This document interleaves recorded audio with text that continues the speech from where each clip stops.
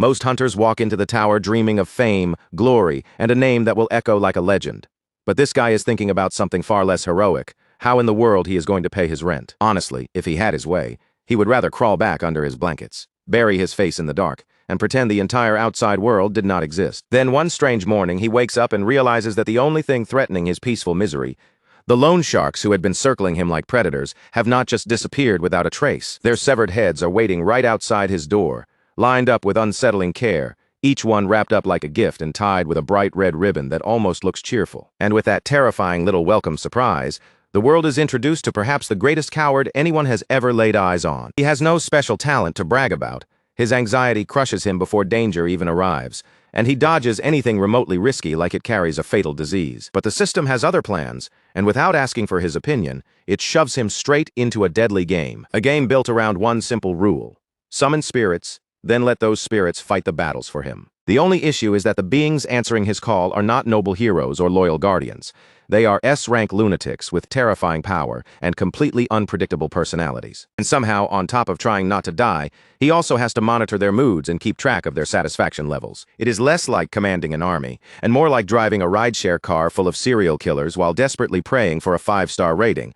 He even tries to mess things up on purpose, hoping that if he performs badly enough, no one will ever notice him. But every time he gives an order, his summons twist it in the worst possible direction, and somehow wipe out entire floors within seconds. Before he can even understand what happened, records that hunters spent years chasing are smashed apart like cheap glass. Now, instead of staying invisible, he has drawn the attention of the government itself. The public has started whispering that he might be some kind of god walking among ordinary people. And Ban Ju-hyuk, the person at the center of it all, is absolutely terrified from the bottom of his soul. No one in the world is ready for the ridiculous accidental rise of this trembling weakling. Because little by little, without even meaning to, he ends up waking the savage beast buried somewhere deep inside himself. The story begins in a neighborhood that feels like hope packed its bags and left a long time ago. The buildings are cramped, the air hangs heavy and dirty, and the tiny studio apartments look less like homes and more like storage boxes people happen to sleep inside. Around him, neighbors spend their days yelling about stolen shoes, fighting over petty problems, or complaining endlessly about how filthy everything has become. Dragging himself through this miserable place is our protagonist, Ban Ju-hyuk. At 25 years old, Hyuk is supposedly living the dream, except that his version of the dream looks more like a disaster stitched together from unpaid bills, exhaustion, and pure poverty. To survive, he is juggling 3 part-time jobs at once, running between shifts as a cashier, a waiter, and a day laborer, squeezing every bit of strength out of his already worn-down body. And even after all that work, his bank account still looks like a ruined wasteland. That night, he sits alone in his tiny 180-square-foot rooftop apartment, hunched over another cheap cup of instant ramen, as if this sad dinner has become his permanent routine. As he stares down at the noodles, he understands his situation far too clearly. He is buried under debt. He has no special gift that could magically save him. And the only real asset he has left is a body that somehow has not completely collapsed from overwork. By this point, he has quietly accepted the cruel idea that he is a hopeless failure with no bright future waiting for him anywhere. But because the universe apparently loves kicking him while he is already down, a glowing blue system notification suddenly flickers into existence. It appears right in front of his face, bright and impossible to ignore, calmly announcing that he has awakened. Hyuk nearly chokes on the ramen still in his mouth. His eyes widen as he freezes in place, staring at the floating message like it has personally come to ruin his life. For a second, he wonders whether his brain has finally snapped from hunger and exhaustion. After all, awakening is supposed to be a miracle ticket, kind of golden chance that lets a person crawl out of the gutter and turn their entire life around. But Hyuk is not naive enough to celebrate. He knows the tower is not some harmless adventure park. It is a brutal place where monsters tear people open, where traps crush hunters without warning, and where the unlucky can end up frozen solid before they even understand what hit them. Almost immediately, at least inside his own head, he starts regretting the idea of ever leaving behind his miserable part-time jobs. His thoughts spiral faster and faster, turning into a panicked mess he cannot control. In his imagination, every possible death plays out one after another, each ending more painful and humiliating than the last. He knows himself too well. He avoids conflict at all costs, the kind of person who would rather cross the street than walk past a noisy construction site and risk getting caught up in something dangerous. To be completely honest with himself, Hyuk knows he is a coward, so he desperately tries to convince his own mind that this must be a hallucination, something caused by fatigue, hunger, and too many sleepless nights. Still, fear and curiosity push him to test it. He calls for a status window just to prove it is fake, but the moment the display appears, horror sinks straight into his chest. The system shows his name clearly: Ban Ju-hyuk, affiliated with the Black Tower, Level 1. And beneath that, his class is written as Summoner. Under his name, 3 skills are neatly listed: Designated Summon, Random Summon, and Summon General Skills. Then his gaze drifts toward the inventory slot, and in that instant, the last bit of denial inside him cracks, because this is not a dream, not a prank, and not some stress-induced illusion. He reads through the explanation of his trait, learning that a summoner is able to call forth spirits, golems, and even demonic beasts to serve in battle. That only makes him stare harder at the screen, wondering with a sinking feeling what kind of summoner he has actually become. Feeling awkward and a little ridiculous, he decides to test it right there in the middle of his cramped little room. He speaks the words for a random summon, but deep down he expects absolutely nothing to happen. After all, everyone knows that skills are only supposed to work inside the tower. Using one out here in the real world should be completely impossible. For a moment he feels embarrassed for even trying something so stupid. But then before he can laugh it off, the system actually answers him. A confirmation appears, cold and official, declaring that random summon has been activated. The next second, a brilliant purple light explodes through the tiny room, flooding every corner with a glow so intense that Hyuk can do nothing but stare. Hyuk's panic spikes the moment the light begins shaping itself into a figure. But what appears in front of him is not some terrifying monster, and it definitely is not an awe-inspiring dragon. Instead, standing there in the middle of his tiny room is simply a man. A red-haired human stands in the purple afterglow, blinking in confusion as if he has no idea how he ended up in this cramped little apartment. Hyuk can only stare, his mouth half open and his mind completely blank. Until that moment, he never even imagined that summoning an actual person could be possible. Then the summoned man suddenly lifts his nose slightly and sniffs the air. He completely ignores the impossible magical event that just happened around him, and instead, his full attention locks onto the pot of ramen sitting nearby. After staring at it for a moment, he casually asks if he can have just one bite. Hyuk just stands there, speechless. He has somehow activated real magic and pulled off something that should be completely unbelievable. Yet the result is not a mighty beast or a legendary guardian, but some freeloader who immediately starts asking for his dinner. The red-haired man wastes no time and starts eating the noodles, even complaining about how spicy they are as if he owns the room and Hyuk is the guest. Hyuk's thoughts are a complete mess. He cannot understand how the skill worked outside the tower in the first place, and even more importantly, he has no idea who this strange man is. As if responding to his confusion, the status window quickly appears with an explanation. It says that human summons are separated into different tiers, almost like some bizarre gacha system, with the ranks starting from rare and climbing all the way up to legendary special super rare. The system also presents one firm rule: no matter what happens, the summon must protect the summoner above everything else, and every command must be obeyed without failure. Hyuk immediately grabs onto that final line like it is the only piece of safety in the room. Absolute obedience at the very least. That sounds like something he can use. Then the system finally reveals the identity of the man currently stealing his noodles. His name is John Kozak, an SR rank being, and his title is the Mad Assassin of the Cruel Assassins Guild. The moment Hyuk reads that, a brutal headache suddenly slams into him. The pain is so intense that it feels like his brain is being ripped apart from the inside, then violently put back together again as Kozak's memories come flooding into him. Flashes tear through Hyuk's mind, showing Kozak killing people with terrifying ease, moving through victims like death itself. He sees the man carefully wrapping the severed heads of his targets like presents, treating the gruesome act with chilling calm. At that moment, Hyuk understands with horrifying clarity that the title Mad Assassin is not a joke or an exaggeration at all. Kozak's own life eventually ended after he failed to assassinate the Empire's strongest sword, Master. When Hyuk finally snaps back to reality, terror has already swallowed him whole, because he is now trapped in a tiny room with a genuine serial killer. When Kozak takes a step toward him, Hyuk flinches backward in pure fear. But the assassin immediately lowers himself, apologizes for frightening him, and respectfully asks what orders his master has for him. Hyuk remembers the system's rule about absolute obedience, and despite his fear, he decides to test it with something that feels risky enough to prove whether the rule is real. So he gives the legendary assassin his first mission: wash the ramen pot and clean the table. Without the slightest hesitation, Kozak obeys immediately. He does not complain, question the order, or show even a hint of irritation. His movements are quick, precise, and surprisingly neat, and he remains polite the entire time. Hyuk watches the scene in stunned silence, slowly starting to think that this horrifying summon might actually be useful, though he still needs stronger proof. So, gathering his courage, he decides to push the command system even further. This time he orders Kozak to bark like a dog. There is no dignity in the command at all, and yet the deadly assassin does not hesitate for even a second before dropping down toward the floor. Then Kozak actually starts barking.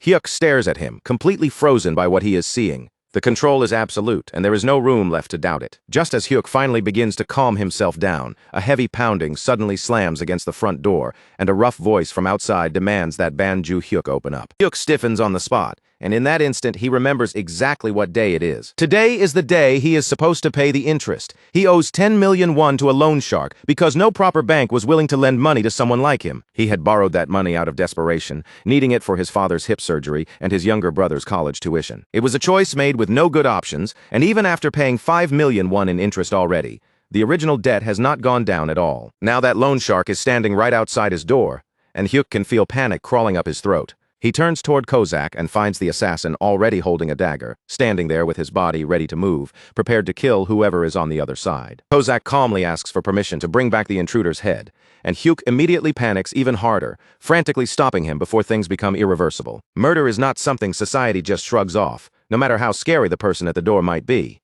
So Hyuk quickly orders Kozak to hide in the bathroom, stay quiet, and make absolutely no sound. Kozak asks with terrifying seriousness whether breathing is still permitted, and Hyuk allows him that much. Only then does Kozak slip into the bathroom. Almost at the same moment, the loan shark forces his way inside. The thug storms into the room and grabs Hyuk by the back of the neck, demanding to know why the payment is late. Hyuk immediately starts apologizing again and again, desperately lying that he has already sent the money. The loan shark clearly does not believe a single word. With disgusting casualness, he tells Hyuk that if things are really that difficult, he can always sell one of his kidneys. And the shark's lackeys speak up from the hallway, mentioning Hyuk's younger brother as if he is just another item to be priced. They point out that younger organs would probably sell for even more. The instant Hyuk hears them threaten his brother, his entire body goes cold from the inside out. But even with terror tightening around his chest, he knows exactly what he has to do to survive. Hyuk forces his trembling face into the weakest, most obedient smile he can manage, nodding quickly as he promises that he will definitely pay. The loan shark leans in with one last warning, telling him to watch himself unless he wants to disappear without leaving even a trace behind, and only after that threat does he finally turn and leave. The moment the thugs are gone and the room falls quiet again, Kozak steps calmly out from the bathroom, as if nothing unusual has happened at all. Instead of questioning anything, he praises Hyuk for ordering him to hide so perfectly. Hyuk's strength gives out all at once, and he collapses onto his bed like his bones have turned to water. In a single day, he has awakened, summoned a terrifying assassin, and been threatened with death by loan sharks. His mind and body are already pushed far past their limit.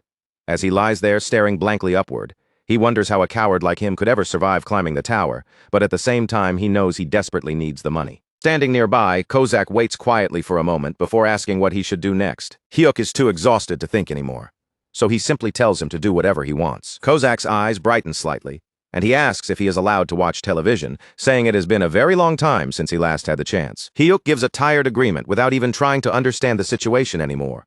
At this point, he is too confused, too drained, and too worn out to care. Kozak happily settles himself in front of the TV and begins watching soap operas one after another, completely absorbed as though he has discovered a new kind of treasure. From the bed, Hyuk lies on his side and silently watches the assassin enjoy the shows, still unsure what to make of the strange man sitting in his room. Little by little, though, Hyuk begins to feel that having another person nearby is not quite as terrible as he first thought. For the first time in a long while, the room is not swallowed by that lonely, suffocating silence, and that small change brings him an odd kind of comfort. With the TV murmuring in the background, his eyelids slowly grow heavy, and he drifts off to sleep. When Hyuk opens his eyes the next morning, the first thing he notices is that the room feels strangely still and empty. The 6-hour limit on the summon has already run out. A system notification confirms it clearly, stating that Kozak has been unsummoned. Hyuk rubs at his tired eyes, wondering if everything from yesterday might have been nothing more than some feverish nightmare. And with that thought, he starts getting ready for work. But then, through the quiet room, he hears the sound of the television. It is still on from the night before, now playing the morning news, and the reporter's urgent voice announces breaking news that instantly pulls Hyuk's attention. Earlier that morning, the office of a private lending company called Smile Cash was found destroyed. At the scene, 3 victims had been discovered, and all of them had been beheaded. Hyuk goes completely rigid. Smile Cash is the very company connected to his loan shark, and as the report continues, the details become more and more horrifying. The most disturbing part is that the victims' severed heads had been decorated with red ribbons, almost as if someone had arranged them like twisted little gifts. All the color drains from Hyuk's face in an instant. The image clicks together in his mind too perfectly, and he realizes with a cold rush of horror exactly what must have happened. He shouts out in panic, finally understanding that there was nothing comforting about last night at all. He had not brought some harmless companion into his lonely life. He had summoned a deranged killer who slipped out while he was asleep and slaughtered the debt collectors who had threatened him. The news continues pouring more fear into him, repeating the details of the Smile Cash murders and making the picture even clearer. 3 dead men, all beheaded, with red ribbons left behind like decorations. Hyuk knows without any doubt that this was Kozak's work, and the seriousness of it hits him so hard that his thoughts begin spinning completely out of control. His imagination runs wild, throwing him into the middle of his cashier job, where even an ordinary customer holding a heart-shaped object suddenly starts looking dangerous, or worse, like someone might step up to the counter and casually hand him a severed head. Fear takes over every part of him, squeezing out any normal thought he has left. He becomes convinced that sooner or later, the police will trace the murders back to him. Too shaken to act normal, he calls in sick to every single one of his jobs. There is simply no way he can stand behind a counter or carry trays while thinking he might somehow be connected to a triple murder. With trembling nerves, he opens the system window again to check the information on his so-called companion. The status screen confirms what he already fears. John Kozak is truly the mad assassin, an S-rank entity. It also lists his human manifestation limit as 6 hours, making it clear exactly why he vanished by morning. Hyuk tries to summon him again, desperate for answers and needing to confront him directly. But instead of immediately bringing Kozak back, the system suddenly changes into something completely unexpected, almost like a customer service screen. A message appears in front of him, asking him to rate his experience with John Kozak before he can use the skill again. Hyuk stares at the floating rating stars in total disbelief. This man had killed 3 people while Hyuk was asleep, and now the system wants a review. From Hyuk's point of view, that seems like the easiest 1-star rating imaginable. He wants to give Kozak the worst score possible, for all the chaos and terror he caused, but then his conscience suddenly gets in the way. He remembers his mother working as a water purifier salesperson and how badly low ratings could hurt someone doing that kind of job. Even in a situation this insane, Hyuk cannot bring himself to be cruel, not even toward a murderer. After a long, defeated sigh, he gives up on revenge and settles for a polite 3-star rating instead. The instant he submits it, Kozak appears in the room once again, wearing a bright smile. He thanks Hyuk warmly for the generous 3-star rating, then promises that he will do even better next time. The cheerful innocence on his face is completely wrong for someone who has just carried out a massacre. Hyuk does not waste a second. He immediately asks Kozak straight out whether he was the one who killed the men who came to the house the day before. Kozak answers without hesitation, openly confirming it while cheerfully explaining that he had taken care of them right before his summon time ended. Nausea rises in Hyuk's throat as he fully understands that the person standing in front of him is a real killer. Even so, he forces himself to keep asking questions, his voice tight with fear, and demands to know how Kozak managed to find their office in the first place. Kozak explains it as calmly as if he is talking about something completely normal, saying that when those men forced their way into the room, he quietly placed a tracking mark on them. To him, there was no mystery behind it at all. The moment he saw them threaten Hyuk, he had already recognized them as a danger that might return. Hyuk immediately argues back, his voice rising in panic, saying he never once ordered Kozak to kill anyone. But Kozak simply remains composed and begins repeating the 3 rules of summoning. The first rule, he says, is that the summoner's life must be protected above everything else. So even though Hyuk had told him to hide and stay quiet, Kozak decided on his own that eliminating a threat to Hyuk's safety was more important than obeying the order to remain silent. Hyuk stares at him in disbelief and blurts out that this way of thinking is completely insane. But Kozak only accepts the insult with polite calm, almost like Hyuk has just given him a compliment. He even admits without the slightest shame that people say that to him quite often. That answer sends Hyuk's imagination tumbling straight into a nightmare. He can already picture himself walking down a crowded street and accidentally brushing shoulders with some rude stranger in passing. Then, before Hyuk can even apologize or move on, Kozak might decide that the tiny insult counts as a genuine threat. And just like that, Hyuk imagines more severed heads wrapped in red ribbons appearing right there in the middle of the street. Desperate to put at least some kind of boundary around this madness, Hyuk demands a clear promise. Unless someone literally has a knife pressed against his throat, Kozak is absolutely not allowed to kill anyone just because they seem suspicious or vaguely dangerous. Kozak raises his hand in a crisp salute like a loyal soldier and agrees that he will use his best judgment. But that answer is so broad and uncertain that it gives Hyuk no comfort whatsoever. Trying to escape the topic before his blood pressure explodes, Hyuk falls quiet, and Kozak smoothly changes the subject. He asks whether Hyuk has given any serious thought to climbing the tower. Just hearing those words makes Hyuk's legs feel weak, and a tremor runs through him before he can hide it. He admits that the tower could be an enormous opportunity, maybe even the one chance he has to completely change his life. But the truth is, he is simply too terrified, and he sees himself as nothing more than a coward. Compared to all those so-called heroes who charge into danger without blinking, Hyuk feels pathetic, and he fully expects Kozak to be disappointed in him. Instead, Kozak's eyes suddenly brighten with approval. He declares that Hyuk is exactly the greatest kind of summoner, because for someone in that position, courage is practically poison. In Kozak's mind, a brave summoner is not admirable at all. A brave summoner is usually just a dead one. He says he would much rather serve a master who treasures survival, because that means Kozak can take care of all the dirty, dangerous work himself. Meanwhile, Hyuk can simply stay alive, stay safe, and continue living for a very long time. That bizarre praise settles over Hyuk in a strangely comforting way. For once, his cowardice does not sound like a pathetic weakness, but almost like a survival instinct that might actually keep him breathing. After that, Hyuk sends Kozak away and tries to let his exhausted body finally get some sleep. When he wakes up later, he decides he should forget about the tower completely and just live as quietly as possible, especially now that the debt collectors have vanished under circumstances that are far too suspicious. But life, as usual, refuses to leave him alone for even a little while. Before he can settle into that fragile plan, Hyuk receives a call from his father. On the call, his father reveals that he needs to be transferred to a more expensive hospital, adding yet another crushing cost to Hyuk's life. At almost the same time, Hyuk learns that his mother has just lost her job. All at once, the pressure of money crashes back down on him, heavier and more suffocating than before. In that moment, Hyuk understands that running away is no longer an option. So he prepares himself in the most ridiculous way possible, covering his body in safety padding, and putting on a helmet like he is dressing for a disaster drill. He looks less like a hunter and more like someone about to ride a bicycle with training wheels. Still, he resolves to enter the tower, planning only to check the first floor and escape as quickly as possible. But there is one major problem. He really does not want to go in with that red-haired psycho. Hoping to summon literally anyone else, maybe even a legendary rank being, Hyuk tries to use random summon again. The system shuts that hope down immediately.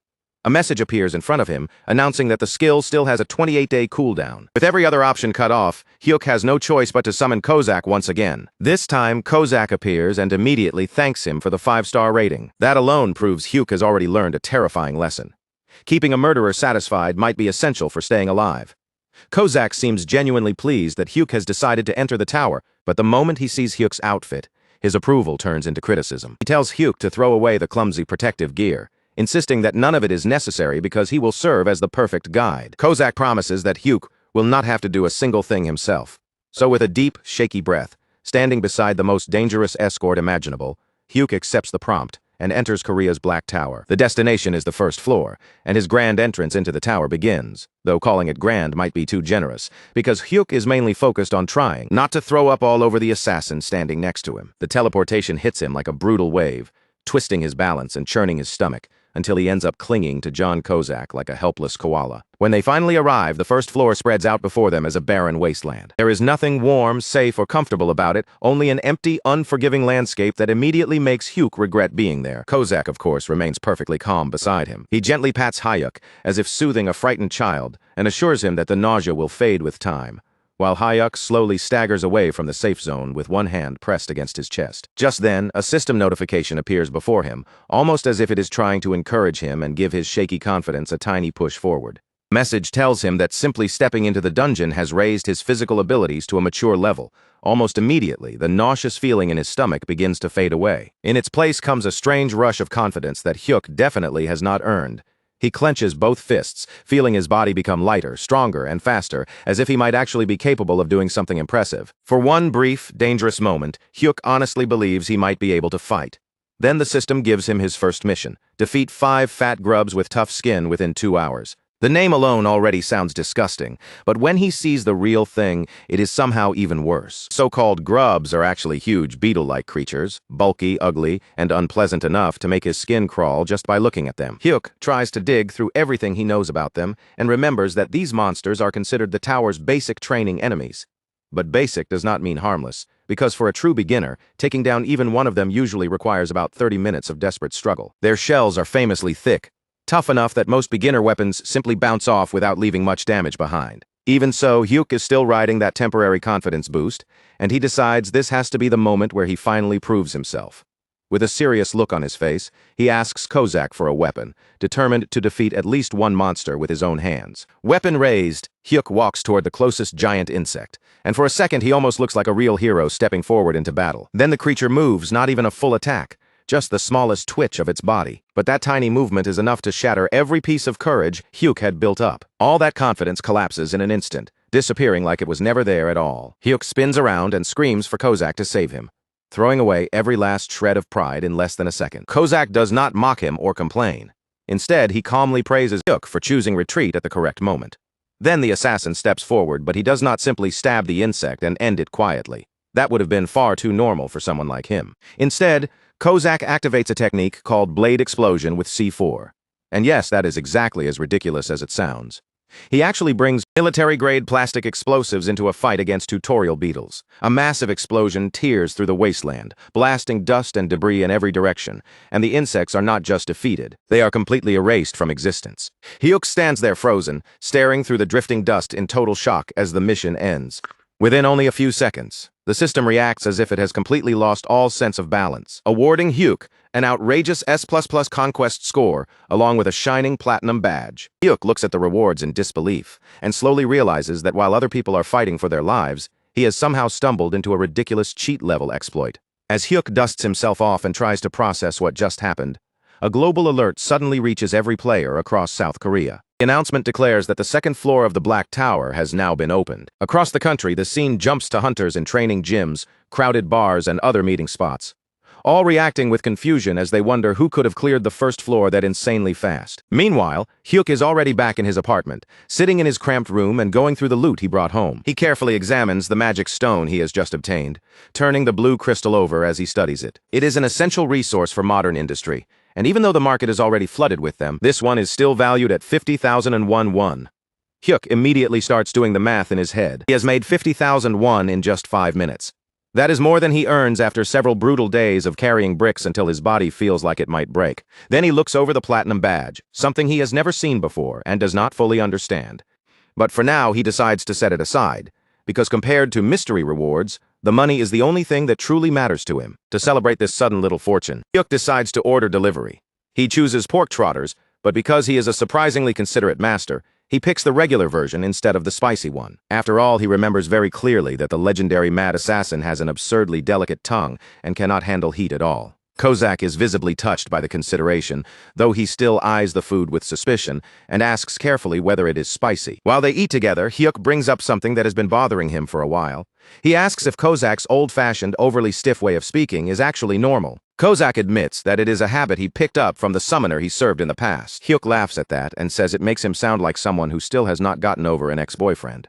Kozak calmly replies that he can change the habit if Hyuk finds it annoying. But Hyuk tells him to leave it as it is, because honestly, the stiff way he talks is pretty funny. So the two of them end up laughing together over pork trotters and murder talk, making their bizarre connection feel even stronger than before. By the end of it, Hyuk finally accepts a new truth. The tower is not just a deadly trap waiting to kill him. For him, it might actually be a personal ATM. The next morning, Hyuk starts reorganizing his entire life around that realization. He decides to give up the day labor jobs that have been destroying his body bit by bit. His new routine becomes simple. Work at the convenience store during the day, serve at the restaurant in the evening, and then head into the tower at night to farm rewards with his assassin summon. When he calls Kozak out again, the assassin looks almost radiant. All because Hyuk has given him another 5-star satisfaction score. Pleased by the result, Kozak explains more about how the system's rating mechanic works. The higher the satisfaction score, the stronger the bonuses and buffs become. With enough satisfaction, the summon's manifestation time can grow longer, and it can even open the path toward rank advancement. Put it as simply as possible, the happier Hyuk keeps his assassin, the more terrifying that assassin becomes in return.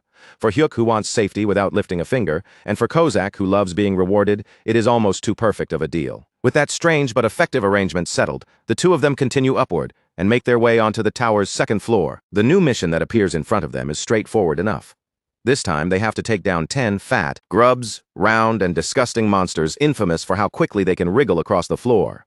Despite their bloated bodies, these things move shockingly fast. Hyuk's face tightens the moment he sees them darting around. He starts getting nervous, wondering out loud whether they can even catch creatures that slippery. Kozak, however, only flashes a confident grin. In the most casual tone possible, he says he will finish everything in 3 minutes, then they can go back and eat fried chicken. And just like he said, Kozak launches forward and wipes out every last one of those quick-moving bugs before they can cause any real trouble. The result is the same as before. Another S++ rating appears, another platinum badge drops into Hyuk's hands, and another pile of magic stones gets added to his growing rewards. At that point, Hyuk can only stare at the results and realize how absurdly easy this whole climb is becoming. And of course, they do not stop there. They immediately storm into the third floor and face off against ice grubs. Cleared. Then comes the 4th floor, cleared just as quickly. After that, the 5th floor falls too. By now, Hyuk is gathering platinum badges so easily that it almost looks like he is scooping up cheap little prizes from some discount reward booth. He even notices something ridiculous. A whole floor can be cleared in about the same amount of time it would take to make himself a cup of coffee. Then, after the 5th floor is conquered, the system delivers a special reward for collecting 5 platinum badges. This time, the reward is something called a trade enhancement. Hyuk reads the notice floating in front of him, and his eyes slowly widen. The number of summons he can control at the same time has now increased to 2. The cowardly Hyuk freezes right there, his entire body locking up for a second. One unstable assassin was already enough to handle every floor without breaking a sweat. But now he can summon 2 of them at once. If one Kozak was already turning the tower into a joke, then the tower is absolutely not ready for what comes next. Hyuk keeps staring at his status screen, his eyes moving over the numbers. Then his brain starts working like a bargain hunter who has just walked into the biggest sale of his life. He realizes that after all these speed clears, he has gained enough control capacity to manage 2 summons at the same time. In other words, he could already surround himself with a proper little party. But the moment he checks the cooldown on his random summon skill, he stops. The remaining time is still more than 20 days. So Hyuk decides to think ahead instead. Rather than risk pulling some useless summon right now, he chooses to wait for the cooldown to reset. That way he can move with 3 people at once, himself, Kozak, and 1 brand new meat shield to make his safety as guaranteed as possible. In his head, Hyuk calls this wise patience and careful planning. But honestly, the truth is painfully obvious. He just wants to do even less work than he is already doing. Meanwhile, far away from Hyuk's lazy little strategy session, the awakened management agency is being thrown into complete chaos. Inside the government office, a group of exhausted officials is scrambling around, desperately trying to figure out who on earth is clearing the Black Tower, an unbelievable S++ rating. Team leader Gwangil and section chief Lindley Min are practically sweating through their clothes because before this, Korea's best record was not impressive at all. Their previous peak was a miserable E rank. And now the director is spiraling into panic, terrified that another country might step in first, offer this mysterious super rookie better treatment, or even worse, try to abduct them outright. With the pressure rising by the second, they order a full nationwide search for this unknown player. Of course, they have absolutely no idea that the person they are desperately hunting is not in some elite training facility, but sitting around at home in his underwear, slurping instant noodles like nothing important is happening. And back inside the tower, Hyuk and Kozak are already treating the 8th floor like it is nothing more than a casual walk through the neighborhood. This time, their opponents are red-horned frog warriors. The monsters barely have a chance to move before Hyuk can even properly react, because Kozak has already cut through them and turned the whole group into neatly sliced meat. Just like that, another floor collapses beneath them, followed by yet another ES++ rating and 1 more platinum badge added to Hyuk's collection. Hyuk starts grumbling under his breath, saying the hardest part of his day is not even the fighting. It is the dizzy feeling he gets every time he enters the tower. Kozak, staying calm beside him, reminds him that things will only start getting truly serious after the 10th floor. Hearing that, and feeling strangely generous for once, Hyuk decides it is time to reward his loyal killer. He takes out his wallet, holds it toward Kozak, and tells him to go outside for a while, enjoy himself in the real world, and eat something delicious. Kozak refuses almost instantly. His loyalty does not even waver for a second, and he makes it clear that he has no intention of leaving his summoner's side. Hyuk lets out a long breath, giving up on the idea. If Kozak will not go out for a celebration, then Hyuk decides the celebration can simply come to them instead. So they order chicken, and the moment food enters the conversation, Kozak becomes visibly excited, almost trembling with anticipation. While the assassin is completely focused on the coming meal, Hyuk opens his inventory and starts checking what he has gathered. Inside, he spots 5 healing potions that can only be used within the tower, and he quietly plans to hand them over to Kozak later. But the real treasure is the stack of magic stones sitting in his inventory. Hyuk quickly calculates the amount in his head and realizes he is holding over 3 kilograms of magic crystals. If he sells them all, the total value would easily shoot past 1 billion. In only 1 week, Hyuk has gone from having almost nothing to becoming a billionaire. Even more ridiculous, he managed it without putting in any real effort himself. By the 10th day, his routine has become completely fixed. Hyuk goes to work, stands through his cashier shift like usual, then returns home and casually wipes out monsters inside the tower. After another successful run, he gives Kozak yet another 5-star rating. And that rating extends the assassin's active time by 1 more full hour. Kozak responds by making a heart shape with his arms, showing his gratitude in the strangest possible way. The gesture looks cute for half a second, until you remember this is coming from someone who cuts off heads for a living. Then the 2 of them finally step onto the 10th floor, and the instant Hyuk arrives, he feels that something has changed. Mana surges through Hyuk's entire body all at once, rushing beneath his skin like a storm that refuses to be controlled. To him, the feeling is not calm or gentle at all. It is raw, fierce, and completely untamed. That sudden wave of power shoots straight to his head, making his thoughts heat up as his confidence swells far faster than it probably should. And with that reckless excitement boiling inside him, Hyuk suddenly decides that this time, he wants to join the fight himself. The moment Kozak hears that, his face tightens with obvious alarm. In Kozak's mind, even the smallest injury on Hyuk would be unacceptable. If Hyuk got so much as a scratch, Kozak would feel forced to punish himself for failing to protect him properly. But Hyuk pays no attention to that worry. His pride has already taken over, and in his eyes the opponent is nothing more than an oversized insect crawling in his way. Then the monster finally appears before them, and for one brief instant the situation almost looks like Hyuk is about to show some real skill. Or maybe it is simply Kozak moving so quickly that the eye can barely follow him. Either way, before the creature can even properly attack, its body is sliced cleanly in half in a single instant, collapsing as if the battle was over before it ever began. Right after that, the system's announcement rings out, declaring that the 10th floor has been cleared. At the same time, a huge pile of rewards is dropped directly into Hyuk's hands. And because Hyuk has now collected a total of 10 platinum badges, the system presents him with an unexpected special option. He is being given the chance to copy one skill from one of his summons. The list is filled with powerful offensive choices, including deadly abilities like Blade Explosion and Poison Dagger. For most players, the answer would be obvious. They would grab the strongest damage skill without thinking twice. But Hyuk does not hesitate for even a second. The skill he chooses is Shadow Step. Kozak immediately looks at him with confusion, clearly wondering why he would pass over such destructive attack skills. Hyuk answers honestly, admitting that Shadow Step is the best choice, because it gives him exactly what he needs most, a way to escape. Instead of criticizing him, Kozak accepts the decision and stands behind it. To Kozak, this is not cowardice at all. It is practical judgment because no matter how strong someone becomes, surviving always comes before showing off. Later, back inside his living room, Hyuk gets eager to test his brand-new teleportation skill. He starts hopping and darting around the room like a restless animal, trying to trigger Shadow Step again and again. But nothing happens. Only after making a complete fool of himself does he realize the truth. Tower skills cannot be used outside the tower.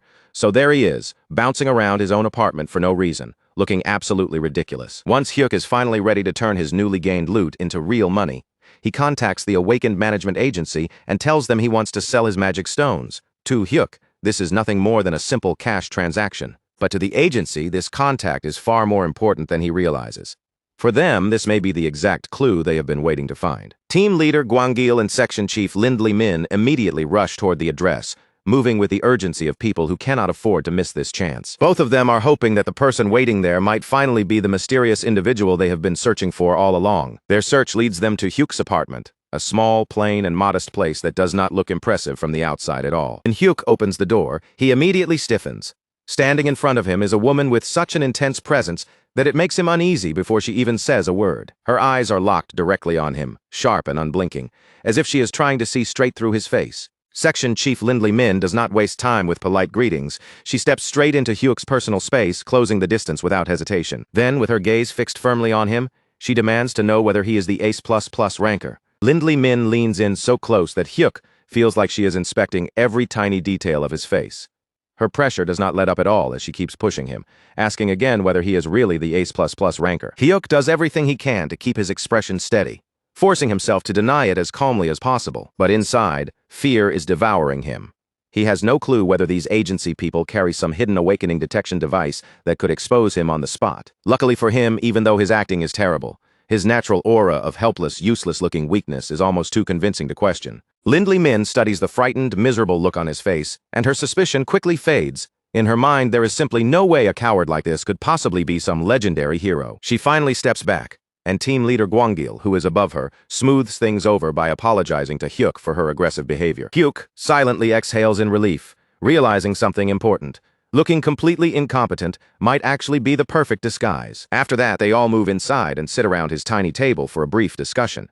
Team leader Gwangil begins the official confirmation process by asking Hyuk to show proof of his dungeon clears. Hyuk brings out the mana crystals he obtained from the 10th floor and hands them over without making too much of a fuss. The two agents look at the crystals, then quietly exchange a meaningful glance. Clearing the 10th floor is not a minor achievement, and the timing matches the progress of the mysterious top rookie they have been trying to track down. Trying to test him further, they casually ask whether he has heard the global announcements about the recent high-rank clear. Hyuk throws himself fully into the performance, acting completely shocked as he praises the unknown player like an outsider hearing the news for the first time. Meanwhile, sweat is already soaking through his shirt. Then team leader Gwangil moves on and begins explaining the actual arrangement. He tells Hyuk that players are divided into two main categories, the elite group and the general group.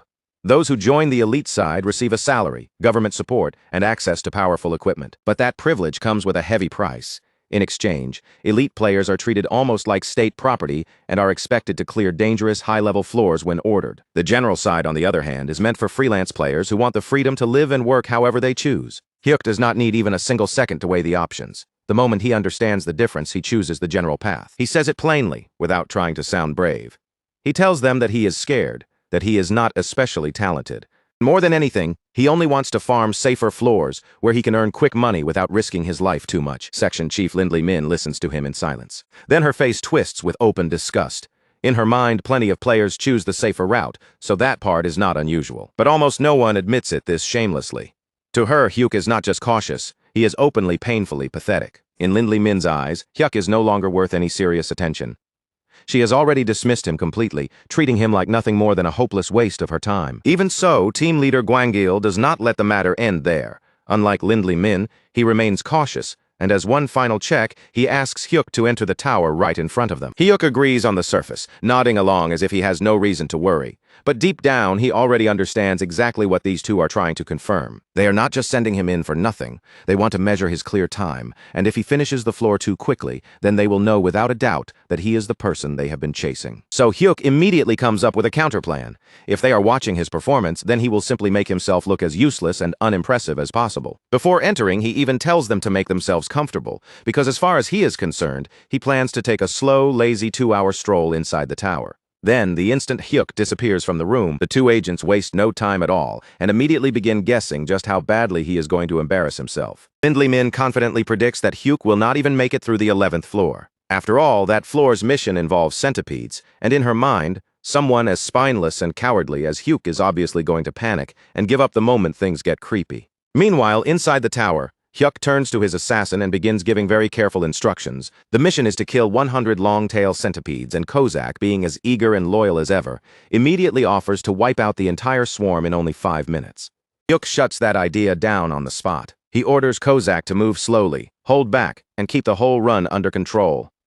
Hyuk explains that they need the clear to look messy, weak, and completely unimpressive if they want to throw the government off their trail. Kozak responds with a firm thumbs up, accepting the order without hesitation. Of course, from the look on his face, he probably believes his master is carrying out some impossibly deep strategy that only a genius could understand. With the plan in place, they begin the stage, and Kozak does exactly as ordered.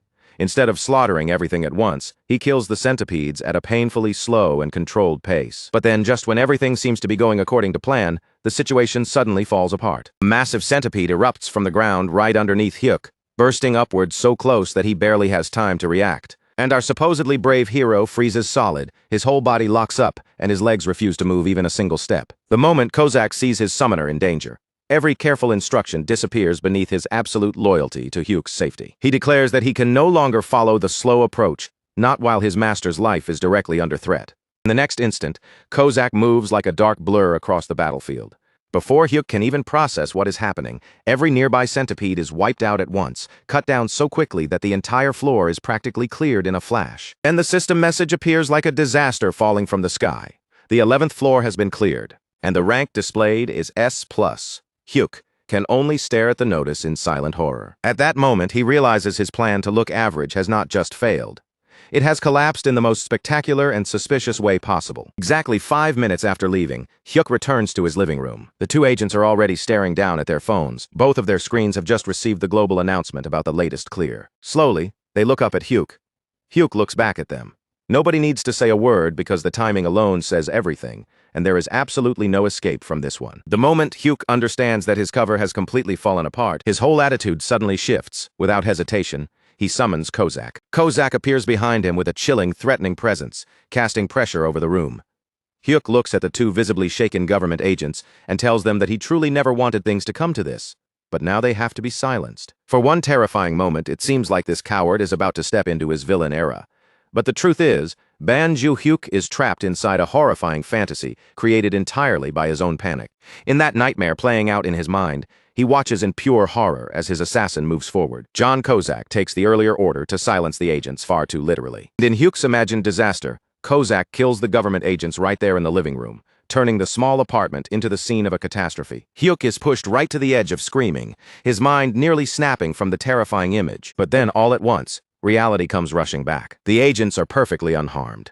They are still breathing, still sitting there, and very much alive. None of it actually happened. It was only Hyuk's wild paranoia spiraling completely out of control inside his own head. The only thing truly being destroyed in that room is Hyuk's pride, which is crumbling piece by piece in front of everyone. Sweat pours down his face and neck, and Section Chief Lindley Min looks at him with a frown, asking if he is all right, as if he might be having some kind of panic episode. Team leader Gwangil calmly blames the heavy sweating on a persecution complex, which is really just a more polite way of saying, Hyuk looks like a complete nervous wreck. Hyuk quickly insists that he is fine, desperate to move past the awkward moment. But team leader Gwangil wastes no time getting to the real point. He already knows Hyuk is the one who cleared the 11th floor at record speed, because the timing is far too perfect to be a coincidence. Hyuk still tries to deny it, blurting out some absurd excuse about excellence being contagious or something equally ridiculous.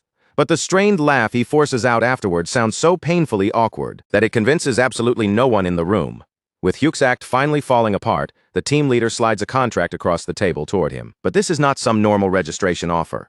It is the highest-level elite contract, promising an annual salary of 12 billion won, provided housing, full VVIP treatment, and benefits far beyond anything an ordinary player could dream of. On top of that, the contract also promises full security protection and even legal immunity, giving Hyuk a level of safety and privilege that ordinary people could never dream of touching. In simple terms, signing this paper would basically give him permission to live like royalty, surrounded by money, protection, and special treatment, wherever he went. For any normal person with even a little common sense, this would be the kind of offer they would sign immediately, before anyone had the chance to take it back. But Hyuk only looks down at the contract and refuses it. The reason is painfully simple. He hates being noticed more than he loves the reward. Just thinking about attention brings back one of his old memories, like the time he walked into a clothing shop and the owner casually asked what kind of style he liked. That one harmless question had nearly made him run for the exit, because even a normal conversation with a shop owner felt like unbearable social pressure pressing down on him. Hyuk is not just shy or cautious. He is the worst possible type of avoidant person. The kind who would rather dodge the entire world than stand in the spotlight for even a second. So he tells them he only wants a normal contract, because joining the elite route would mean being sent to clear dangerous upper floors, and Hyuk has absolutely no intention of carrying that kind of weight on his back. He does not want to become a heroic figure. He just wants a comfortable, peaceful life where nobody bothers him. Meanwhile, back at the awakened management agency, the director is left completely baffled, sitting there as if the entire report makes no sense to him. He cannot understand how a low-profile nobody with no ambition, no confidence, and no heroic aura could possibly be an S++ ranker. Lindley Min, however, confirms that the timing leaves no room for doubt. After hearing that, the director decides he does not care how strange Hyuk is. Weird personality or not, talent is still talent, and someone with that kind of ability is far too valuable to let slip away. So he orders them to pull Hyuk into the elite team no matter what it takes. And with that single command, he unknowingly sets the stage for even more trouble to come crashing into Hyuk's life later. Back in the supposed safety of his own apartment, Hyuk is absolutely furious. He scolds Kozak for moving way too quickly earlier, because that reckless speed is exactly what exposed them to the agency.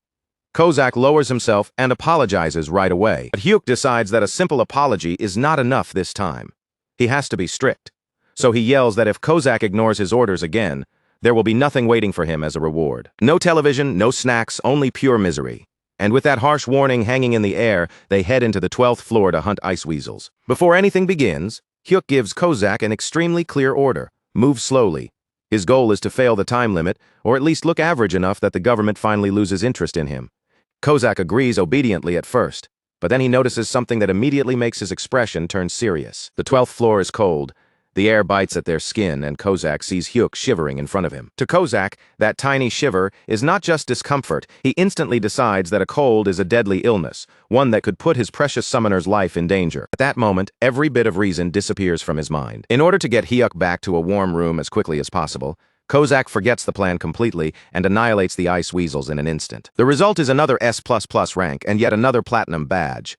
Hyuk's desperate plan to look unimpressive is now falling apart in the worst and most suspicious way imaginable. Team leader Gwangul calls him almost immediately, clearly suspicious about how absurdly fast the 12th floor was cleared. Hyuk hangs up the phone without wanting to deal with it. then turns all of his built-up anger straight toward Kozak. He points at the TV and declares that the assassin is banned from watching his beloved soap operas. Hyuk makes it painfully clear that anyone who refuses to follow orders deserves no rewards at all, but the cycle of suffering still does not end. On the 13th floor, they find themselves inside a corridor packed with traps. Hyuk immediately starts worrying about all the terrible things that could possibly go wrong. But Kozak sees the traps as an unacceptable threat to his master's safety, so he destroys the entire mechanism almost instantly before Hyuk can even properly panic. Once again, an S++ rank is achieved.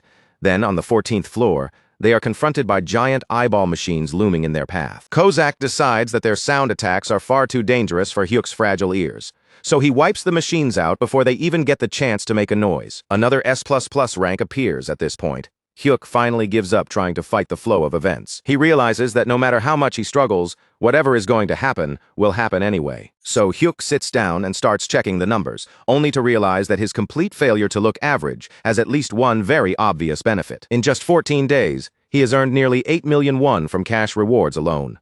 But the real shock comes from the magic stones, because he now has 5 kilograms of them sitting in his possession. If he sells everything, he is basically making around 1 million won a day. The moment that sinks in, Hyuk realizes that a life with a monthly income of 30 million won is now actually within reach. So the very next day, he quits his part-time job without hesitation. Afterward, Hyuk summons Kozak and finds the assassin kneeling with his head lowered, deeply grateful that Hyuk still gave him a 5-star rating despite all the times he disobeyed orders. Hyuk finally decides to stop resisting what is clearly unavoidable. Looking at Kozak, he tells him there is no real reason to keep holding back anymore. Since the management office already knows enough to suspect him, they may as well stop pretending and speedrun everything from this point forward.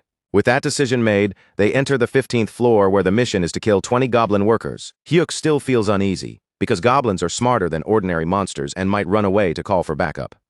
So he warns Kozak to stay sharp and not let his guard down. Kozak calmly tells Hyuk to remain exactly where he is, then activates a skill called Step. The moment he moves, his body becomes a blur of speed and silence, crossing the area so quietly that the goblins barely sense anything at all. Before the goblins can even understand that they are under attack, they are already dead, cut down before fear has time to reach their faces. The mission is cleared immediately, and yet another S++ rank appears before Hyuk. Just like before, another pile of rewards comes pouring in. Among the rewards are a tower-only healing potion and an owner emblem. Back in his room, Hyuk opens his inventory and begins checking through everything he has gained. By this point, Hyuk has gathered a total of 15 platinum badges, stacking them up one after another through all those absurdly fast clears. The system immediately recognizes that he has reached another milestone, and right on cue, a new reward offer appears in front of him. Hyuk thinks back to the earlier rewards when he reached 5 badges. The system gave him a second summon slot. Then, at 10 badges, he received the chance to copy a skill from one of his summons. Now, as he stares at this fresh message, he cannot help wondering what kind of ridiculously broken ability the system is about to hand him this time. Ideally, he hopes it is something that lets him work even less. And so, the professional coward who somehow keeps clearing floors like a monster has now collected 15 platinum badges, forcing the system to reward him once again. This time, the item it gives him is called an energy shield kit. The name sounds powerful and high-tech at first, but when Hyuk looks closer, it is basically a bracelet that soaks up damage like a magical sponge until the protection finally breaks. But the important part is not the fancy name or the shield effect. What catches Hyuk's eye is the fact that the description does not say tower exclusive, and the second he realizes that, his eyes practically light up with money. If this bracelet can actually work outside the tower, then Hyuk is staring at a payday worth somewhere around 2 to 3 billion won. His mind immediately starts spinning with calculations. Should he sell it and retire comfortably, or keep it and improve his chances of staying alive? Unable to decide on his own, he turns to his personal expert in murder and asks Kozak whether they can clear the 16th floor right away. Kozak, still behaving like Hyuk's most loyal supporter, says that clearing the floor itself is certain. However, if they rush through it, he cannot guarantee an S-rank result. That answer is all Hyuk needs to hear. Risking his life for a worse grade sounds completely stupid to him, so he decides the smarter choice is to sell the bracelet and live comfortably instead. Meanwhile, back at the awakened management agency, the mood has turned painfully heavy. 15 days have already passed since the mysterious super rookie last cleared a floor, and the director is beginning to lose his composure. In his panic, the director becomes convinced that the player has either given up or died somewhere inside the tower. He mourns the possible loss of such absurd talent, as if fate itself has made a terrible mistake. Team leader Gwangil tries to calm him down, then checks the logs for any sign of activity.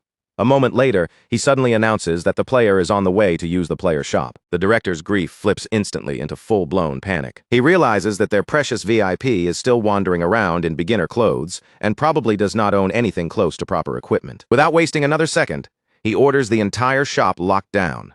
He wants the shelves packed with top-level items for Hyuk, but he also gives one very specific instruction. Every item has to be marked down by 90%. In the director's mind, if they simply gave the gear away for free, Hyuk would get suspicious and reject it. So instead, they disguise the whole thing as an unbelievable sale to lure him in naturally. Back at the apartment, Hyuk decides that before he can sell the bracelet, he needs to confirm that it actually works. So he casually hands a dagger to Kozak. Then he asks the assassin to stab him, saying it with the same energy as if he were asking for help opening a jar. Kozak stares at him in absolute horror, as if Hyuk has just proposed something unforgivable. His body starts trembling because the thought of harming even a single strand of his master's hair is unbearable to him. Hyuk can only roll his eyes at that dramatic reaction. With a tired breath, he grabs the dagger himself and moves to stab his own arm. But before the blade can reach his skin, Kozak's hand shoots forward and catches the weapon barehanded. Blood drips onto the floor from Kozak's palm as the assassin trembles in fear, not because he is hurt, but because his master had come so close to being injured. Hyuk quickly heals him, finally realizing that trying to test protective gear with an overprotective madman was a terrible idea from the very beginning. After that failure, Hyuk decides to test something else instead, his shadow step. He teleports straight onto a goblin's back, landing there so suddenly that for one brief second, he actually feels like a ninja. The goblin immediately shrieks in panic and twists around, trying to bite him. But at that exact moment, the shield activates with perfect timing, blocking the attack exactly the way it is supposed to. Feeling completely untouchable for about 2 glorious seconds, Hyuk gets carried away and kicks the goblin right in the face. Then Kozak drops in right after him and finishes the monster off before it can recover. But instead of praising Hyuk for finally doing something brave, Kozak immediately starts shouting. He demands to know whether Hyuk is hurt, scolding him with the kind of intensity that makes courage sound like a dangerous medical condition. Hyuk apologizes over and over, quickly promising that from now on, he will return to his safest and most natural role, doing absolutely nothing. With a bag full of mana stones worth millions now in his possession, Hyuk finally contacts the agency again. He expects a simple business exchange, the kind where he sells his stones and leaves quietly. Instead, the government sends an actual limousine to pick him up. Hyuk arrives at the player shop, where team leader Gwangil is already waiting to welcome him, treating him with the kind of respect normally reserved for a top-level VIP. When Hyuk steps inside, he immediately feels confused. The entire shop is empty, with not a single other customer in sight, because without him knowing, everyone else has already been forced out. Then, Hyuk starts checking the price tags. To his shock, high-end gear that should cost a fortune is being sold for almost nothing. Instead of suspecting anything, he assumes the market must have collapsed or that he has somehow become the greatest bargain hunter alive. He completely fails to realize that the government is secretly covering the cost of his new equipment. With sparkling eyes, he picks up a pair of leather boots that would normally be painfully expensive. But the boots are listed for the price of a cheap meal, so Hyuk buys them along with several other items, fully convinced that he is pulling off the greatest shopping steal of his entire life. From his office, the director watches the whole thing unfold and nearly cries from relief, overwhelmed that their fragile powerhouse is finally putting on proper protective gear. The next day, Hyuk is in a much better mood. He has new boots, a shield that actually works, and for the first time in a while his confidence has started to recover. He summons Kozak, and the assassin instantly salutes, already prepared for another round of goblin slaughter. But Hyuk stops him before things can begin. He points upward and announces that today is not just about farming more floors. Today they are going to expand the team. Hyuk already has the second summon slot ready, and for once he feels like luck might actually be on his side. He activates the random summon skill, silently hoping that this time he gets someone useful, like a tank or a healer. A massive magic circle spreads across the room, glowing beneath them as the summoning begins. The circle is not just large, it is truly enormous, spreading across the room with a scale that immediately feels wrong. A new figure begins to form inside the light, but before Hyuk can even feel excited, one very obvious problem appears. The summon is gigantic. As the massive body fully takes shape, there simply is not enough room for him, and his head crashes straight through the apartment ceiling, blasting plaster and debris down all around them. Hyuk looks up at the fresh hole in the roof, completely frozen. And somehow his first thought is not about the powerful new ally standing in front of him. It is about his security deposit disappearing into dust. In the middle of the wreckage, with broken ceiling pieces and white plaster still falling around him, the huge giant just stands there looking deeply confused, as if he has no idea what he did wrong. While Hyuk is mentally mourning the damage to his apartment, Kozak has already reached a completely different conclusion. To him, the only reasonable response to this situation is immediate violence. The red-haired assassin takes one sharp look at the newcomer and instantly treats him as a threat to his exclusive place beside Hyuk. He shouts at the giant to sit down, calls him a walking nuisance, and attacks without a second of hesitation. Hyuk watches the whole thing in horror, but not because he is afraid of blood or injury.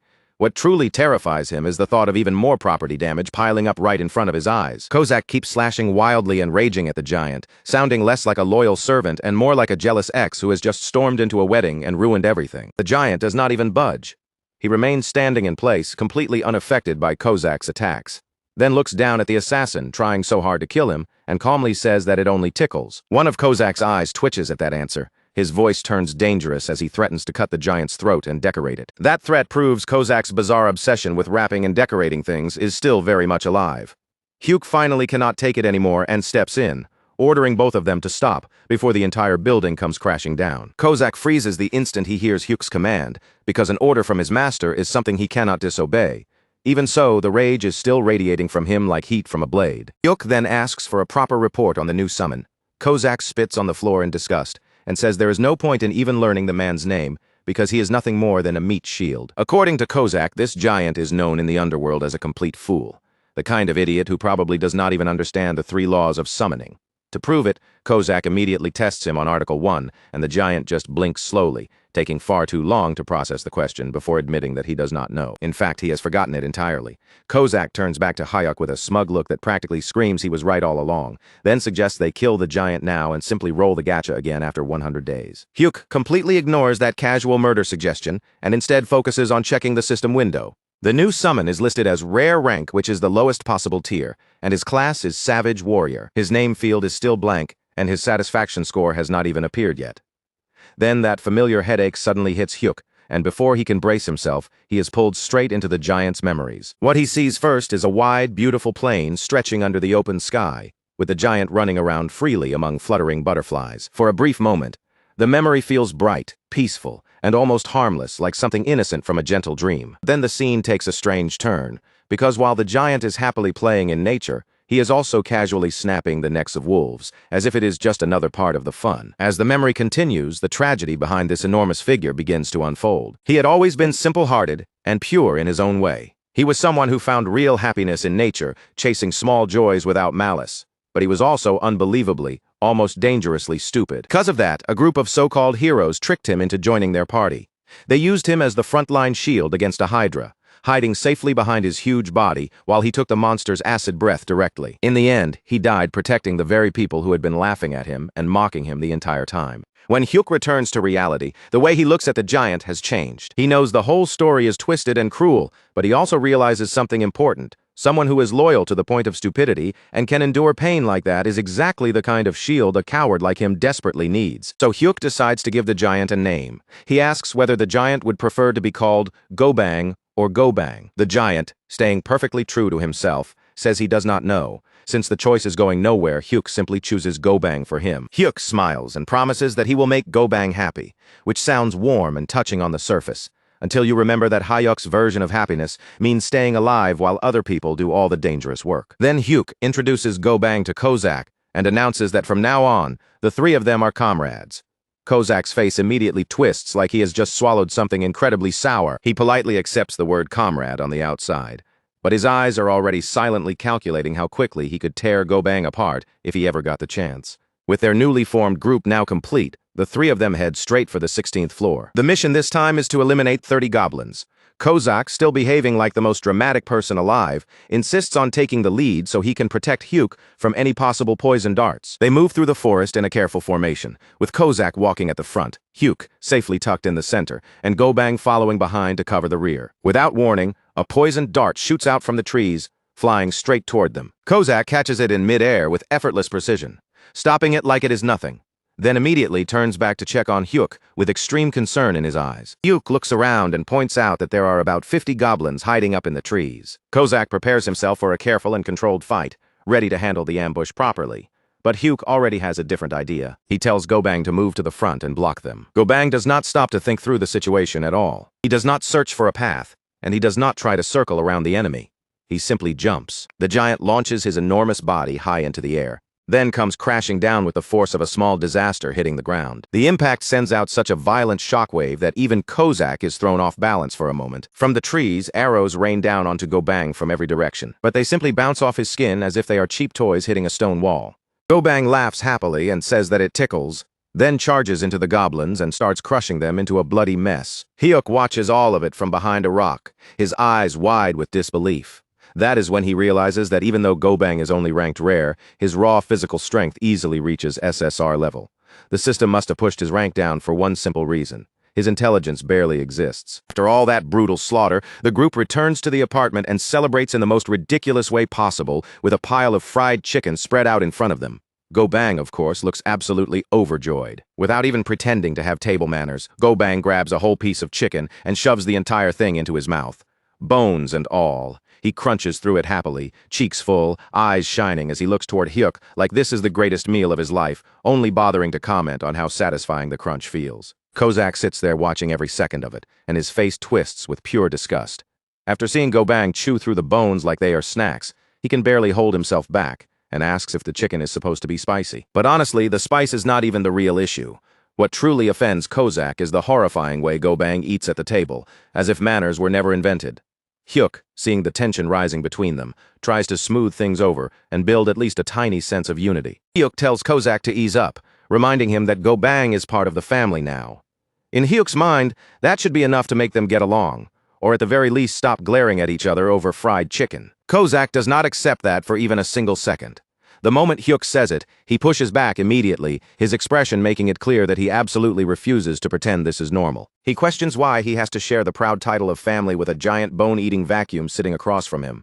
And with that ridiculous family argument still lingering in the air, the next day arrives, and the group heads straight for the 17th floor. After leveling up, Hyuk can clearly feel the difference in his own body, and that new strength starts going straight to his head. He slowly tightens his fist, feeling mana surge and circulate through him as if something powerful is finally beginning to stir. That wild energy moving inside him makes Hyuk wonder if the force he has been sensing is finally waking up for real. For one brief, dangerous moment, he even starts thinking that maybe this time he should step into the battle himself. Kozak destroys that fantasy almost instantly. With no patience at all, he tells Hyuk to stay in the back where he belongs, because overconfidence is exactly the kind of thing that gets weak people killed. Before long, they run into an entire battalion of goblin warriors waiting ahead of them. These are nothing like the weak, half-naked goblins from the lower floors. This group is properly armed, wearing armor, holding shields and standing together in a disciplined formation. For an ordinary player, this kind of enemy force would be a nightmare.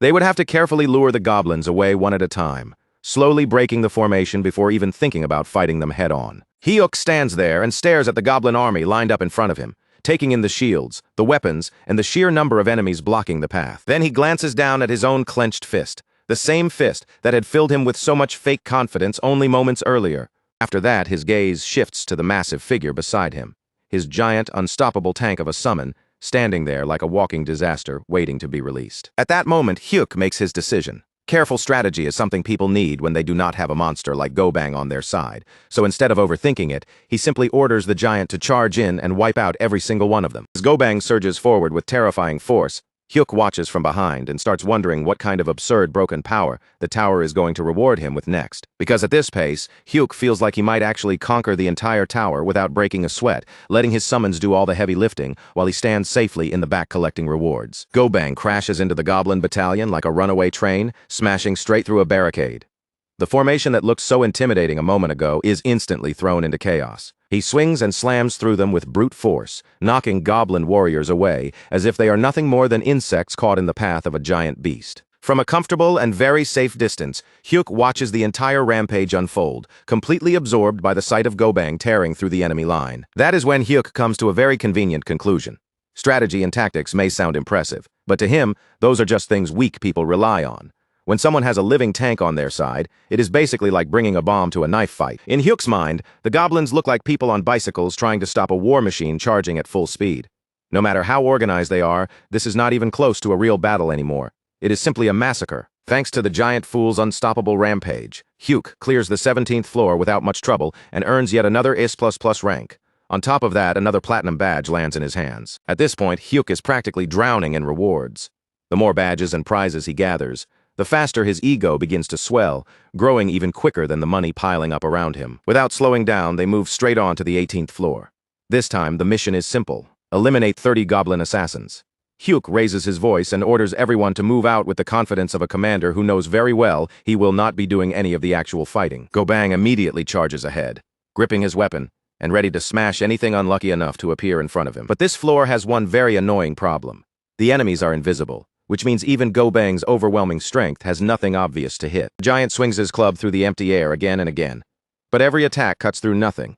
He looks completely confused, standing there like a dog barking at something it cannot see or understand. Gobang grumbles in frustration, complaining that the enemies are cowards for hiding instead of coming out where he can crush them properly. Meanwhile, Kozak has been sulking in the background, clearly irritated because he has gone an entire 5 minutes without killing anything. The moment he sees Gobang struggling, he realizes this is finally his chance to step in. Kozak moves forward with a sharp look in his eyes and declares that he is about to cleanse Hyuk's eyes after making him witness Gobang's pathetic display. Then he mocks the hidden goblins directly, claiming their stealth is nothing compared to what he can do. With full dramatic confidence, the red-haired assassin activates Shadow Step. In the next instant, Kozak vanishes into motion, his body slipping through the battlefield so fast that he seems to disappear completely. Then he begins cutting through the invisible goblins one after another. Every strike lands with frightening precision, and what had been a difficult stealth mission turns into an outright slaughter. Hyuk watches the scene unfold and immediately understands exactly what has happened.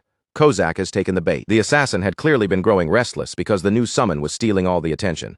His pride could not stand it anymore, and now his competitive side has finally exploded.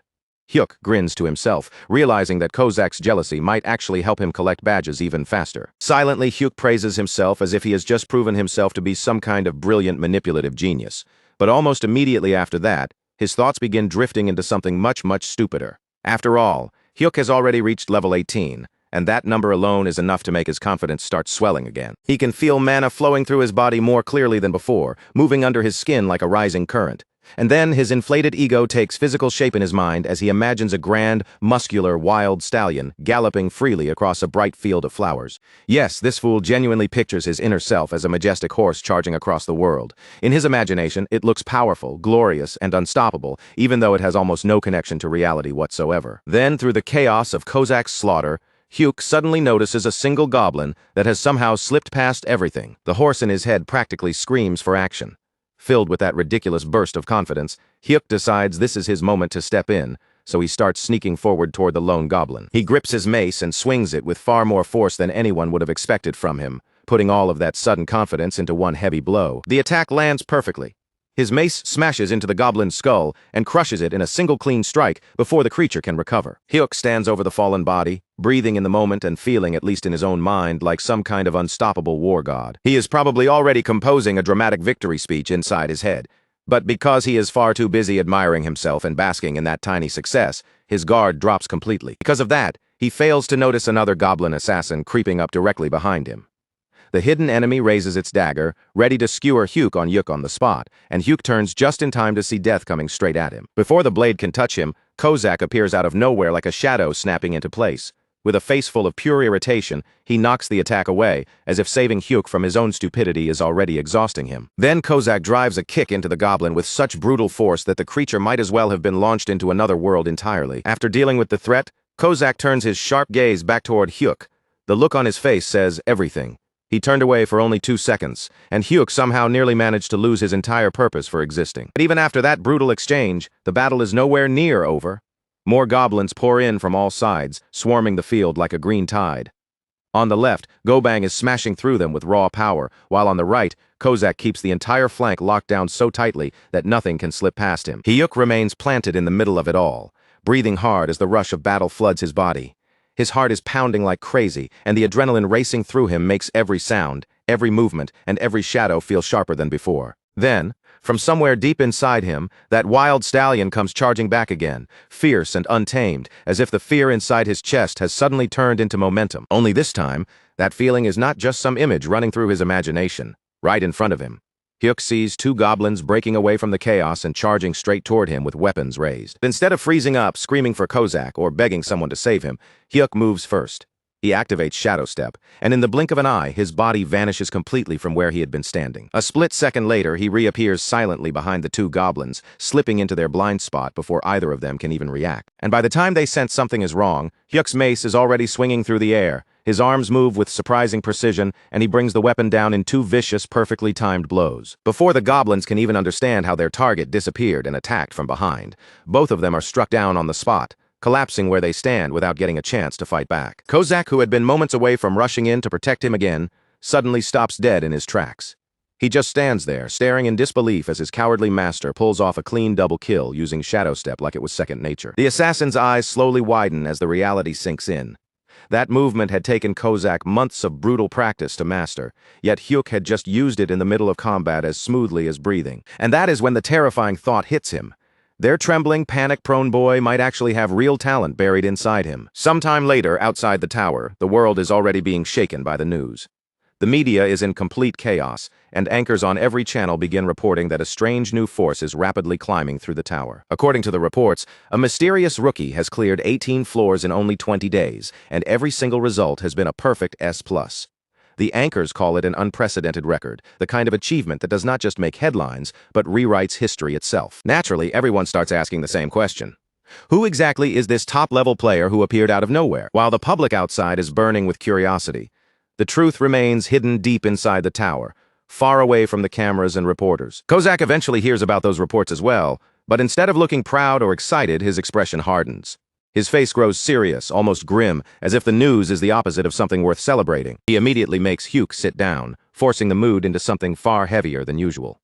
This is not casual advice anymore. Kozak clearly believes they need to have a serious talk. He tells Hyuk directly that his growth is happening too quickly, far faster than it should, and that kind of speed is not something they can simply brush off. At first, Hyuk hears those words and naturally takes them as a compliment, his face almost brightening. But Kozak shakes his head at once, making it clear that this is not praise. Kozak explains that Hyuk's Shadow Step had been perfect, almost disturbingly perfect.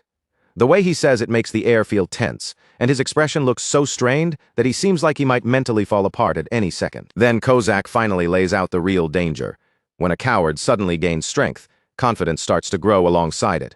And once that confidence takes root, that same coward begins imagining ridiculous things, like maybe he can stand tall, protect others, and become some kind of hero. But heroes are the ones who die first. Kozak practically begs his master to remember their original promise, that survival and safety must always come before pride. He does not want his master turning into a brave warrior. What Kozak wants is much simpler than that. He wants a proper coward, someone who runs when needed and stays alive. Hyuk nods along and promises that from now on, he will never do anything reckless again. Even after hearing that promise, Kozak suddenly clutches at his own chest, his face twisting as he mutters that something still feels terribly wrong. When he looks at Hyuk now, he does not see a reliable rising player. He sees a walking disaster with legs, completely convinced that this sudden burst of talent is going to drag both of them straight toward death. Back at the apartment, peace is nowhere to be found. Kozak is already shouting at the top of his lungs, threatening to boil Gobang alive in a pot like he is preparing dinner instead of scolding a summon. At the same time, the giant tank casually loses his balance and falls backward with all that massive weight, crashing straight into the refrigerator and crushing it like a cheap metal box. Hyuk lets out a horrified scream, but not because his summons are fighting or because anyone is in danger. No, what truly destroys his soul is watching his poor household appliances get wrecked right in front of him. He yells at them to stop tearing apart his home, his voice cracking with pure frustration. But by then, the disaster has already happened, and there is no taking it back. The refrigerator door is badly bent out of shape, hanging there like it has survived a dungeon raid. And even worse, a precious jar of kimchi has smashed open across the floor, spreading its contents like a tragedy beyond repair. With his nerves completely fried, Hyuk decides he needs to clear his head somewhere safer. So he goes to visit the only people in his life who are not trying to kill him, train him, or destroy every piece of furniture he owns, his parents. He soon arrives at the family home, stepping back into the familiar place that feels far quieter than the chaos he just escaped. His mother greets him with her usual warmth, welcoming him inside, but the atmosphere in the house is not light. Beneath that gentle smile, the mood feels heavy and worn down. His father is lying in bed, unable to move around properly because of the injury to his hip. Even the way he rests there makes it clear that his body is not recovering as easily as he wants everyone to believe. Hyuk asks how he is doing, but his father immediately tries to act tough. He grumbles that bones heal just fine and claims he simply enjoys lying around anyway. It is such an obvious lie that Hyuk can see through it at once, but he plays along and carefully helps his father sit for dinner. Soon the family gathers around a warm pot of stew, but even with food on the table, The pressure of their money problems hangs over everyone like a weight. They are all pretending not to notice. His mother tries her best to keep the atmosphere from sinking too far. She smiles and says she will find work again soon, as if determination alone can make everything okay. But Hyuk can clearly see the exhaustion sitting on her face, no matter how hard she tries to hide it. After watching them for a moment, he decides to test the waters and casually asks what they would think if he had awakened as a player. The reaction comes instantly. His father explodes before Hyuk can even soften the question. He demands to know whether Hyuk thinks something like that is funny, warning him that the tower is not some playground where people go to mess around. He even admits that he may be the kind of man who makes his own wife deal with cockroaches. But even so, he would rather stay poor for the rest of his life than watch his son die inside a dungeon. Even Hyuk's younger brother Mahak, who has just walked in carrying tofu, laughs and calls it the funniest thing Hyuk has ever said. Hyuk immediately backs away from the subject, trying to let it disappear, but then his mother catches him completely off guard. She asks whether he is not supposed to be working that day. Hyuk quickly lies and says it is just his day off, trying to keep his voice casual. But his mother gives him that sharp, knowing look only a parent can give. She tells him his face always gives him away whenever he lies. Even so, she chooses not to press him any further, saying she will trust him as long as he stays far away from reckless danger. Those words hit Hyuk harder than he expects, and for a moment, guilt twists quietly inside his chest. Then another thought suddenly comes back to him. He looks at his mother and asks why she lost her previous job in the first place. His mother explains that she had gone to a customer's home to repair a water purifier, only for that rude customer to start ordering her around like a servant. They demanded that she also take care of their recycling and food waste. So what did she do? Once she realized they were going to leave her a terrible rating, no matter how hard she worked, she dumped the food waste right back on them and made them handle their own mess. That is when Hyuk fully understands something about his mother. She is not timid at all. She is bold, aggressive, and frighteningly fearless. And from that realization comes an even harsher truth about his family bloodline. His father's greatest achievement in life was somehow finding the courage to ask this terrifying woman out on a date. His father, in the purest sense, is the very definition of a weak man. The type who completely loses his heart to strong women, and unfortunately for the family, both Hyuk and his younger brother inherited those exact same traits from him. They are pitiful in their own way, easily shaken and yet somehow naturally drawn toward dangerous people and impossible situations. And before Hyuk finally leaves the house, before leaving, Hyuk quietly slips some spending money to his younger brother and tells him to make sure it reaches their parents, acting like it is nothing special, even though the gesture clearly means a lot. His little brother looks down at the money in his hand, then slowly lifts his eyes back to Hyuk, a mischievous grin spreading across his face, like he has just found the perfect weakness to exploit. Then, with absolutely no shame, he asks where his own share is, as if delivering money to their parents should naturally come with a delivery fee. Hyuk understands the situation right away. This little brat is not asking nicely at all. He is squeezing money out of him with that smug look on his face. So, just to shut him up before things get any more annoying, Hyuk transfers 500 to him on the spot, and with that small family problem taken care of, Hyuk makes his way over to the Awaken Management Department, stepping back into the world of players and tower business. He has already made up his mind. This time he is finally going to visit the player shop properly and buy something useful. But the moment he walks inside, the pressure hits him all at once. A female employee is standing there ready to assist him, and on top of that, there are far too many people nearby for Hyuk to feel even slightly comfortable. His social anxiety starts climbing fast, tightening around him before the shopping even begins, and suddenly the shop feels more dangerous than any goblin-filled floor. The employee politely shows him a shield worth 101, and Hyuk nearly collapses from the shock right there. That price is way beyond what his heart can handle, so he immediately asks if there is anything cheaper. The employee then presents him with a proud handshell, this one priced at 40,000 divided dollars 1 yuck. Stares at it for a moment, and somehow decides that it suits him perfectly.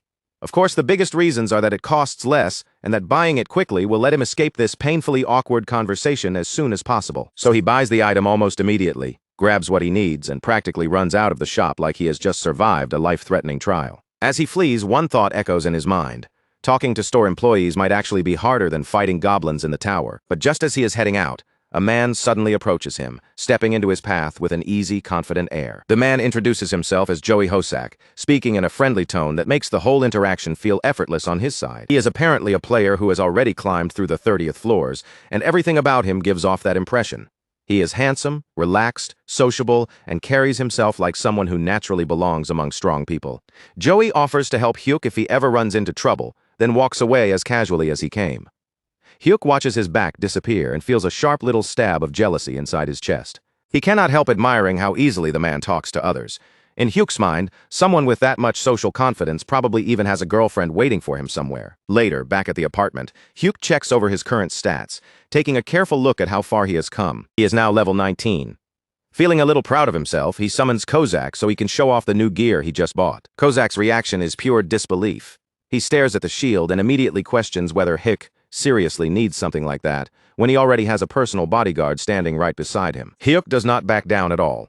He insists that survival has to come before everything else, and if extra protection exists, then he is absolutely going to use it. Then he makes Kozak promise that if things ever go wrong, Kozak must throw the meat shield, meaning go bang, straight into danger so Hyuk can escape safely. Kozak agrees without even a second of hesitation, saying he would gladly sacrifice that bastard long before he ever sacrificed himself. But in the middle of their conversation, Kozak suddenly pauses. His nose twitches slightly as he catches a familiar scent in the air. Dumplings. Hyuk had brought food as a bribe, and Kozak immediately starts eating. But while he is still chewing, he suddenly goes still, his expression sharpening. Then Kozak asks Hyuk whether he has made an enemy of someone, his tone dropping into something far more serious. Hyuk is completely confused by the question, staring back at him without understanding what he means. But Kozak does not look like he is joking. He tells Hyuk that an overwhelming killing intent is coming from outside the door, heavy enough that even the air seems to tense around them. The next moment, the door is kicked open with violent force, the lock breaking as it slams inward. A man steps into the apartment, and in his hand is a pistol, already raised with clear intent. The intruder smirks the moment he sees Hyuk, recognizing him from the player shop as if he has finally found the target he had been chasing. He calls Hyuk a loser and complains about how much trouble it took to track him down, his voice dripping with irritation and arrogance. Then he raises the gun directly toward Hyuk's head, closing off any chance of escape with the black barrel pointed right at him. He demands the bracelet and orders Hyuk to open his inventory before he pulls the trigger, making it clear that he expects complete obedience. Hyuk looks at the weapon in front of him, but strangely fear does not rise inside him. Instead, he gazes at the man with quiet pity. In his mind, this attacker is already dead, because while the intruder is busy threatening the weakest-looking person in the room, he completely fails to notice the red-haired assassin slipping through the shadows behind him. For a brief moment, the room falls into a tense silence. The armed intruder is standing there in what is probably the most delusional moment of his entire life. He truly believes Hyuk has frozen in terror. He is fully convinced that this so-called coward will hand over everything without even thinking of resisting, so he keeps piling on his threats. But before he can even finish speaking, the red-haired killer moves. In one instant, the man's confidence vanishes as his body is slammed hard into the ground. All of his momentum is crushed before he can process what just happened, leaving him completely overpowered in a single breath. The attacker lies there on the floor, stunned and confused, his arrogant expression wiped clean from his face. He cannot understand where the second person came from, or how someone appeared behind him without making a sound. Hyuk exhales slowly, feeling a rare wave of relief wash through him.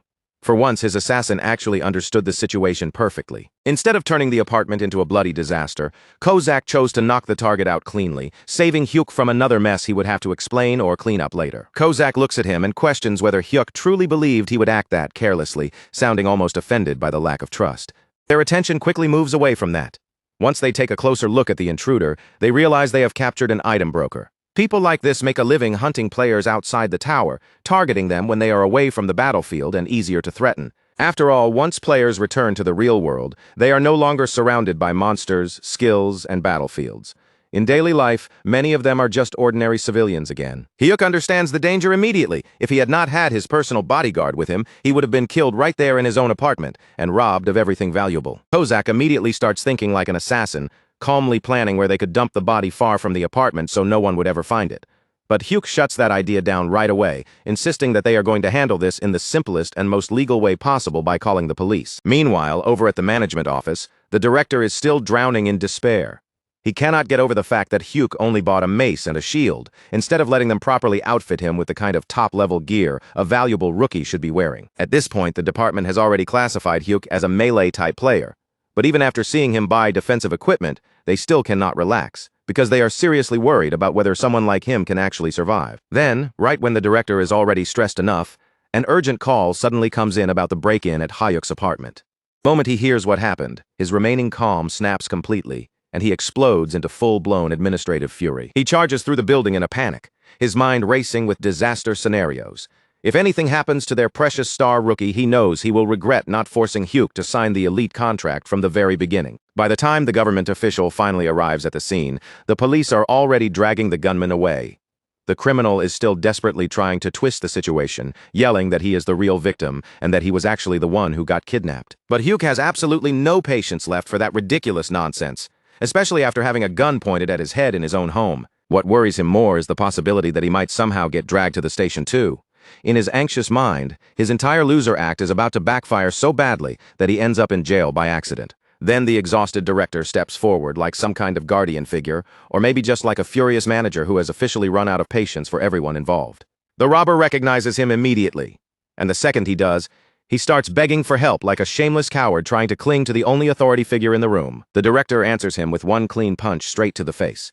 Then, without even giving him time to recover, he cancels the man's player registration right there on the spot. He refuses to listen to a single excuse from a level 34 criminal, especially one who tried to rob and threaten another player in the real world. The director orders the police to take him away at once, already knowing what will happen once the higher authorities get involved with a repeat offender like this. After this, no shady liar or underground broker in the city will dare come anywhere near Hyuk again.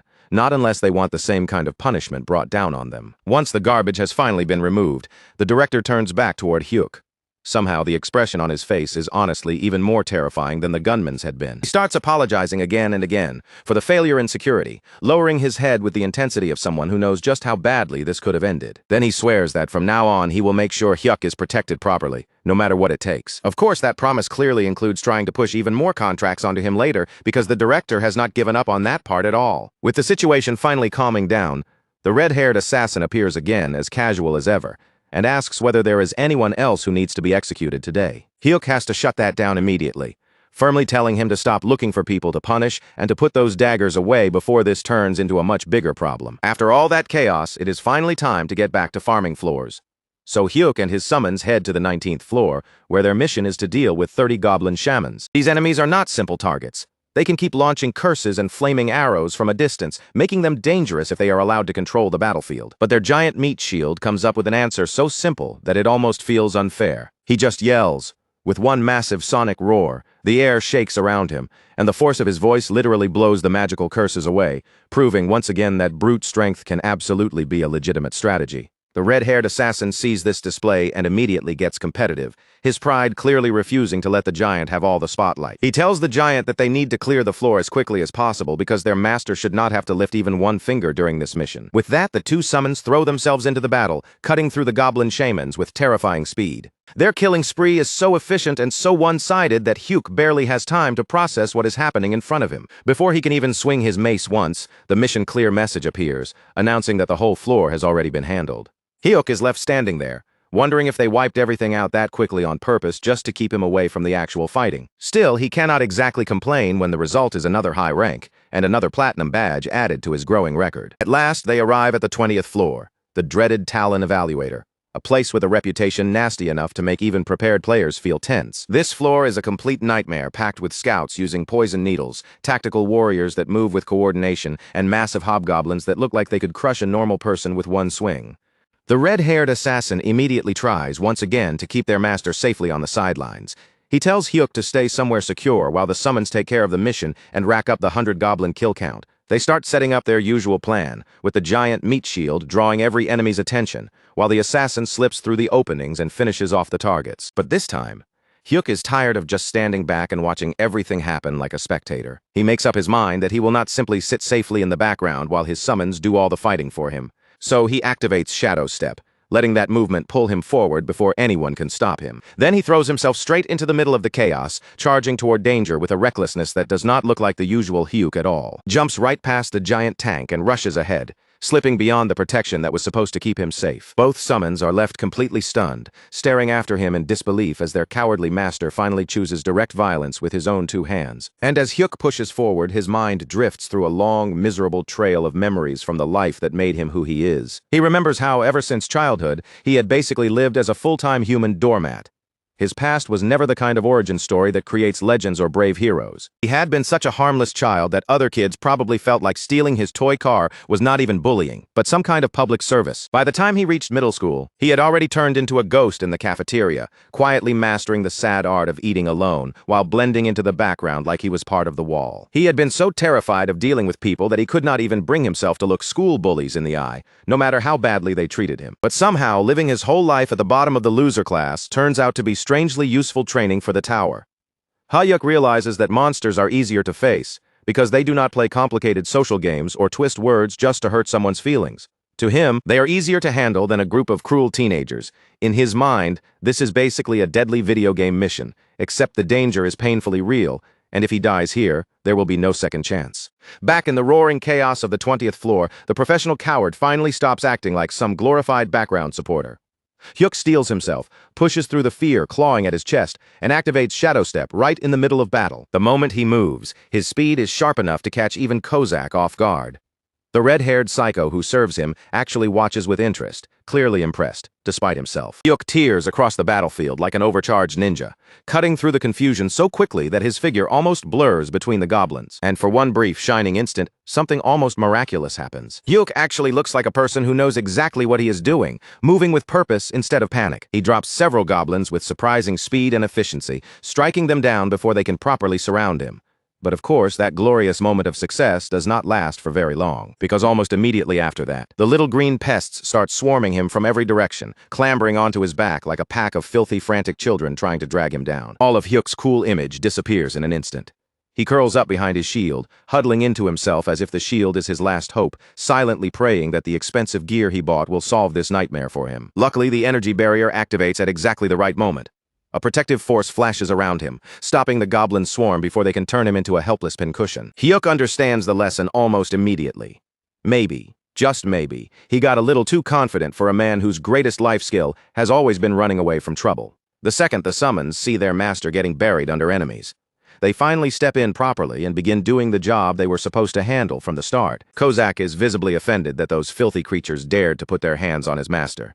He calls them worthless trash, then slices through them with cold fury, his blades moving like they are cutting through soft meat. Not wanting to be outdone by the assassin, the giant meat shield charges forward and throws his massive body into the fight. The moment he enters, the whole area descends into total chaos, with goblins flying, crashing, and getting crushed under his overwhelming force. Then, almost before Hyuk can fully process what is happening, the system announcement appears. All 100 goblins, along with a hobgoblin, boss included, have been completely wiped out from the floor. Kozak turns back toward Hyuk with his eyes shining, praising him for that bold move like he has just witnessed the birth of a true warrior. Meanwhile, the giant gives him an excited, silent thumbs up, looking oddly proud.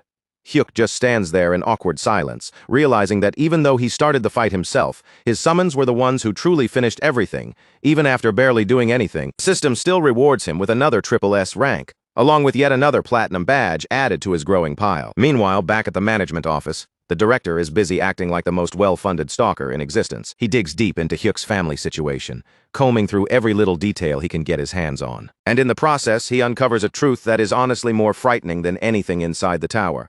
The real head of Hyuk's household is not the father, and it is definitely not either of the sons. The true authority in that family is the mother. Apparently, this woman's presence is so overwhelming that the men in the house probably cannot even breathe too loudly when she is nearby. Once the director realizes he has found the perfect pressure point, his mind immediately starts moving toward a new plan. He decides to aggressively support Hyuk's mother. In his view, if the government showers the matriarch with enough favor, benefits, and authority, Hyuk will naturally end up bound to them through gratitude. It is a surprisingly effective plan, even if the way he arrives at it feels more than a little disturbing. Back in the real world, Hyuk decides that surviving another dangerous floor deserves a celebration, and his chosen reward is a massive flood of carbohydrates. He orders 12 huge bowls of black bean noodles, an amount so absurd that the delivery man looks at him with deep, quiet sympathy. The poor man clearly assumes Hyuk is preparing for some miserable one-person feast, the kind of lonely meal that says more than words ever could.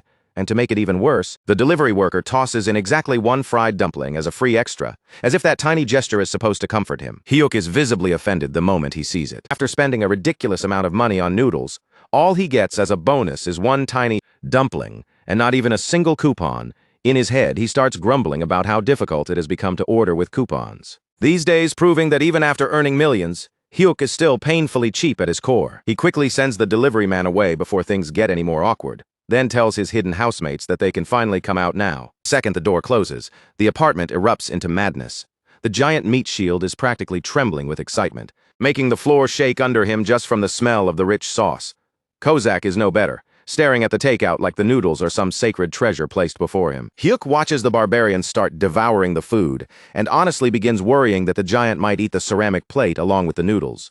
While greed and hunger take over the room, Hyuk ignores the chaos around him and decides to check his rewards. He opens his inventory and sees that he has now collected 20 platinum badges, enough to unlock a special prize. A platinum random box appears before him, floating there with a kind of mystery that makes his heart immediately tighten. Hyuk stares at it, wondering whether his luck is finally about to turn around, or whether the system is preparing to throw some bizarre surprise at him again. Professional Coward fixes his eyes on the floating platinum box, with the desperate intensity of a gambler staring down a slot machine. The system begins slowly scrolling through the list of possible rewards, each option appearing one after another before his eyes. And honestly, the lineup is enough to make any grown man tear up from pure happiness. There are mana stones, rare herbs, 50 different kinds of metal, potions, elixirs, and all sorts of weapons waiting in the reward pool. Some of the options are even special items, like the rune of level up, which lets someone gain levels without having to climb through floors normally. And then there are tower jump tickets, rare items that can let a player skip entire floors as if stepping over danger itself. Hyuk immediately studies the reward list with the sharp, greedy focus of someone trying to squeeze the absolute best deal out of a prize box. The tower jump ticket is rejected in his mind almost instantly. To Hyuk, skipping a floor is basically throwing away all the rewards he could have earned by clearing it, and there is no meaning in becoming high level if he ends up broke. Then his eyes lock onto the real treasure on the list, the grade confirmation summon ticket. The moment he realizes that it could give him an SS rank summon, basically a god-level servant, his imagination starts running wild. If he gets something that powerful, he could officially retire from fighting forever. He pictures himself lounging comfortably in a chair, sipping juice, while an overpowered servant handles absolutely everything for him. Just imagining that level of perfect laziness almost makes him drool. With his hopes rising, Hyuk silently prays for a miracle and opens the box. The rewards come out in a chaotic mix, one after another.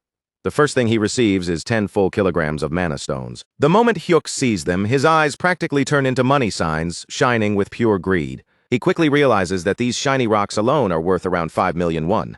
And better yet, he can sell them whenever he wants. The second reward is a skill book with the ridiculous name Cow's Lightning Staff. Hyuk stares at the title and immediately thinks it sounds like something pulled straight out of a terrible romance novel with no shame at all. Still, he registers the skill anyway, because no matter how stupid the name sounds, he is desperate to finally get a proper attack skill of his own. But the third reward is the one that truly matters. What appears before him is a rune of summon grade up. This is a complete jackpot, an item that can raise a summon's rank depending on how much potential that summon has hidden inside. Hyuk immediately runs into a problem, and somehow it feels strangely personal. Should he give it to Kozak, the red-haired assassin, or to Gobang, the giant meat shield? He thinks Kozak probably deserves it more, since the two of them have shared so many meals together. Even though, if they are being honest, Gobang has very clearly eaten more of the food. In the end, Hyuk decides not to use the rune right away, and chooses to save it for later. After all, when he looks at their current strength, it is already more than enough to get them through the floors in front of them. After that, Hyuk becomes curious and decides he should test out his brand new Cow's Lightning Staff skill right there inside his own room. He tries to activate its first form, Lightning Soil Chaser, expecting some dramatic flash of power, or at least something impressive enough to make him feel cool. But nothing happens at all. Not a spark, not a sound, not even a tiny bit of dramatic atmosphere because, of course, magic does not function in the real world. So Hyuk just ends up standing there looking completely ridiculous, swinging his mace around inside the apartment, while Kozak asks why he is doing that in the middle of the room. When Hyuk proudly announces that he has finally learned an attack skill, Kozak's face twists with horror, as if he has just watched a toddler pick up a running chainsaw. But the serious mood does not last long, because Gobang suddenly decides to steal fruit from Kozak. That one childish move instantly starts another ridiculous fight, with Kozak calling him a bastard while the apartment falls back into chaos. Once the oversized children finally calm down and stop making a mess, Kozak turns serious again and gives Hyuk a lecture.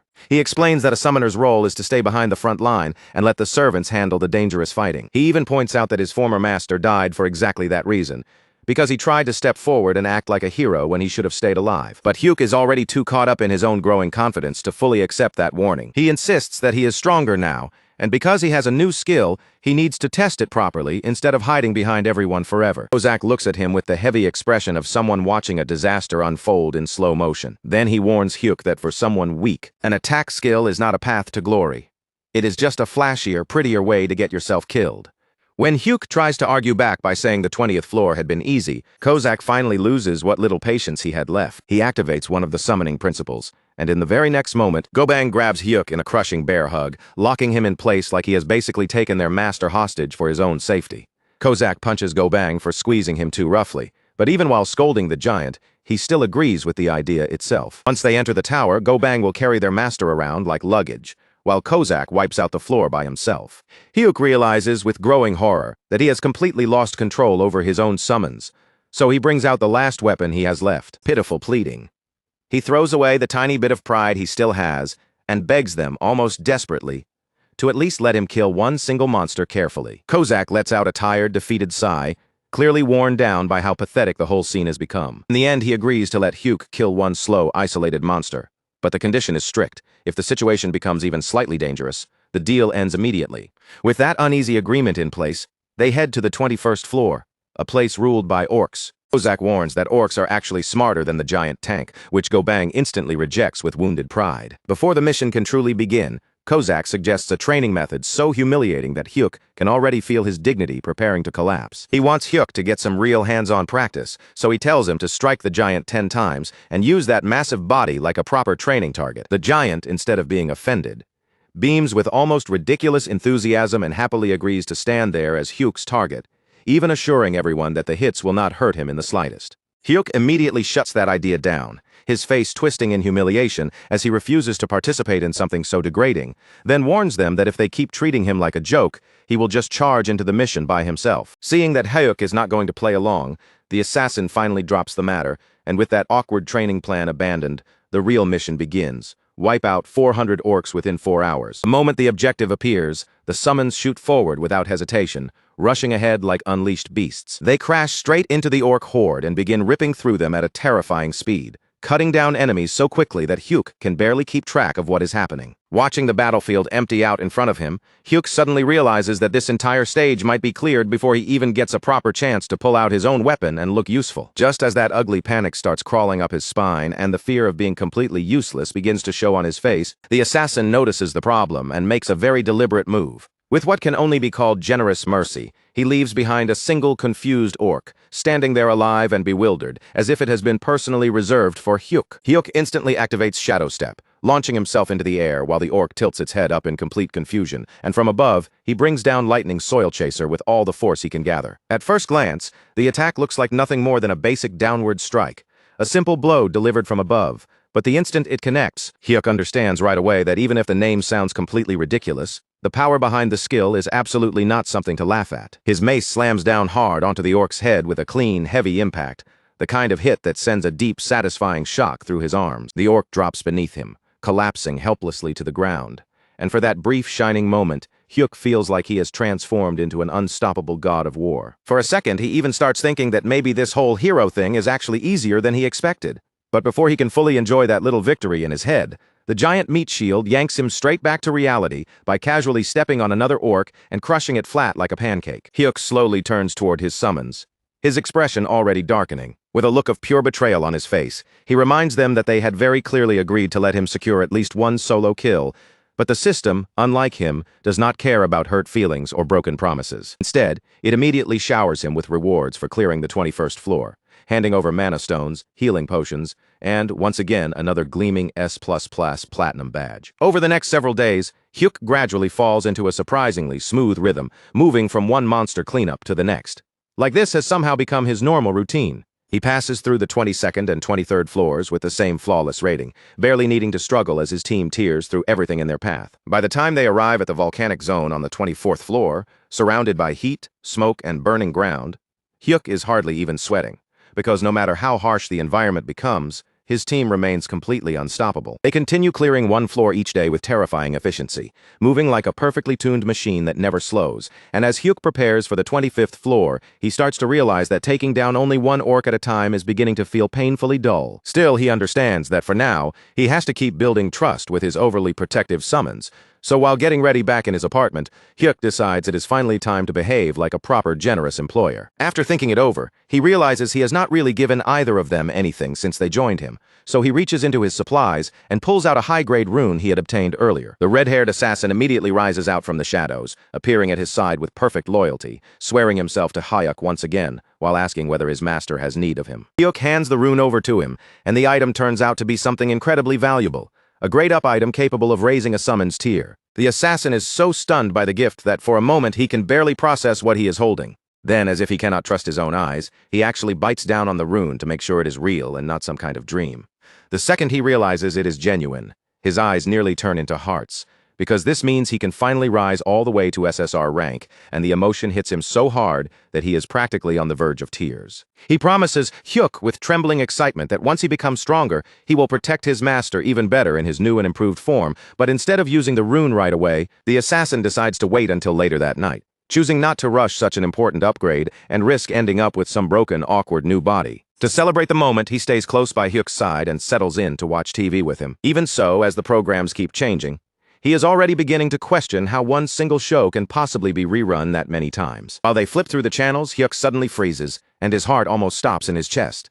There on the news, he sees his mother. She is standing outside in public with a protest sign gripped firmly in her hands. Even though she is completely alone, she looks like a one-woman army, standing her ground against unfair dismissal and the abuse of a powerful company. The report reveals that she had been fired from her job as a water purifier manager after refusing to apologize for a customer's unreasonable demands, and for 10 straight days, she has been protesting by herself while company executives look down from their windows and mock her. Just as the broadcast shows her reaching the very edge of her patience, a sharply dressed lawyer from one of Korea's top law firms walks up to her with a calm, polished presence. He tells her that he is connected to a support project for socially disadvantaged people and offers to handle her case completely free of charge. On top of that, he even promises to take care of the media side of the situation as well, though Hyuk's mother, understandably, looks suspicious at first. Still, after weighing the offer in that tense moment, she chooses not to back away. Instead, she commits herself fully to the fight, determined to see justice through no matter how difficult it becomes. Back in the apartment,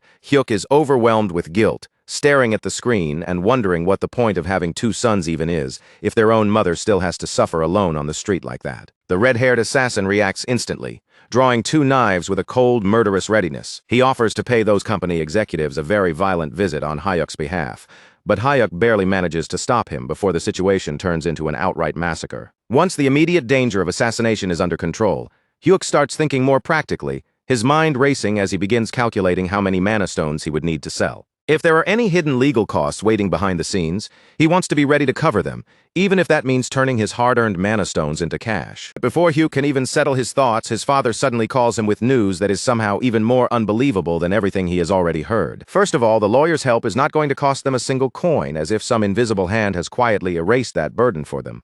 And that is not even the end of it, because the top hospital in the entire country has suddenly selected his father out of nowhere for something even bigger. They are offering him a completely funded hip surgery, along with a full rehabilitation program to help him recover properly afterward. Hyuk barely has time to breathe, let alone understand why this much luck is suddenly pouring down over his family all at once. While his mind is still spinning from his father's call, he immediately reaches out to his younger brother to see what is going on with him as well. And then his brother drops another bombshell, revealing that he has just been awarded a massive national scholarship from the Awakened Management Department. That is the moment Hyuk's expression hardens. This is far too convenient to be simple kindness from fate, and a streak of luck this absurd practically has the government's fingerprints all over it. So Hyuk quietly sets up a private meeting with the agency's team leader, choosing a place where they can talk without too many eyes on them. Then, once they are seated over a meal, Hyuk does not dance around the issue at all. He looks straight at the man and asks why the agency is meddling in his family's lives. The team leader does not flinch, hesitate, or even try to act like Hyuk has misunderstood the situation. Instead, he calmly explains that when Hyuk has problems waiting for him back home, those worries do not just stay outside the tower. According to him, that kind of pressure follows Hyuk inside and directly affects how well he can perform when his life is on the line. He then adds almost casually that this kind of support is completely normal for players considered important enough to receive elite-level treatment. But before Hyuk can argue, question him further, or even properly reject that explanation, the team leader makes his next move. The man slides a fresh contract onto the table in front of him. It is not just any agreement either. It is an ultra-elite special management contract, and as the team leader smiles wide and casually suggests they sign it right then and there, Hyuk feels cold sweat begin to gather on his back. His heart starts pounding so violently inside his chest that it feels like it is trying to claw its way out as he sits across from the captain. The captain is so fired up that his whole body seems ready to vibrate through the floor, and he keeps pressing Hyuk to sign the elite team contract without wasting another second. Hyuk, the professional coward that he is, instantly understands that the captain came armed and ready to corner him. Even so, he forces himself to stay composed and weakly insists that he lacks both confidence and talent. The captain slowly rises from his seat with the heavy presence of someone about to deliver the final verdict, then asks if Hyuk is seriously trying to act modest after smashing records no one else has ever even come close to touching. Hyuk has no comeback at all. After all, pretending to be humble after clearing 24 floors with SSS-level ranks only makes him look like an even bigger fraud. By this point, the captain is almost begging him, and he even brings up the recent incident involving that bastard Choi as proof that things have already become dangerous. He insists that Hyuk should be receiving full VIP treatment, along with the proper protection that naturally comes with elite status. Hyuk lifts a hand and tells him to sit down first, making it clear that he needs a moment to actually think this through. For Hyuk, the biggest issue is the mandatory video recording attached to elite contracts, because the last thing he wants is for his murderous summons to become famous online like some kind of celebrity squad. But the captain has already prepared an answer for that too. He promises that the recordings and security arrangements can be adjusted according to Hyuk's wishes, then adds that they can provide a high-security residence and even personal guards for his family. Just when Hyuk's resistance begins to crumble apart like an old cookie under pressure, the captain calmly places the final bribe in front of him. 2 houses completely free, one for his family to live in, and another one reserved entirely for Hyuk himself. For a second, Hyuk's brain almost shuts down completely at the sheer weight of the words free property. Still, even with his thoughts short-circuiting, he somehow manages to hold on to the last shred of caution. He asks for just a little more time, saying he wants to get advice first before he signs something that could decide the shape of his entire future. The next morning, the assassin appears in front of him looking as if he has swallowed a glowing purple flame from the inside out. He has officially advanced beyond SR rank. Now he has reached SSR rank, and the aura pouring off him is so bright and intense that Hyuk can barely keep his eyes open while looking at him. Hyuk quickly tells him to tone it down. Only after that blinding pressure settles does Hyuk bring up the contract offer and begin discussing what the agency has placed in front of him. To Hyuk's surprise, the assassin does not reject the idea right away. Instead, he seems strangely supportive of the whole arrangement. Points out that Hyuk is basically a national treasure walking around in human form, so being treated with that level of importance is only natural. Even so, there is one condition the assassin refuses to overlook. He warns Hyuk that he must demand complete authority over when they enter the tower and when they clear its floors. The assassin makes it clear that he will not allow greedy management filth to shove them into danger before they are fully prepared. He then explains that as long as Hyuk stays alive and continues using his random summons, his potential will keep expanding far beyond what people expect. Eventually, Hyuk will be able to summon beings so powerful that they are not just rare or impressive. They will exist on a level that ordinary humans cannot even properly measure, much less hope to match. Hyuk's imagination struggles to keep up with that kind of possibility, and for a moment, the scale of that future power almost feels unreal. But when he checks the actual numbers instead of getting lost in fantasy, reality immediately pulls him back down. His next random summon is still 19 days and a little extra time away, meaning that future power is not something he can reach just yet. After finishing that strategy discussion, Hyuk brings out the giant meat shield so they can check on the rest of his lineup. The system confirms that both barbarian tanks are now present, making it official that the 2 massive frontline brutes are standing there together. But the poor giant immediately starts sweating, his huge body stiffening as if he already knows exactly what kind of trouble is coming. The assassin has entered full bully mode, proudly showing off his extra 2S ranks, with the smug energy of a kid waving around a brand new toy. And the gap between them has grown so ridiculously wide that it is no longer something the giant can simply ignore or laugh off. The difference has become so overwhelming that the giant actually starts tripping over his own feet in pure fear, unable to even raise his eyes properly toward the assassin glowing with that sharp purple light. Seeing his massive tank shrink back like that, Hyuk cannot help feeling a little bad for him, and quietly decides that the next upgrade absolutely has to go to the poor giant. After that, they move straight into the 25th floor, where the objective waiting for them is brutally simple. Wipe out 100 orcs within 10 hours. The moment a wave of green-skinned monsters comes charging toward them, Hyuk watches the battlefield open up and secretly wonders if he might be able to steal a few kills for himself this time. Before Hyuk can make a move, the assassin turns to the giant meat shield and orders him to go first, telling him to step out and pull the enemy's attention. The barbarian responds instantly, bending his huge body and launching himself forward with terrifying force. For a brief second, that massive figure is airborne, cutting across the battlefield like something far too heavy to be flying. He looks less like a warrior and more like an enormous, hairy cannonball hurtling straight toward the enemy line. And his body slams down into the ground with a thunderous impact. The shockwave erupts outward, and the orcs caught in the blast are sent flying in all directions like bowling pins, scattered by a perfect strike. Once the giant has made his grand entrance, the assassin decides it is his turn to show exactly what his new SSR rank can do. He bursts forward so fast that the air itself seems to tear apart, as if a fighter jet has just broken through the sound barrier. The explosive sound crashes right beside Hyuk's ear, leaving him almost stunned by the sheer speed of the movement. In the next instant, the assassin releases a massive blade explosion. The attack detonates across the battlefield in a wide, violent arc. Nearby orcs are swallowed up in a brutal flash of fire, steel, and slicing force before they can even understand what hit them. A few surviving orcs somehow manage to get around the chaos and try to strike the assassin from behind. But the second their attacks land, they realize far too late that the target in front of them was only a clone.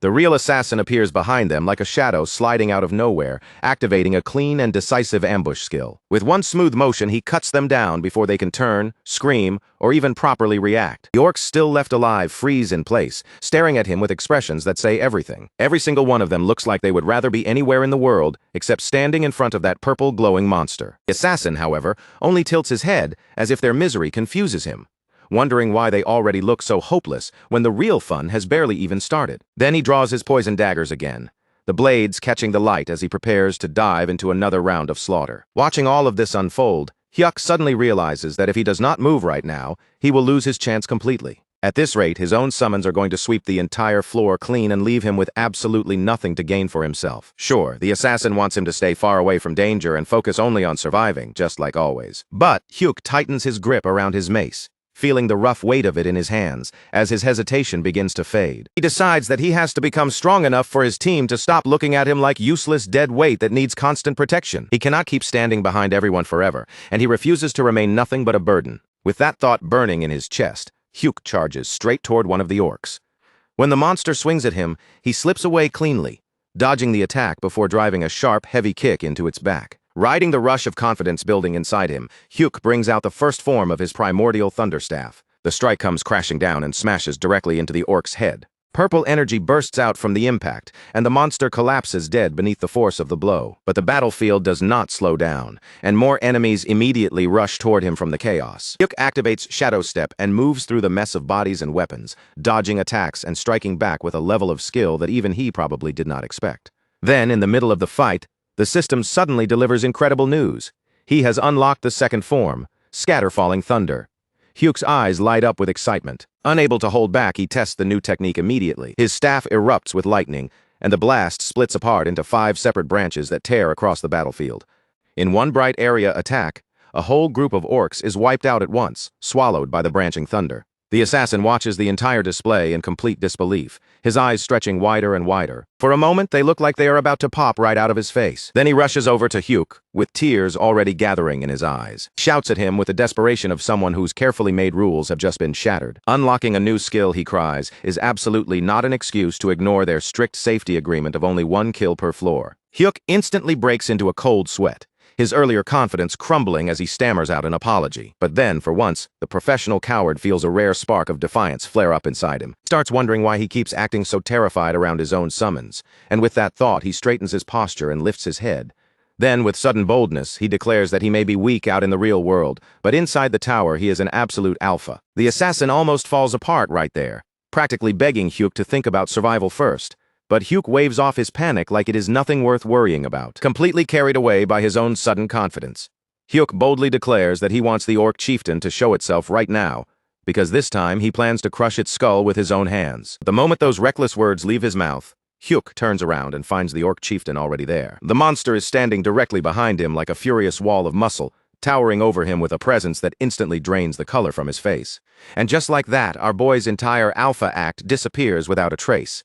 His weapon slips from his hands, and he cries out desperately for his bodyguard. Before the orc chieftain can tear him apart, Hyuk is yanked out of danger by the assassin, who looks far too pleased with himself as a grin spreads across his face. That exact moment, Hyuk realizes with painful clarity that he really should have kept his mouth shut from the very beginning. Still trembling from the shock, he points a shaky finger at the giant monster and orders his team to erase it immediately. His summons do not need to be told twice, and if anything, they seem more than happy to finally cut loose. The giant meat shield charges straight in from the front, shaking the ground with every heavy step.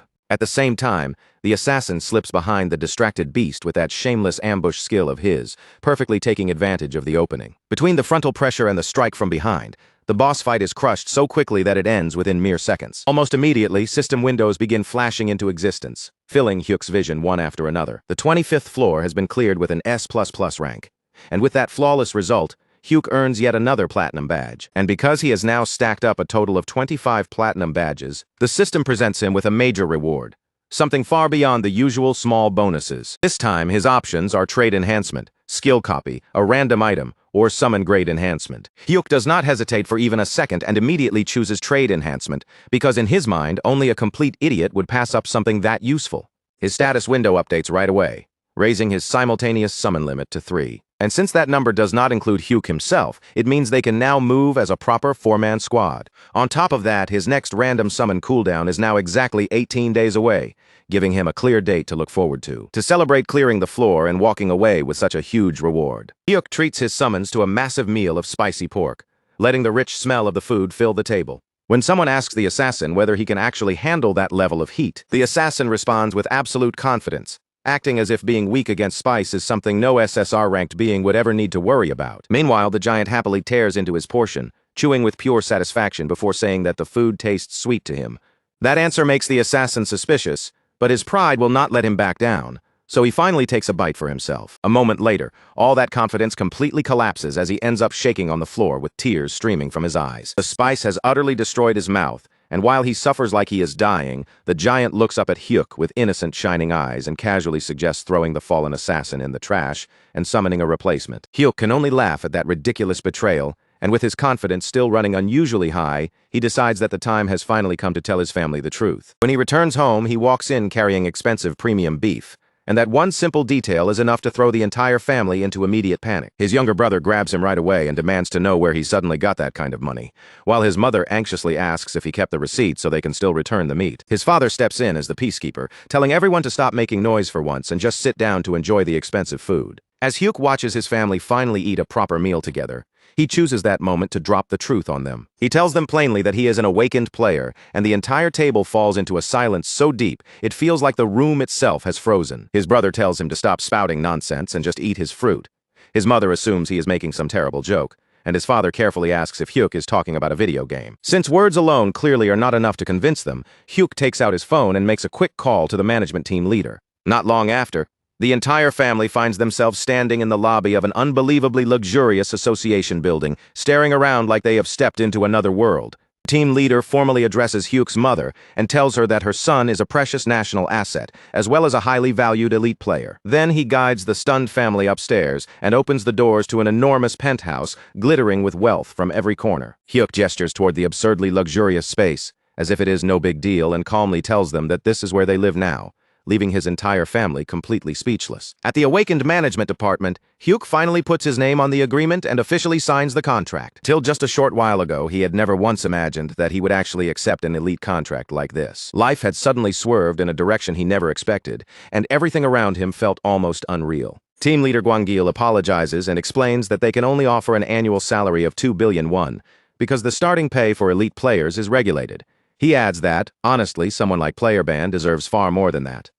Hyuk, meanwhile, catches himself thinking that even 2 billion won is starting to sound strangely normal, and that realization makes him feel like his sense of reality is slowly going numb. Hyuk then explains that this arrangement was his own decision, because he is not comfortable with the public finding out that he is the US++ rank record holder. If that truth got out, his private information would almost certainly be exposed too, and if his face spread across television, social media, and every major outlet, even his family would struggle to go outside normally. That is exactly why he has not even told his family that he is the Ace++ rank record holder.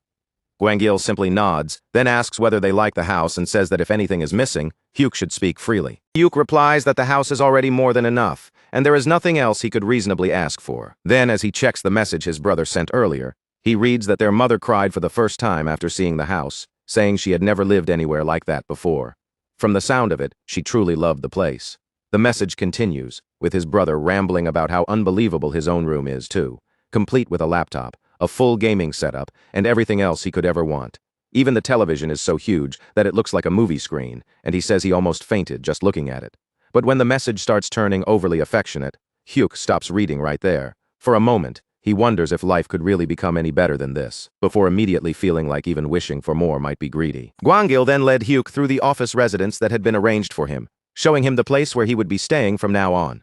Everything was already set up before he even arrived, from the furniture to the appliances, so there was nothing left for Hyuk to prepare. He could bring his things in and start living there immediately.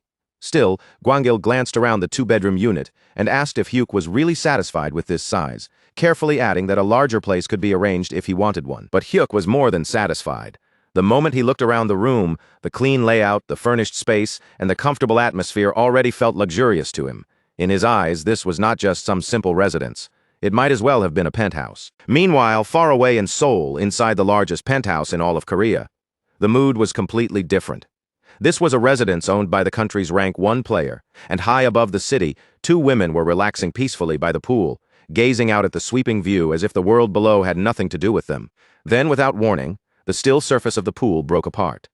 A man rose up from the water, sending ripples outward and instantly shattering the quiet, elegant atmosphere around them. He looked at the women with a bored expression and asked how long they intended to keep swimming around so lifelessly. Then, with a casual smile, he suggested that instead of wasting time like this, they should go out and find something more entertaining to do. This man was Yoo Keelman, the #1 ranked player in Korea. His trait was all-weapon warrior, a power that made him dangerous no matter what kind of weapon ended up in his hands. Among all players, Yoo Keelman stood at the peak when it came to weapon mastery. His proficiency with every type of weapon was unmatched, and he had gathered a terrifying collection of lethal techniques and ultimate skills. Even now, while others could only dream of reaching his level, he was pushing through the highest floors of Korea's Black Tower. He casually picked up shot glasses filled with whiskey, holding them as if they were nothing special, then remarked that just one glass of the liquor was worth 5 million won. The price alone was enough to make an ordinary person freeze before even taking a sip. With a playful edge in his voice, he asked how the expensive liquor tasted. One of the women laughed brightly, lifting the mood again as she said that if the alcohol happened to taste sweet today, she might end up finishing every last drop of it herself. Then another woman, who had been holding back her curiosity, finally spoke up. She looked toward Yoo Keelman and said there was something she had been wondering about. Since he was a top player, she assumed he might actually know the answer. Yoo Keelman glanced at her, giving her just enough attention to continue, and asked what exactly she wanted to know. She asked who in the world the player was who had achieved consecutive ES++ clears all the way through the 25th floor. Lately, that mystery had been on everyone's lips, and she could not hide how genuinely curious she was, but Yoo Keelman only scoffed, unimpressed. To him, the 25th floor was nothing worth making a fuss over. He dismissed the person as some low-level nobody and said he had no interest in them at all. Even then, the woman did not back down. With a teasing smile, she pressed the topic a little further, reminding him that an S++ clear was still a world first. Then she asked if he truly was not curious, especially when someone like that had appeared in their own country. Another woman sensed the danger in the air and quickly tried to stop her before she went too far. But before she could properly intervene, Yoo Keelman's expression shifted, and in the next instant, he poured whiskey straight over the woman's head. The expensive liquor ran down her hair and face as the atmosphere turned ice cold. Yoo Keelman stared at her without a hint of warmth and told her to keep talking. Then his voice dropped even lower as he warned her to listen closely. He asked what she thought would happen if he stopped clearing the 66th floor right now. The woman went completely still, unable to answer. The Black Tower was currently forming in Gangjong, but Yoo Keelman pushed the question further, asking what would happen if the next one appeared near a major city instead. Would South Korea be destroyed? The question struck her so hard that her entire body began trembling, and tears seemed ready to spill from her eyes at any second. She apologized in a shaky voice, but Yoo Keelman showed no mercy. He went on, blaming people like her for the tower's collapse.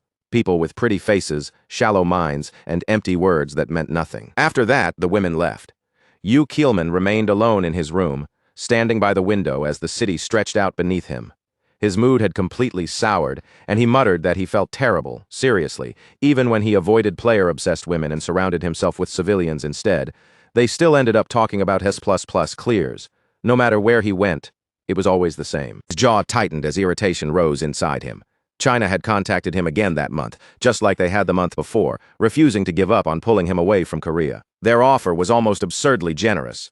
They were willing to pay him 180 billion won every year, provide him with a mansion, caretakers, a private jet, and even treat him with respect equal to that of a national leader, and Japan was no different. Japan had offered him 200 billion won annually, along with a luxury mansion and 10 personal maids who would obey his wishes and take care of whatever he desired. Even with offers like that waiting for him, Yoo Keelman had stayed in Korea. He had continued fighting on the 66th floor, throwing himself into battles against the dead for months without walking away. And this was the gratitude he received? Instead of recognizing what he was doing, people were obsessing over some bastard who had only cleared the 25th floor.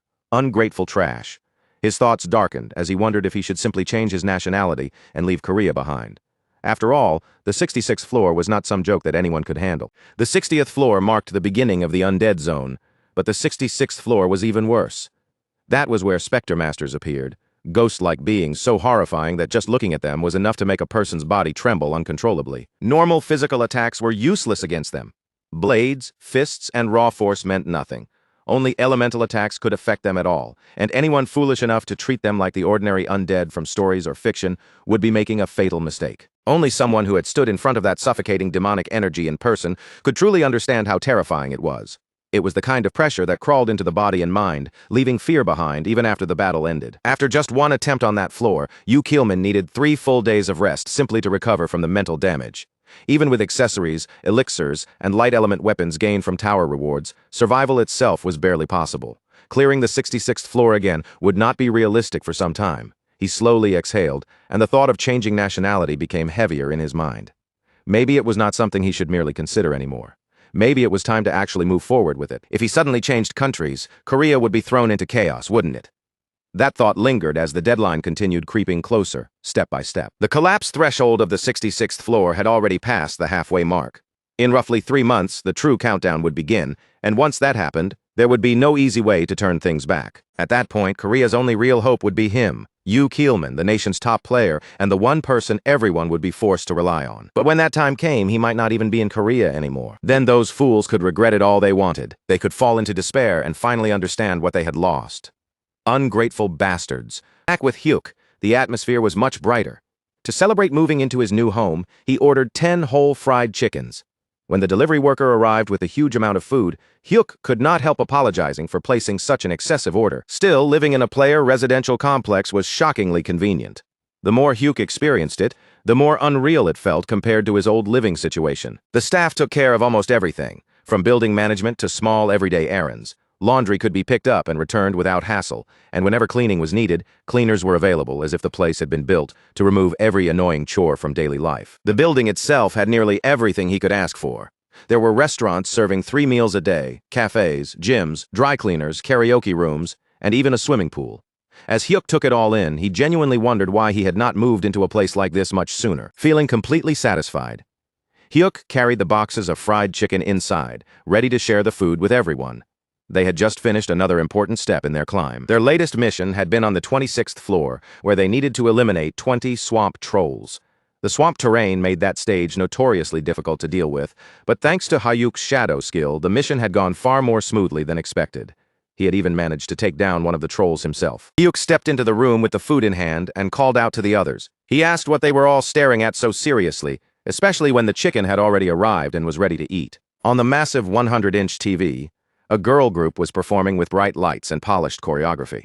The screen was so huge and dazzling that even Meatball sat there completely captivated, unable to tear his eyes away. Yahello understood the reaction immediately. A girl group performance on a 100-inch TV had enough visual impact to overwhelm just about anyone. Not long after that, the group finally shifted their attention from the screen to the food and started eating. As they ate, Kozak asked if they should head straight for the 27th floor the next day. Yahello agreed without much hesitation.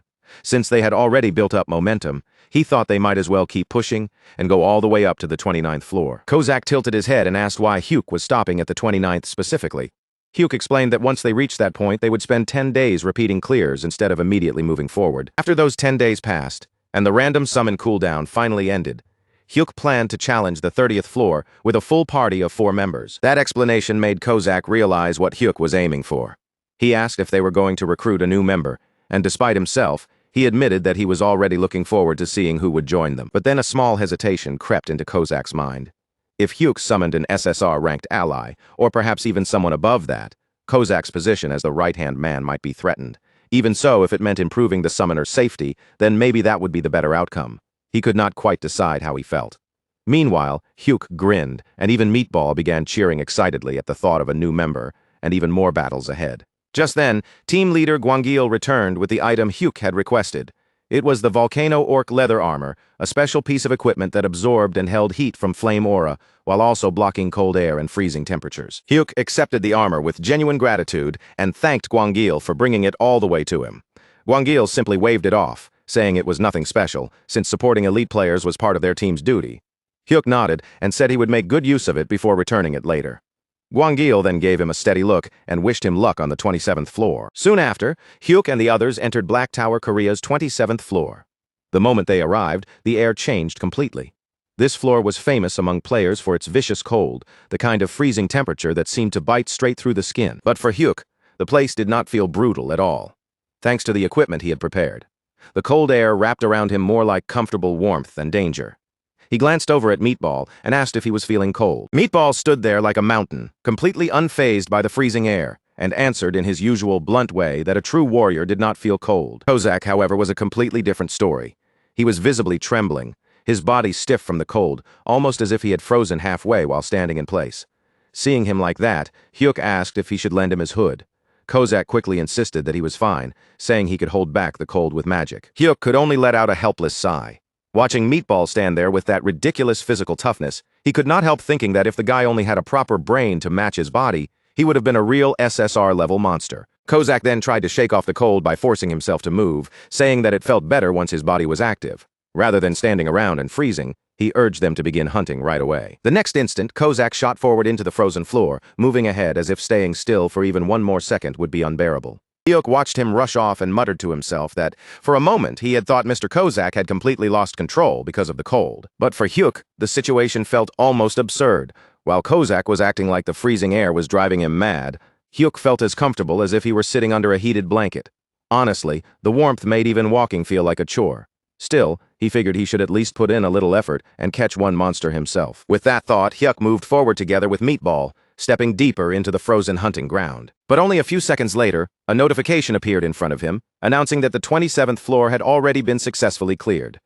Hyuk froze for a moment and blinked, completely unable to believe how fast it had happened. Already? Hyuk could barely process it. Kozak answered in a shivering voice that he had cleared the floor for his summoner, but the truth was painfully obvious.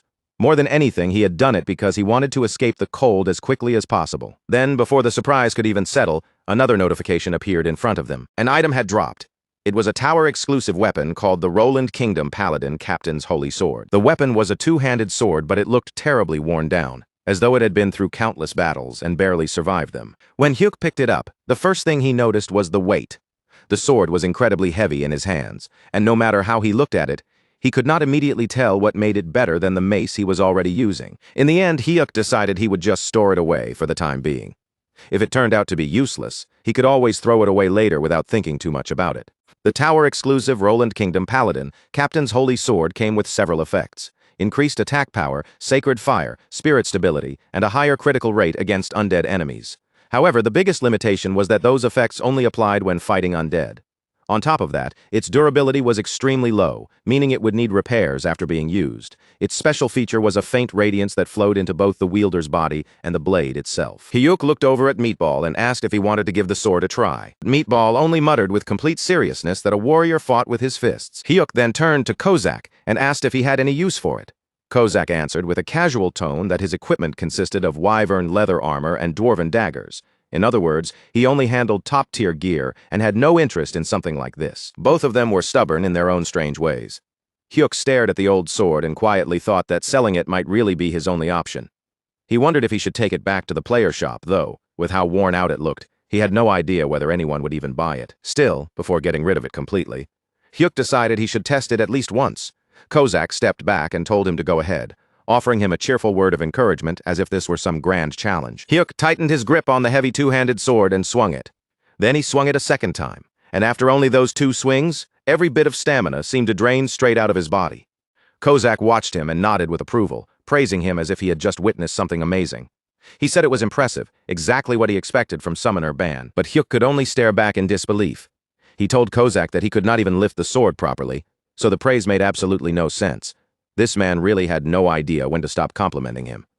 Even then, Kozak calmly added that Hyuk had still done well, since physical ability was naturally limited outside the tower. That made Hyuk pause.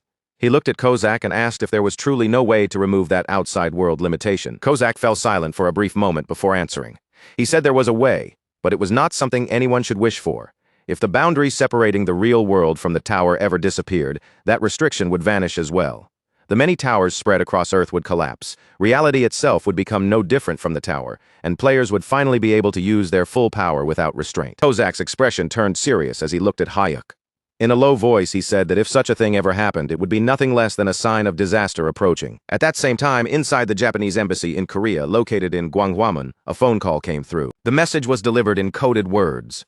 The rabbit wanted to leave its old nest and move to a new one. And that rabbit was none other than Korea's rank 1 player, Yu Keelman. The counselor listened and responded that this was good news. Very good news indeed. However, he also made it clear that the caller would need to bring him over personally, because the wolves were already watching the rabbit. Even so, the caller told him not to worry, saying calmly that he would take care of it. The man receiving the report was Counselor Tomo of the Japanese embassy. A faint smile formed on Tomo's face.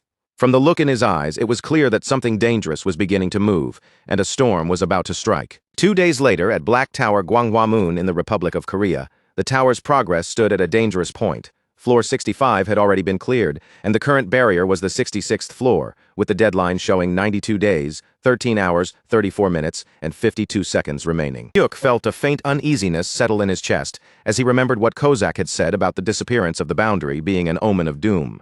Still, the higher floors were supposed to be handled by top players like Yu Keelman, weren't they? Worrying about it would not change anything. For now, Hyuk only needed to keep climbing at his own pace. Since they had cleared the 28th floor the day before, today's goal was the 29th floor. The 28th had been troublesome enough, with giant trolls launching attacks from the tops of massive trees. If Kozak had been fighting alone, it would have been a much harder battle. But with Meatball there, they had somehow managed to handle the whole situation. Thinking back on it, Hyuk still wondered how they had even dealt with those enormous trees so easily. Once again, the same thought crossed his mind.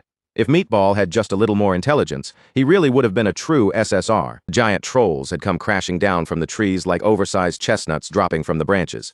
Kozak had shouted a sharp warning the moment they fell, and his finishing strike afterward had been clean, quick, and perfectly timed. But the 29th floor was a completely different kind of problem. That floor was infamous for its filthy plague trolls. These disgusting creatures wandered around with yellow pus and foul discharge dripping from their bodies, and some players had even fallen ill during their attempts to clear it. Hyuk decided that this was a floor they needed to prepare for carefully, then summoned Kozak and Meatball. Kozak appeared with his usual confidence, proudly declaring that he was at his summoner's service. Meatball quietly added that he was there too. Hearing that, Hyuk muttered under his breath for Meatball to please stop calling himself Meatball. Then the three of them entered the 29th floor. Hyuk looked at Kozak and Meatball and asked if they were really okay without masks. Meatball answered confidently that warriors did not get sick. Kozak, just as casual, said he was SSR and that wearing a mask would only make it harder to breathe and move, so he would simply accept the risk. Surprisingly, because the two of them completely ignored the threat of disease, their hunting speed was even faster than it had been on the 28th floor. Because of that, the 29th floor was cleared in no time. After the battle ended, Kozak turned to Hyuk and asked if they would be having dinner together again that day. Hyuk hesitated for a moment, instead of answering right away. Then Hyuk apologized. Kozak blinked at him, clearly confused, unable to understand why his summoner was suddenly saying sorry. Without giving them dinner, or even explaining much, Hyuk unsummoned both Kozak and Meatball. The moment they disappeared, he cursed himself in his head, calling himself a traitor and a terrible employer. He figured that if they wanted to curse at him or even spit in his direction, they could do whatever they liked. But the moment his mind shifted back to the new house, his expression tightened. If even a trace of that plague made it inside, it would turn into a complete disaster. His eyes moved over to Meatball, and the problem became painfully obvious. The giant's body was massive, far too large to ignore, and if he was contaminated, he would spread that filth everywhere just by walking around. Hyuk could only stare at him and wonder how they were supposed to return together in that state. The following day, inside the gym of the awakened management department, the sharp clank of equipment echoed through the room. In the middle of the training area, a woman was lowering herself into a squat with a heavy barbell balanced firmly across her shoulders. Once she finished the last repetition, she rose back up, steadied her breathing for a brief second, and then let the weight drop with a heavy crash that rang across the gym floor. This was Nam Ga-yoon, Korea's second-ranked player, and a highly trained swordswoman. At the moment, she was one of the few powerful enough to challenge the tower's 62nd floor. A deep frown settled across her face as she thought about that floor. The dark zombies waiting there did not simply attack with claws and rotten bodies. During battle, they released a sinister aura that slowly corrupted the players fighting against them. No matter how many times she turned the problem over in her head, she still could not find a clean path through it. Her fists tightened at her sides, and for a moment, she wondered bitterly if this was where her strength finally reached its limit. But even if that really was the case, Nam Ga-yoon was still an elite player. In her mind, stopping was not an option. Until her body completely broke down and refused to move, she believed she had to keep pushing forward. She picked up a protein supplement and drank it down, forcing herself to reset. At times like this, physical strength alone was not enough. What mattered most was whether her mind could stay firm under pressure. After setting the drink aside, she prepared herself for another round of training. But just as she was about to begin, several people suddenly hurried past her, moving with the kind of urgency that instantly drew attention. Among the rushing figures was Mina, moving quickly with the others, as if something serious had just happened. Nam Gayun could tell immediately from their faces and hurried footsteps that this was not an ordinary commotion. Something had clearly broken out. Mina quickly filled her in, explaining in a tense voice that major news had just been released and the entire department was already reacting to it. At that very moment, a press conference was being broadcast, and Yu Kilman stood at the center of it, speaking in a cold, controlled tone that left no room for misunderstanding. He openly criticized the awakened management department, accusing it of caring only about policies and official procedures while failing to properly support the allied teams that fought on the front lines. Then, with that same hard expression, he declared that the future of the Republic of Korea looked dark, as if he had already lost all confidence in the country's direction. And then came the announcement that truly shook everyone. Yu Kilman stated that he would be leaving Korea that very day and would continue his career from then on as a Japanese player. When that news reached Hyuk, it struck him like a sudden blow, leaving him momentarily stunned. Yu Kilman, the strongest player in the country, was changing nationality. Team leader Gwangil confirmed the situation directly, and that was exactly why they had called Hyuk in so urgently. After a short pause, Gwangil carefully asked him how long it would take for him to climb all the way to the 60th floor. Hyuk let out a quiet breath through his nose. From the moment he had been called in, he had already expected that this question might come. He calmly explained his current situation. Right now, he was only on the 29th floor. Even if he managed to clear one floor every single day without fail, reaching the 66th floor would still take roughly 37 days. Since the deadline was about 90 days away, it might seem possible at first glance. But reality was not that convenient. Any truly difficult section would require at least 10 days of preparation on its own. And beyond that, his contract clearly stated that climbing to higher floors had to be his own decision. Gwangil lowered his head in apology, his shoulders weighed down by the situation. They had only just signed the contract, and yet he was already placing such a heavy request in front of Hyuk. Even so, the crisis had left them with almost no room to breathe. Seeing that expression only made it harder for Hyuk to turn him down. He knew the request was unreasonable, maybe even impossible under normal circumstances. But sometimes when the situation became desperate enough, people were forced to drag the impossible into reality. Just then, the door suddenly flew open with a loud burst, cutting through the tense air in the room. The person who rushed in was Nam Gayun. She had heard the news from Mina and come straight over without wasting a second. The moment she entered, she urgently asked whether they had been able to secure any light attribute items from the United States. Gwangil shook his head, his expression grim. Items with that kind of attribute were still unbelievably rare, not just in Korea, but across the entire world. Nam Gayun gave a small nod, then apologized for barging in so suddenly. Only after that did her gaze shift, and she finally noticed Hyuk standing there. She realized there was a guest in the room, and the moment her eyes landed on him, Hyuk stiffened without thinking. Gwangil hesitated for a beat before explaining who he was. Hyuk immediately bowed his head and said he was only there to sell a few items. For someone like him, simply standing face to face with a player of her level already felt like a massive achievement. Then, as if a thought suddenly sparked in his mind, Hyuk remembered something he had obtained earlier. Since she was looking for light attribute equipment, he carefully offered to let her examine it and see whether it might be useful. He brought out the sword and showed it to her.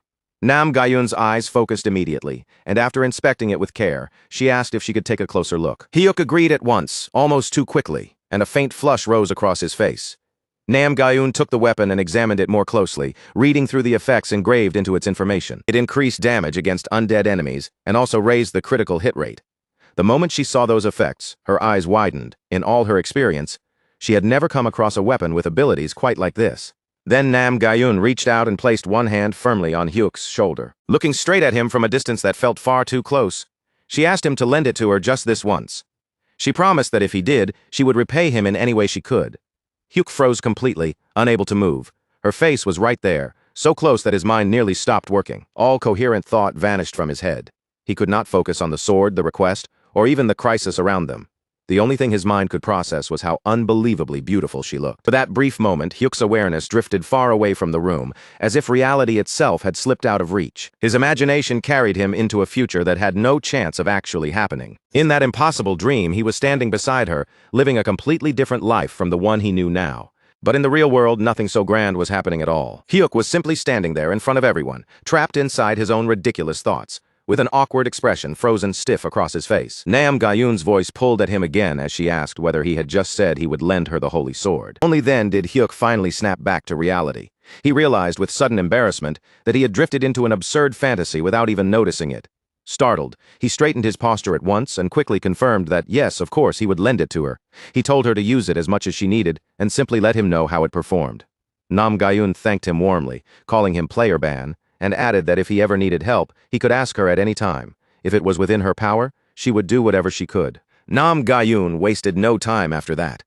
She prepared herself almost immediately, her expression sharpening with resolve, and declared that she would challenge the 62nd floor right away. Gwangle told her to return safely as she headed out. Watching her leave, Hyuk wondered whether the sword would truly prove useful against the enemies waiting there. If the results were good, the review alone might help him sell it for a decent price later. He had already planned to get rid of the weapon anyway, so there was no point in getting too greedy. Still, he could not stop himself from wondering just how much a holy sword like that might actually be worth. Soon after, Nam Gayun entered the 62nd floor. The conditions were brutal and simple. She would fail if she died or abandoned the mission. The instant she stepped into that place, her brows drew together in a sharp frown. The undead appeared almost immediately, as if they had been waiting for her arrival. Nam Gayun's entire body tightened in response. Even after facing enemies like this many times before, she still could not bring herself to feel used to them. Pressure pressing down on her was overwhelming, and the foul, suffocating energy around the undead crawled over her like a warning to run. No matter how experienced she was, that horrible sensation remained just as unbearable as ever. Then Nam Gayun activated the holy sword. A pale white shimmer slowly rose from the blade, but the glow was so weak it almost looked like it might fade at any moment. The sword itself was in terrible shape, its edge worn down and its surface marked with damage, and compared to the light attribute items she had used before, this radiance felt disappointingly faint. As she stared at that dim light, doubt crept into her eyes, and she could not help wondering if something this fragile-looking could truly be enough. Before she could think any further, the undead suddenly lunged straight at her. In that instant, she understood there was no room left to hesitate or fall back. The only path in front of her was to meet the monster head-on, because for a player standing inside the tower, facing danger without retreating, was simply part of the fate they had chosen. She tightened her grip, pushed off the ground, and rushed forward. A heartbeat later, her attack smashed directly into the undead's strike. The undead's claws were completely coated in a sinister darkness, the black energy curling around them like smoke from a curse. That corrupted power came crashing down toward her with brutal force, and the moment it touched her, her entire body suddenly felt as if a heavy weight had been dropped onto her shoulders. For the first brief second, nothing seemed to happen at all, as if the sword had failed to respond. Her heart sank, and she almost believed the sword had been useless after all. But then, without warning, something changed. A system notification flashed before her eyes. Holy sword effect. Steadfast mind activated. A hidden power buried inside the blade had finally awakened. The dark aura that had forced its way into her body was suddenly pushed back, reflected away, and erased so cleanly that not even a trace of it remained. She stood there for a moment, completely stunned, her eyes frozen in disbelief. Then she snapped back into motion and swung the blade once more. This time, her strike cut cleanly into the dark zombie and landed as a critical hit. Her eyes widened even further when she saw what was happening. The dark aura surrounding the enemy was being stripped away by the blade. And if that effect continued, then the entire flow of the battle had already shifted in her favor. She did not waste that chance. She stepped in and kept attacking, sending slash after slash into the monster's body, and within only a few seconds, the dark zombie finally collapsed. The victory came so easily that it almost felt ridiculous, and once she understood what the holy sword could do, she pushed forward without slowing down, cutting her way through the floor one enemy after another. Meanwhile, outside the battle, team leader Gwangil lowered his gaze and checked the time. 2 full hours had passed since she entered the 62nd floor. In the past, whenever player Namgun failed her attempt, she would usually have returned around this time. Because of that, Gwangil could only wait in tense silence, wondering what result this attempt would bring. Then at last she appeared. Hyuk's eyes immediately sharpened as he looked up. She had come back. Gwangil stepped forward to greet her, welcoming her back with open relief and praising her for all the effort she had put in. She told him to give her just a moment, saying she needed to drink a healing potion and remove her armor first. The moment Hyuk heard that, his thoughts instantly jumped to one conclusion. There was no way she could have cleared it already, so in his mind she must have given up and abandoned the mission partway through. Maybe even with the holy sword in her hands, the floor had still been too impossible to overcome. Feeling nervous, he carefully asked how things had gone, then quickly added that he was just glad she had returned safely. He also asked whether the holy sword had at least helped a little, and if it had turned out to be disappointing, she did not need to hide it from him. But she did not answer him with words. Instead, she walked straight toward Hyuk, closed the distance without hesitation, and wrapped him in a firm hug. In that single instant, something deep inside Hyuk's long, painfully untouched life shattered beyond repair. His brain completely shut down. He stood there stiffly, barely able to understand what was happening to him. Hyuk. She suddenly felt much too bold, much too close, and far too dangerous for his fragile sanity. And just like that, his mind slipped helplessly back into full delusion mode. In only a few seconds, his imagination had already sprinted far into the future, picturing the two of them attending their child's elementary school orientation together like proud parents. She thanked him from the bottom of her heart, saying that if he had not lent her that holy sword, she definitely would have failed. But while she spoke with complete sincerity, Hyuk was still trapped inside his own fantasy, mentally watching their imaginary children grow up before his eyes. Then she turned toward team leader Gwangil and gave her report. The 62nd floor clear had been successful. She still needed more tests to confirm everything, but if things kept going this well, she believed the 66th floor might even become possible with that sword. The moment Gwangil heard that, joy practically burst across his face. If her words were true, then the entire situation had changed. At the same time, a chilling thought crossed his mind. If this sword had fallen into Yu Keelman's hands instead, the result would have been disastrous. A man like that would never have shared its true value with anyone else. Gwanyeo glanced toward Hyuk, his interest deepening as he quietly thought that the more he learned about this man, the more fascinating he became. Yoon, meanwhile, suddenly pulled herself back and apologized, realizing she had let her emotions carry her away. Only then did Hyuk finally return to reality. To him, it honestly felt as if he had lived through an entire lifetime inside that one delusion. Yoon then explained that the sword had served her well, but the blade had taken damage in several different places. Hyuk looked at the worn sword and thought that, to be fair, it had already been in pretty rough condition from the very beginning. At this rate, the weapon would probably wear out completely after only a few more uses. But Gwangil quickly added that this was not something they needed to worry about. The player workshop had highly skilled craftsmen, and if the sword received proper repairs, it could last far longer than expected. Hearing that, relief finally softened Gyun's expression. Hyuk then hesitantly asked whether the repair costs would be expensive, but Gwangil immediately answered that the department would cover everything. Hyuk paused for a moment, then carefully asked if they would rather buy the sword from him outright, since they would need it to keep challenging the higher floors anyway. But Gwangil shook his head. From his point of view, selling the sword would be a terrible mistake. Renting it out would bring in far more money while still allowing Hyuk to keep ownership of the weapon. After all, there were hundreds of towers scattered across the world, and in most countries, players had not even managed to reach the 60th floor yet. That meant sooner or later people everywhere would come searching for a weapon like this. The sword could be rented out for 10 billion won every single time someone used it. The moment Hyuk heard that number, he froze. A rental business. And not just any business, but pure profit, Gwangil continued, explaining that the department would even take care of all the rental procedures on Hyuk's behalf. Hyuk nodded without a second thought. Then, for the time being, he offered to rent the sword to the department for 1 billion won, while keeping the possibility open to expand the business worldwide later. But Gwangil quickly waved off his concern and told him there was no need to worry about those details, because the department would handle everything properly. Once the arrangement was settled, excitement swelled inside Hawk until he could barely contain it. 10 billion won for a single rental. The number felt so unreal that it almost stopped sounding like money. This was no longer just some old sword. In Hawk's eyes, it had become a gold mine, so, filled with that excitement, he declared that a day like this absolutely deserved a celebration. To mark the occasion, he went out and bought food for Kozak and Meatball. Kozak was completely thrilled, clearly moved that Hyuk had personally bought something for them with his own hands. Even Meatball was overflowing with happiness, saying that no one had ever treated him this kindly before. Hyuk told both of them to eat as much as they wanted, and not hold back at all. Then, he admitted, with genuine gratitude, that thanks to the two of them, he had been able to make it this far. That evening, breaking news swept across all of Korea. The 62nd floor had finally been cleared successfully. A new holy sword with divine attributes had been revealed to the world. Player Nam Gayun was now being hailed as a new hope for reaching the 66th floor. People even started forgetting about Yu Keelman. And in that way, because of Hyuk's completely unexpected contribution, Korea's crisis slowly began transforming into an opportunity. 10 days passed after that. During that stretch of time, Hyuk had been steadily preparing himself by clearing the 28th floor again and again. And now, the moment he had been waiting for had finally arrived. The cooldown on his random summon had ended at last. Hyuk had prepared for this moment with almost ridiculous seriousness.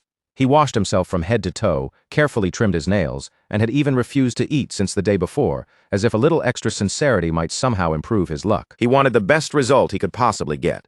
With his hands clasped tightly together, he prayed with all his heart for something amazing to appear. SSR would already be incredible. No, if he was going to dream, he might as well dream bigger.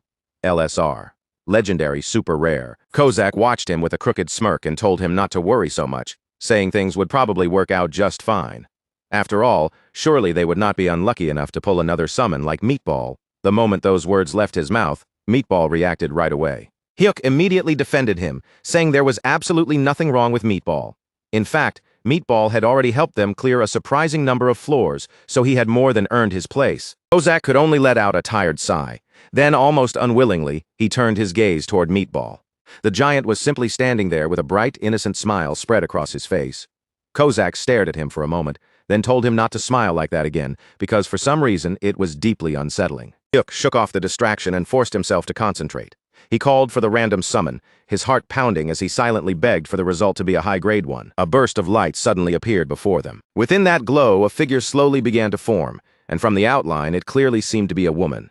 This time, the summon that answered his call was female. The light around her gradually faded away. Then she stepped forward with a calm, elegant grace, her every movement controlled and composed. She lowered herself with proper respect, thanked him for summoning her, and gave Master Ban a humble greeting. Her name was Dowry. For a moment, all three of them were left completely speechless. Even at a glance, it was obvious that she was no ordinary summon, and the shock rippled through the room almost instantly. Hyuk stared at her and asked what they were supposed to do now, his voice filled with confusion. Beside him, Kozak was so stunned that he could only repeat the exact same question. Then, without warning, the girl summoned a sword into one hand and shaman bells into the other. With solemn determination in her voice, she declared that although she might still be lacking, she would dedicate her entire life to serving Master Ban. Hyuk blinked as his eyes shifted between the sword and the bells in her hands. Was she really supposed to be a shaman? But in the next instant, her gaze suddenly sharpened, and the warmth in her voice disappeared completely. She snapped at the others, demanding to know why they were staring at her in such a shameless way.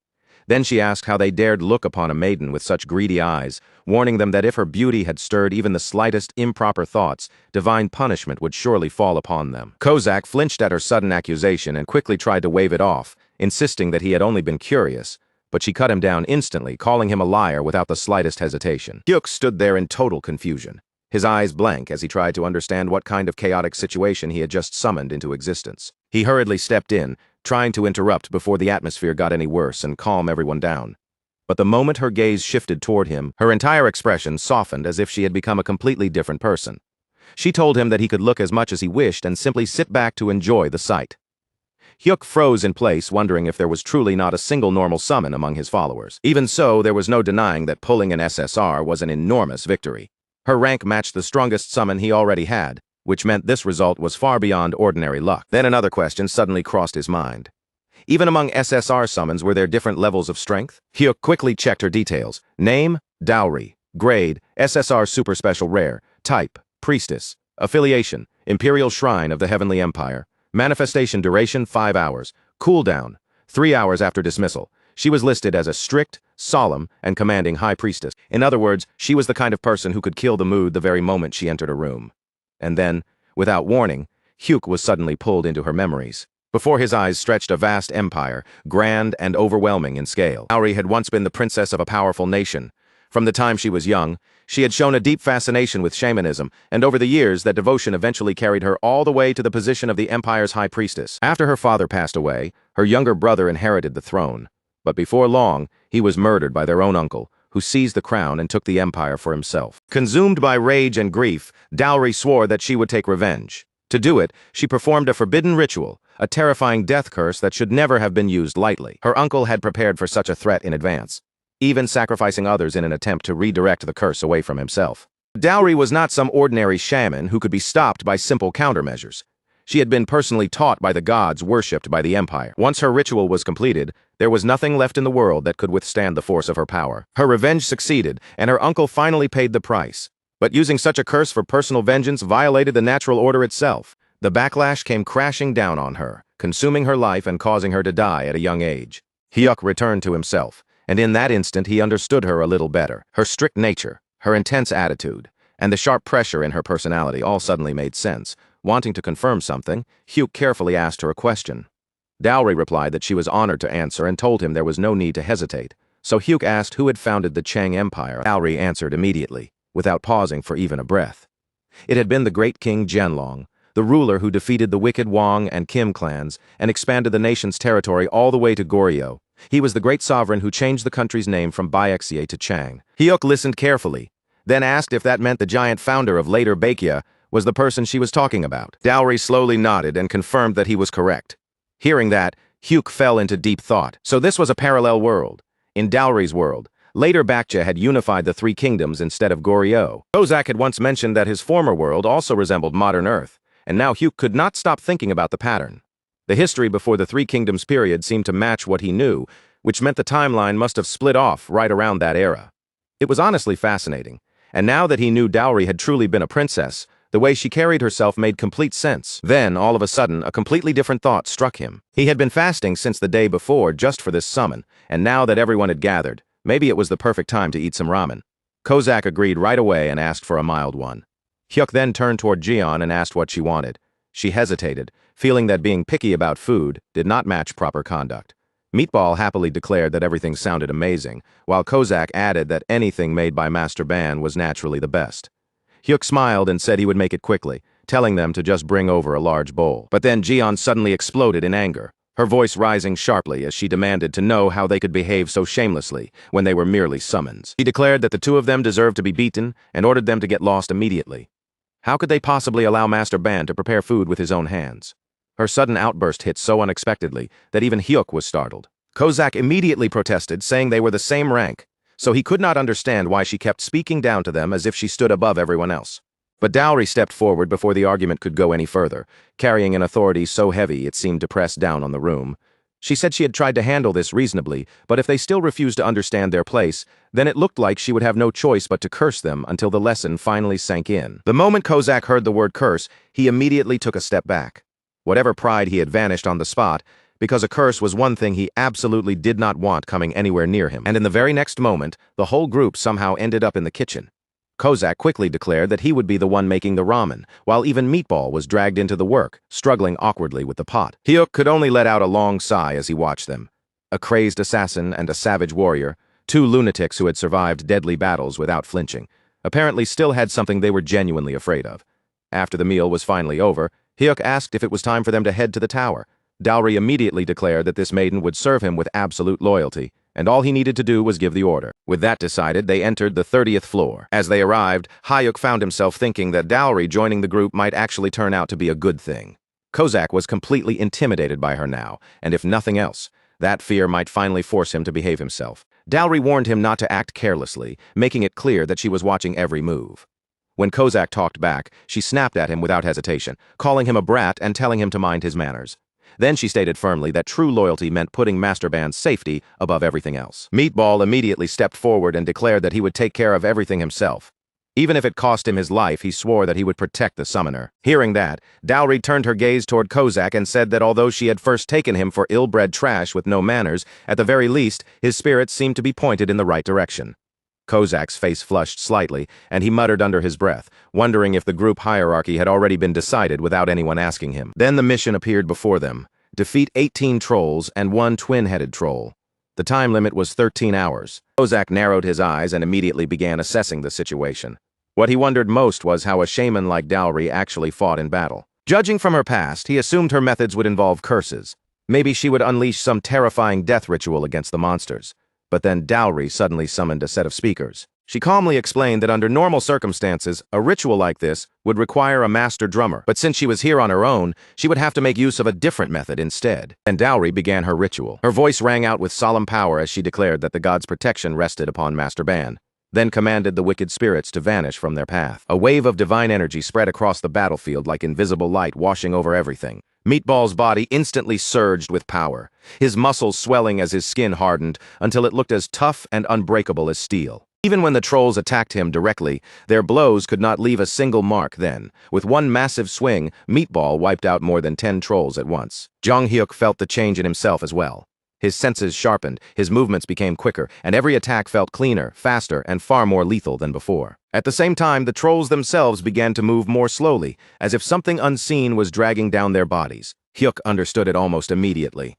Dowry was strengthening their side with buffs, while weakening the enemies with debuffs at the exact same time. He had never seen anything like it before, and the effect was so powerful that his fighting spirit surged wildly inside him. Unable to hold himself back, he shouted that it was time for him to hunt some monsters too. He tried to charge toward the trolls, but before he could get anywhere, Dowry grabbed him at once. She firmly told him to hold back, insisting that direct combat was something best left to his servants. As far as she was concerned, Master Ban only needed to sit comfortably and watch everything unfold. Hyuk felt frustration rising in his chest. All he wanted was to take down at least one monster himself, but Dowry could not understand why he would ever lower himself enough to stand beside such lowly beings, and she insisted that he must not degrade his own status like that. Hyuk realized with growing panic that he was about to miss out on everything again. He told her to let go, but she refused to release him. All he could do was curse the situation as the same thing happened all over again. Before he had the chance to act, the mission was already finished. A level-up notification appeared in front of him. Hyuk let out a bitter sigh, thinking that he had not managed to defeat even a single enemy. He regretted not ignoring Dowry and forcing his way into the fight. Then Dowry quietly looked at him. She asked if he was displeased with her, and as she spoke, her eyes visibly trembled. Her expression looked so fragile that it seemed like she might burst into tears at any second. Hyuk froze on the spot. For a moment, all he could do was stare back at her, realizing that she truly looked like she was about to cry. While Hyuk stood there, completely stunned, unsure of what he was supposed to say, Dowry finally broke down in tears. Through her crying, she tried to explain that everything she had done came only from fear for his safety. Again and again, the people around her had vanished from her life, and she was terrified that the same thing would happen one more time. Hearing those words, Hyuk finally began to understand the heavy burden Dowry had been carrying all along. She had lost her father while she was still young, been betrayed by someone she should have been able to trust, and had even watched her younger brother die. Even after knowing the price, she had still chosen revenge, fully aware that the curse would claim her own life in return. The emotions behind that choice, loneliness, the fear and the despair she had swallowed alone, suddenly became much more vivid and real to him. She was not merely a summoned being bound by duty.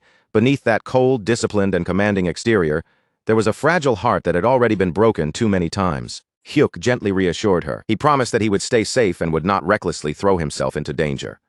That simple promise was enough to calm Dowry and settle the fear shaking inside her. At that moment, Kozak and Gobang returned after finishing the cleanup. The instant Kozak saw Dowry crying, he completely misunderstood what had happened.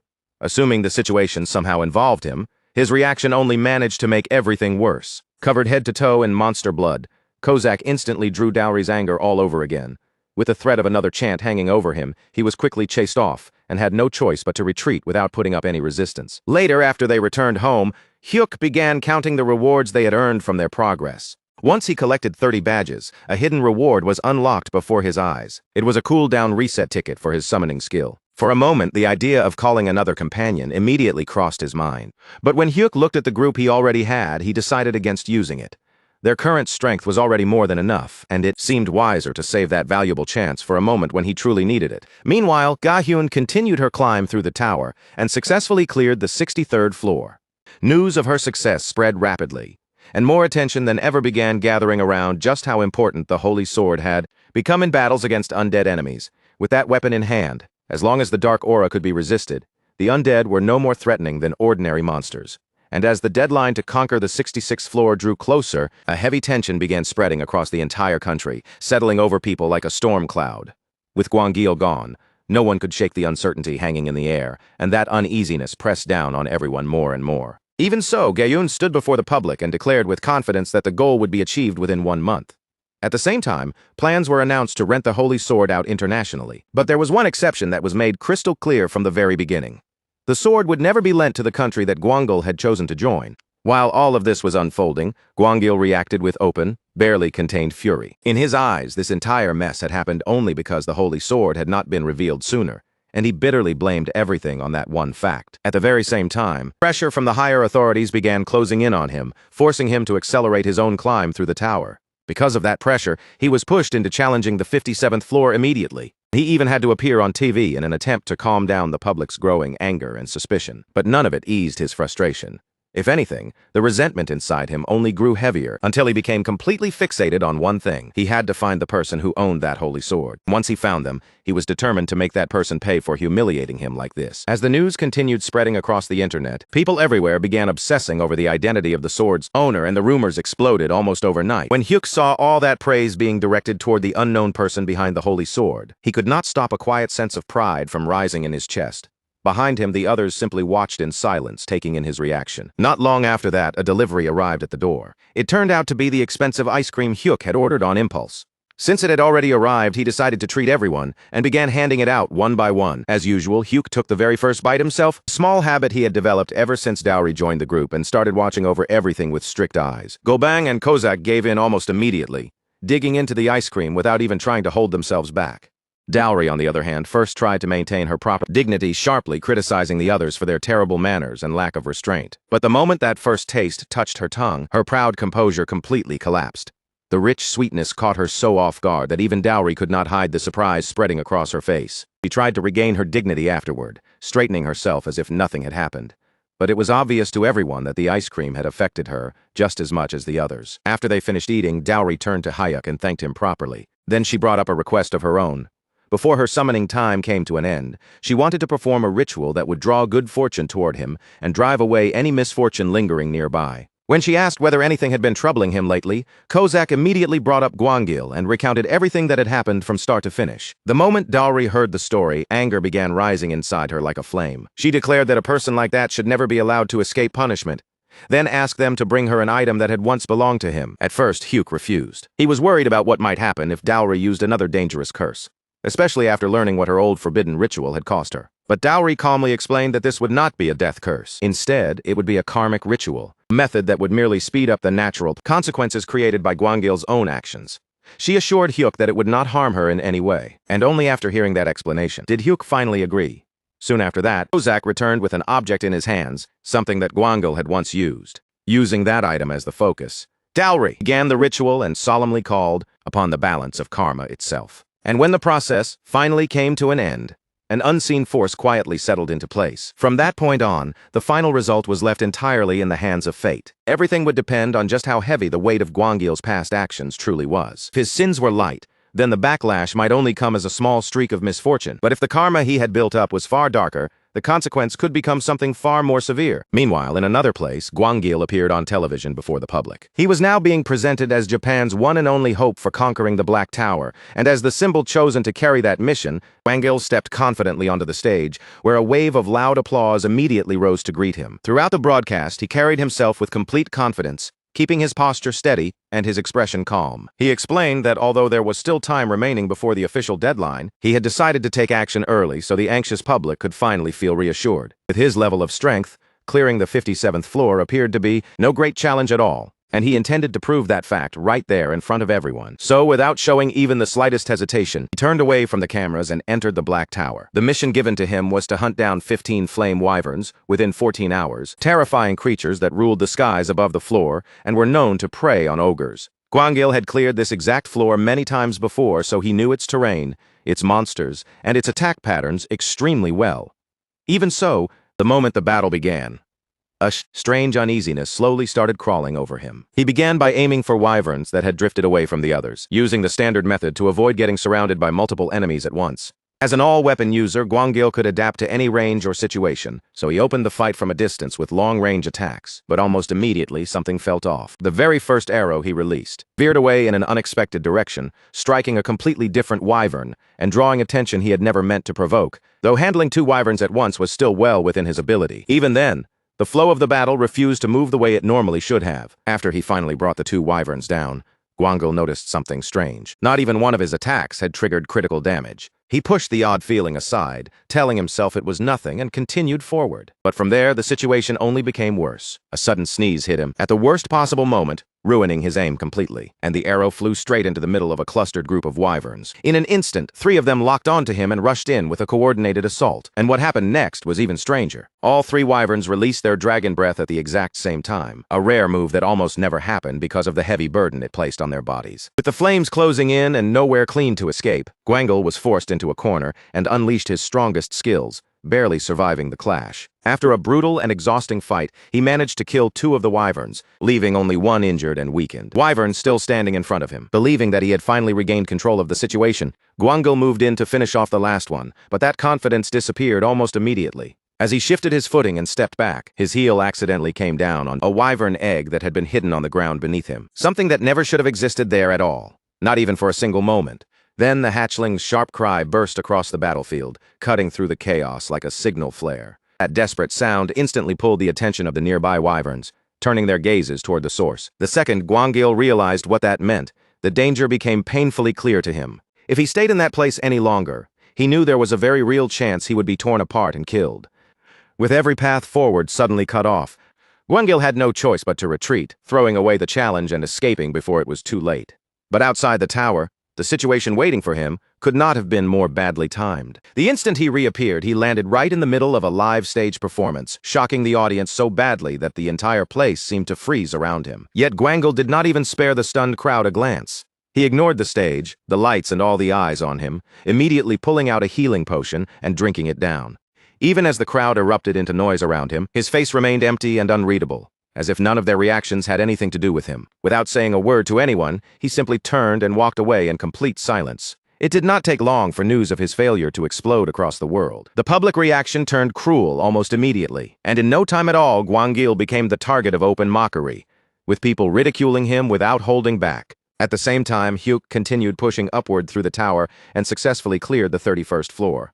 But once again, he had been unable to take part in the fight with his own hands, and that failure left a bitter irritation burning inside him. Meanwhile, Goyun was still advancing at a frightening speed, using the overwhelming power of the Holy Sword to smash through one record after another. Far away from the tower, conversations about that same sword had already begun in the United States. Because their own deadline was still safely under control, they no longer felt the need to rush. Instead, their focus shifted from immediate survival to long-term strategy, and they chose to deliberately delay negotiations. Their plan was to take advantage of Japan's growing desperation, using that pressure to squeeze out the greatest possible profit from the situation. Rather than move too early, they intended to sit back and wait, holding off until Japan's anxiety reached its absolute peak before making their move. Then another piece of news spread.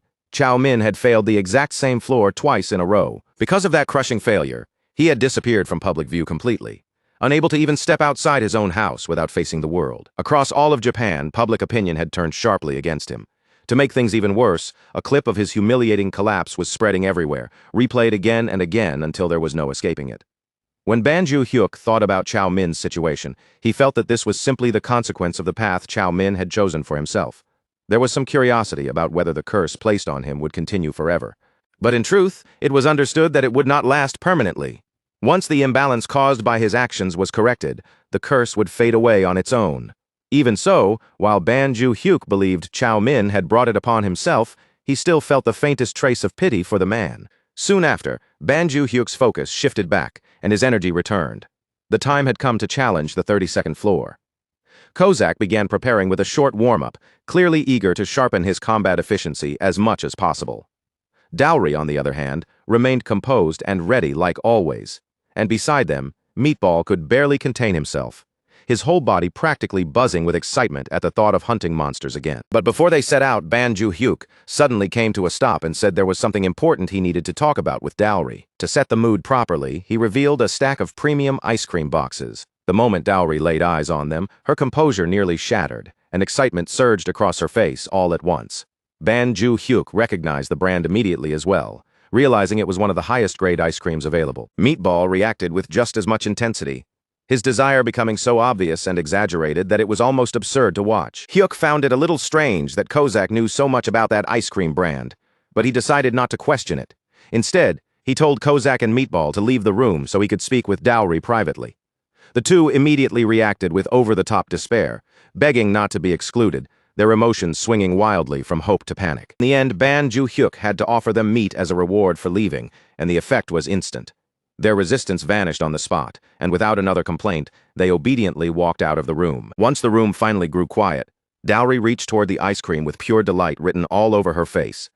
She looked at Banju Hyuk with open admiration, clearly touched and pleased by what he had prepared for her. But instead of letting the moment stay lighthearted, Banju Hyuk shifted the conversation. He asked whether it really made sense for someone like him to contribute so little during battle. Determined to change that, he declared that from now on he would personally hunt several monsters on each floor himself. Dowry immediately tried to negotiate with him, clearly hoping to limit how much danger he would put himself in for the sake of his safety. After the two of them went back and forth for some time, they finally reached a compromise. Banju Hyuk would kill 3 monsters on each floor. Dowry still did not seem thrilled about it, but with no better option left, she accepted the condition. Soon afterward, they stepped onto the 32nd floor. The mission waiting there was to eliminate Stage 2 Minotaurs. Ban Ju-hak explained that minotaurs appeared from the 31st floor through the 35th floor, with their stage increasing one level higher on each floor. Those floors provided exactly the kind of environment minotaurs thrived in, allowing their already massive bodies to keep growing even larger. Meatball already stood at around 3 meters tall, but the king of those creatures could reach a terrifying 6 meters in height. Even the stage 2 minotaurs standing in front of them now were roughly 4 meters tall, and their overwhelming size alone was enough to shake a person's courage. Seeing an enemy that huge from such close range, Ban Ju-hyuk felt doubt slowly creeping into his chest. After pushing so hard for Dowry to let him fight, backing down now would be far too embarrassing. Just as his hesitation began to settle over him, Dowry activated her support magic from behind. Her spell wrapped around Ban Ju-hyuk and his summons at the same time, strengthening them while slowing the movements of the enemies in front of them. With that quiet support giving him a push from behind, Ban Ju-hyuk looked around the battlefield. Meatball was already standing firm on the front line, and had even brought down several minotaurs by himself. Kozak was positioned close by as well, calmly prepared to step in the moment anything started to go wrong. Once Ban Ju-hyuk realized he was not facing this danger alone, he steadied his breathing, gathered his courage, and began moving toward the monster he had chosen as his target. The Minotaur was the first to make a move, lowering its massive body and charging in with brutal strength, as if it planned to smash Ban Ju-hyuk flat before he could even breathe. But Ban Ju-hyuk did not retreat. He pushed forward instead, his feet moving sharply as Shadow Step carried him around the creature's attack, slipping past its crushing force at the exact opening he had been waiting for. And in that split second, while the Minotaur's guard was exposed, he awakened the third form of his primordial thunderstaff, letting violent lightning gather around the weapon. Falling thunder flash erupted in his hands, and Ban Ju-hyuk drove the strike straight into the monster's head with terrifying precision, dropping the huge creature in one clean blow. As it collapsed, he could not help thinking that clearing floor after floor again and again had finally allowed him to unlock this powerful new form. The speed and destructive force of the technique were on a level far beyond what he had used before, even if the price was a much longer cooldown afterward. And although fear had gripped him when the battle first began, he had still held himself together, kept his promise, and defeated 3 monsters with his own hands. Meanwhile, Kozak and Meatball swept through the remaining enemies with steady teamwork, cleaning up everything Ban Ju-hyuk left behind. By the end, the floor was cleared with another S++ rank, and a new platinum badge was added to his growing list of rewards. When the next day arrived, the focus around them slowly shifted away from Ban Ju-hyuk's latest victory. This time, everyone's attention landed on Anya, who had just come back after challenging one of the higher floors. When people asked how far she had progressed, Anya spoke about the 65th floor with a serious expression, saying it had been incredibly difficult. At first, the way she said it made it sound as though she had barely survived and suffered badly along the way. But the mood changed the moment everyone realized the truth. Even with all that difficulty, Anya had still cleared the entire floor in only 6 hours, proving that her pace had not slowed nearly as much as her words suggested. In the end, everything was still moving exactly according to plan, and after taking only a brief rest to recover herself, Anya was already preparing to challenge the 66th floor next. At the same time, in another place, officials gathered together for a serious meeting about the growing situation. Chow Man's failures in Japan might not have directly damaged Korea, but the atmosphere in the room was still heavy with unease. After a long back-and-forth discussion, they finally reached one unavoidable conclusion. The 66th floor had to be cleared no matter what. If they could accomplish that, they would secure another 6 months of precious time. There was also a strong belief that Ban Ju-hyuk could reach the 60th floor within that 6-month window, and if that happened, he would be able to stand beside Anya and fight with her on the upper floors. Even so, one worry continued to hang over the room. Some people could not stop thinking about Ban Ju-hyuk's holy sword and whether it could truly survive that long, especially after seeing how badly its condition had already begun to deteriorate. But even with that concern weighing on them, their faith in Ban Ju-hyuk himself did not weaken. The more they thought about his growth, the harder it became to doubt his ability. They compared him with other elite players again and again, measuring him against the strongest names they knew, only to keep arriving at the same conclusion. Ban Ju-hyuk was not ordinary at all. If anything, he might already be stepping beyond them. His unbelievable streak of consecutive E++ clears had already shattered every standard people had used before, making even past records look small in comparison. Then, as if to prove that their expectations were still too low, a new update appeared at that exact moment, pushing his record even further beyond what anyone had imagined. Ban Ju-hyuk had now reached 33 consecutive E++ clears. That number alone strengthened everyone's belief that he was on his way to becoming one of the most important players in the entire nation. Sometime later, Ban Ju-hyuk turned his attention to a perception-blocking talisman, studying it carefully as he tried to understand exactly how its effect worked. The talisman had a strange and useful ability. It could make his summons appear as harmless little creatures in the eyes of other people. To ordinary bystanders, they would look completely normal, and even powerful figures from the past had apparently used similar tools before. When Ban Ju-hyuk finally tested it for himself, he quickly realized the item worked without a single flaw. Even Meatball, despite his enormous size and naturally intimidating appearance, looked harmless under the talisman's effect. People around him did not scream, flinch, or back away in fear at all. Just then, a notification popped up in front of Ban Ju-hyuk, informing him that 1 billion won had been deposited into his account as the rental fee for the sword. Once he realized Anya had continued making progress while using it, Ban Ju-hyuk immediately figured that even more money would be coming his way soon. The thought alone sent him drifting into a short but dazzling fantasy, imagining himself living in absurd comfort and enjoying every luxury money could buy. Later on, Ban Ju-hyuk took his summons outside with him, wanting to see with his own eyes how ordinary people would react when they walked among the public. To his surprise, one passerby even looked at Meatball with a warm expression and called him cute. Because of the talisman's effect, that person saw Meatball not as a giant, frightening summon, but as a small and harmless creature that seemed completely safe to approach. That reaction was all the proof Ban Ju-hyuk needed. The item's effect was not just working, it was working perfectly. Feeling satisfied and in a generous mood, Ban Ju-hyuk decided to reward his companions by taking them out for an expensive meal. The prices at the restaurant were outrageous enough to make anyone hesitate. But Ban Ju-hyuk still waved it off and told them they could eat as much as they wanted. His companions did not show the slightest concern for the cost. Once the food arrived, they dug in happily, enjoying everything in front of them with absolutely no restraint. But the next day, reality came crashing down on him. The final bill was so enormous that Ban Ju-hyuk could only stare at it in stunned silence, his mind struggling to accept the damage. Even so, he forced himself to swallow the pain and move on. There was no point crying over the money now, so he turned his focus back to the next real objective, clearing another floor. Before long, Ban Ju-hyuk and his companions arrived on the 34th floor, where the mission was laid out clearly before them.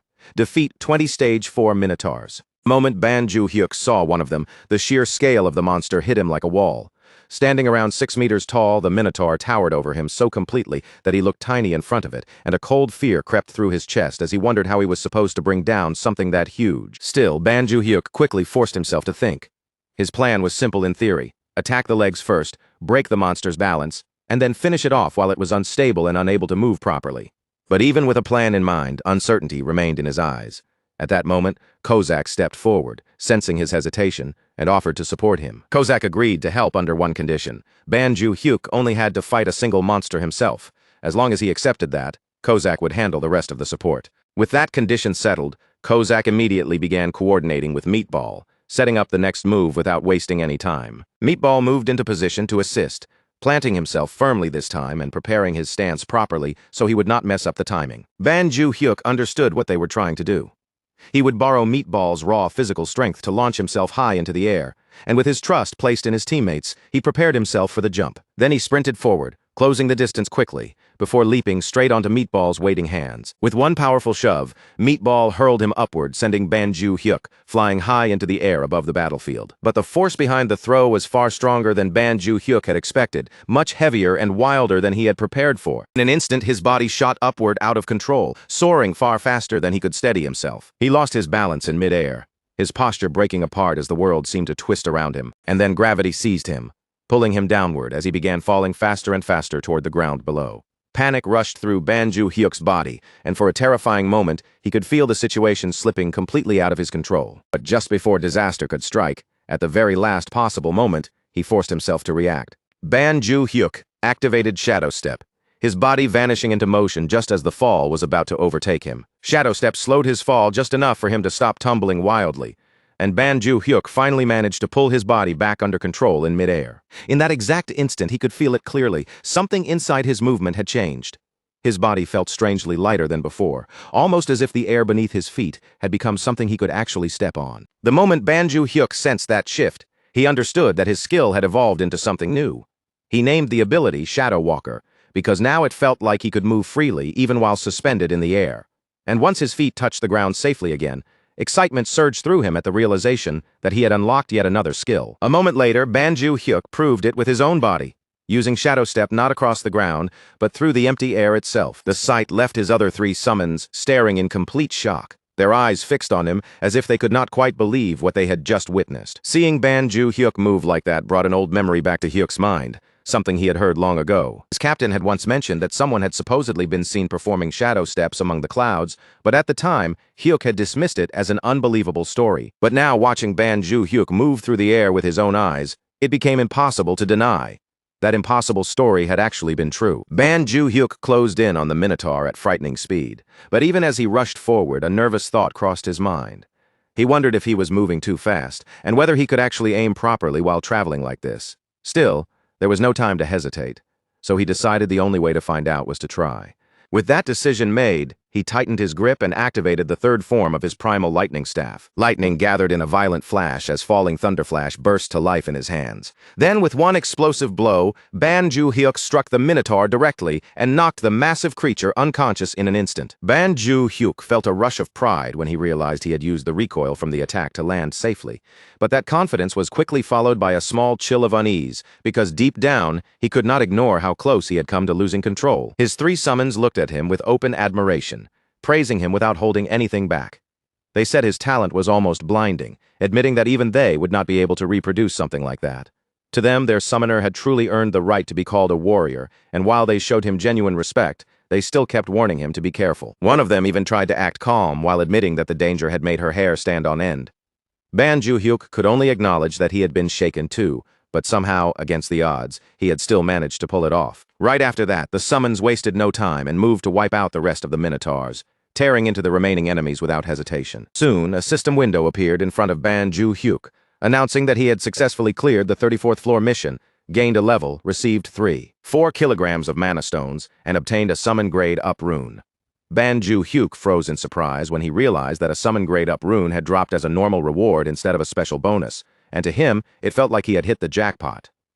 Then another system message appeared, confirming an S++ clear rank for the 34th floor of the Black Tower in Korea, granting him another platinum badge, unlocking the 35th floor, and finally removing him from the tower. After returning home, Ban Ju-hyuk looked over his summons with clear satisfaction and praised each of them for how well they had fought. Then, when he had a private moment, he quietly asked Kozak whether an SSR summon could be raised all the way to LSSR by using the grade rune. Kozak answered immediately, denying it without even needing to think, and explained that the rune could only raise a summon up to SSR at most. Not long after that, Dowry called Meatball over for dinner. The moment Kozak heard it, he began complaining to Dowry, grumbling angrily about how expensive it was to keep Ban Ju-hyuk's entire team fed every day. Dowry joined in as well, scolding Meatball for eating far too much. Meatball's expression sank immediately, and looking genuinely hurt, he promised that he would eat less from now on. Seeing Meatball react like that, Ban Ju-hyuk could not just stand there and ignore it. A wave of guilt and pity rose in him as he looked at Meatball's downcast face. So Ban Ju-hyuk handed Meatball a grade-up rune, giving him the chance to rise to a higher rank. Meatball was so moved that he thanked Ban Ju-hyuk through tears. Then, overwhelmed with emotion, he threw himself into a tight hug, pressing close so suddenly that his chest hair ended up rubbing right against Ban Ju-hyuk's face. The sensation instantly filled Ban Ju-hyuk with disgust, ruining the touching moment in the worst possible way. From there, the focus shifted to the Chinese Special Information Department. Inside, Xu Jun, the deputy director, summoned a section officer before him and demanded in a sharp voice why there was still no news about clearing the 59th floor. The officer reported that among the forcibly naturalized assets, more than half had vanished inside the tower, creating serious setbacks for their plans. Even worse, there were reports that many of them had taken their own lives within the tower itself. Xu Jun then received a list containing elite South Korean players. After scanning it, he ordered the officer to choose suitable targets from the recently contracted rookies. He made it very clear that famous names were not to be touched, because drawing too much attention would only create unnecessary trouble. At the same time, he ordered that everything had to be done cleanly, without leaving behind any evidence. That way, the country could never be held responsible or forced to admit involvement in what happened. The officer immediately saluted, accepted the order, and left the room. Once he was gone, Xu Jun reflected coldly on Japan's foolish attempts at public forced naturalization, which had only ended in humiliation and exposed their weakness. Unlike them, Xu Jun had no intention of making things public. If they needed players badly enough, then they would simply abduct them. After that, 2 days passed. During those 2 days, Ban Ju-hyuk and his summons had mostly been surviving on ramen. Kozak was trying hard to cut down on expenses, so their meals had become painfully simple.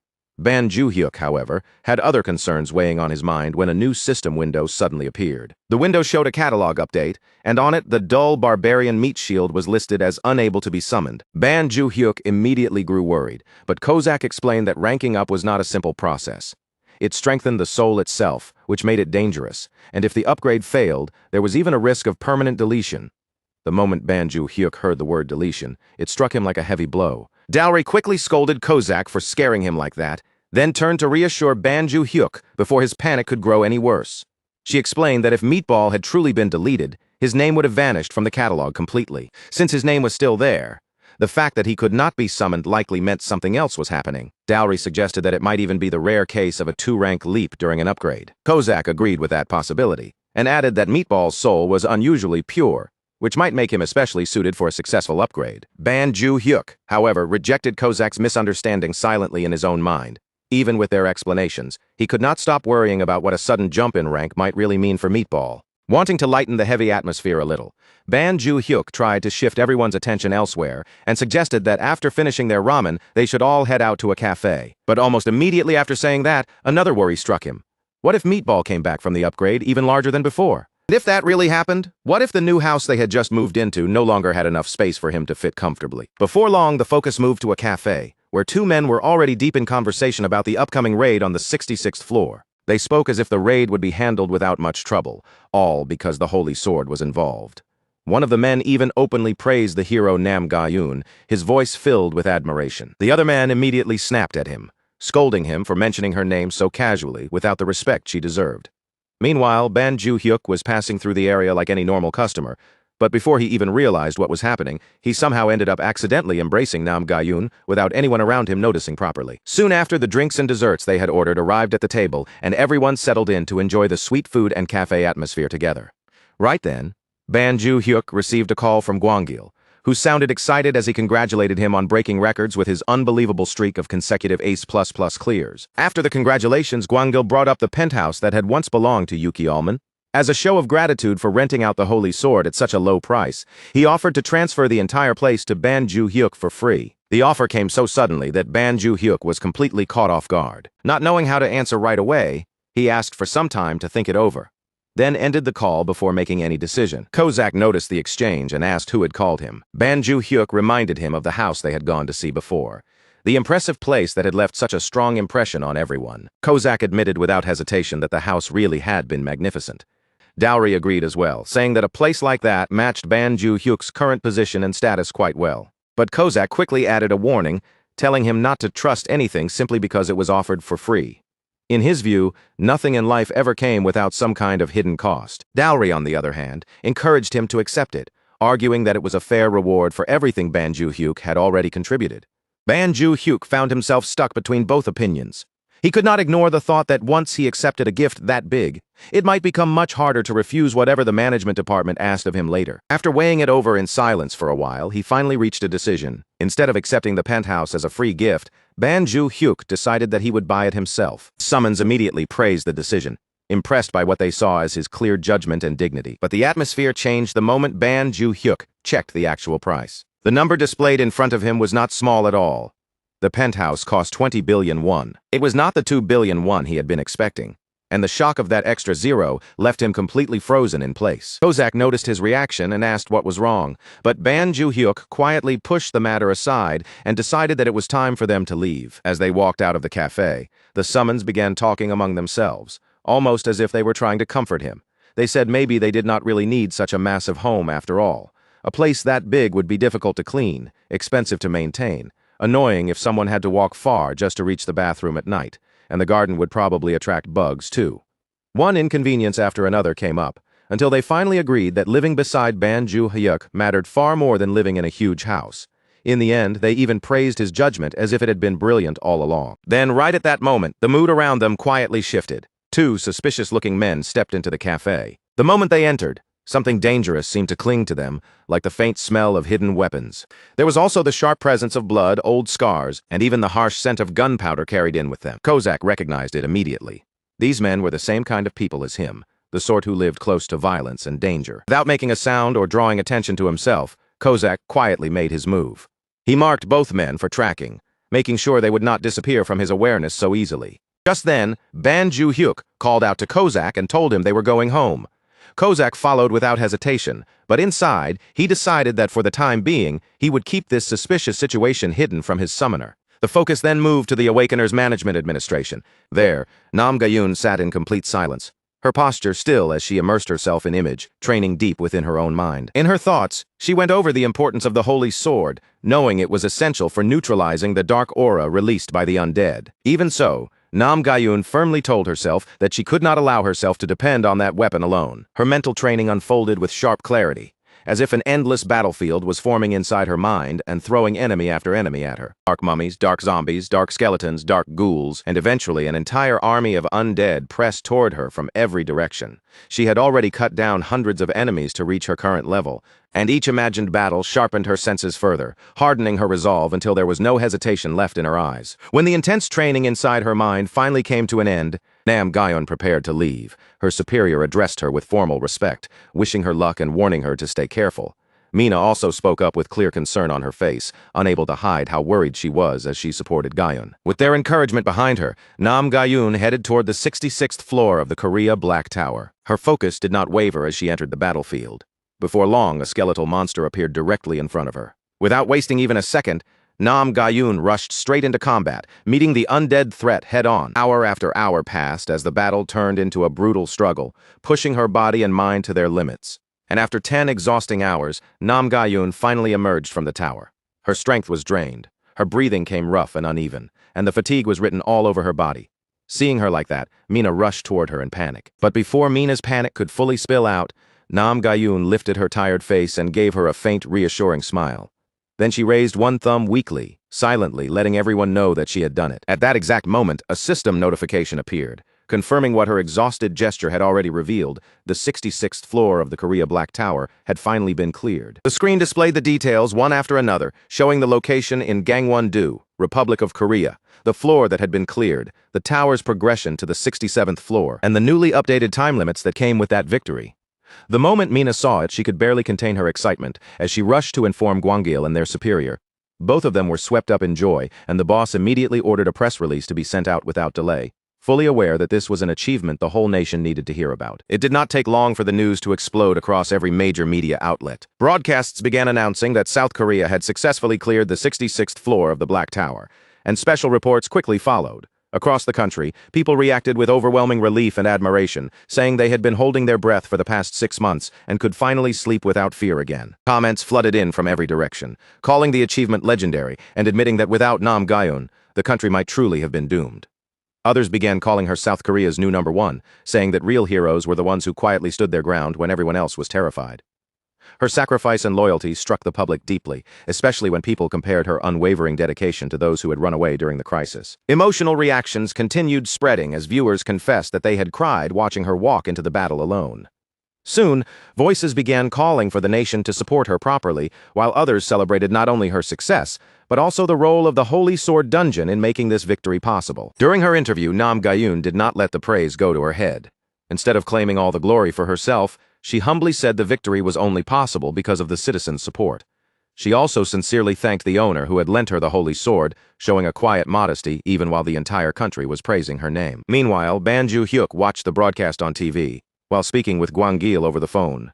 He had already expected Nam Gayun to succeed, but even so, he felt relieved, knowing the 6 months they had gained would give him enough breathing room to climb the higher floors at his own pace. After he ended the call, Ban Ju-hyuk found himself unable to sit still.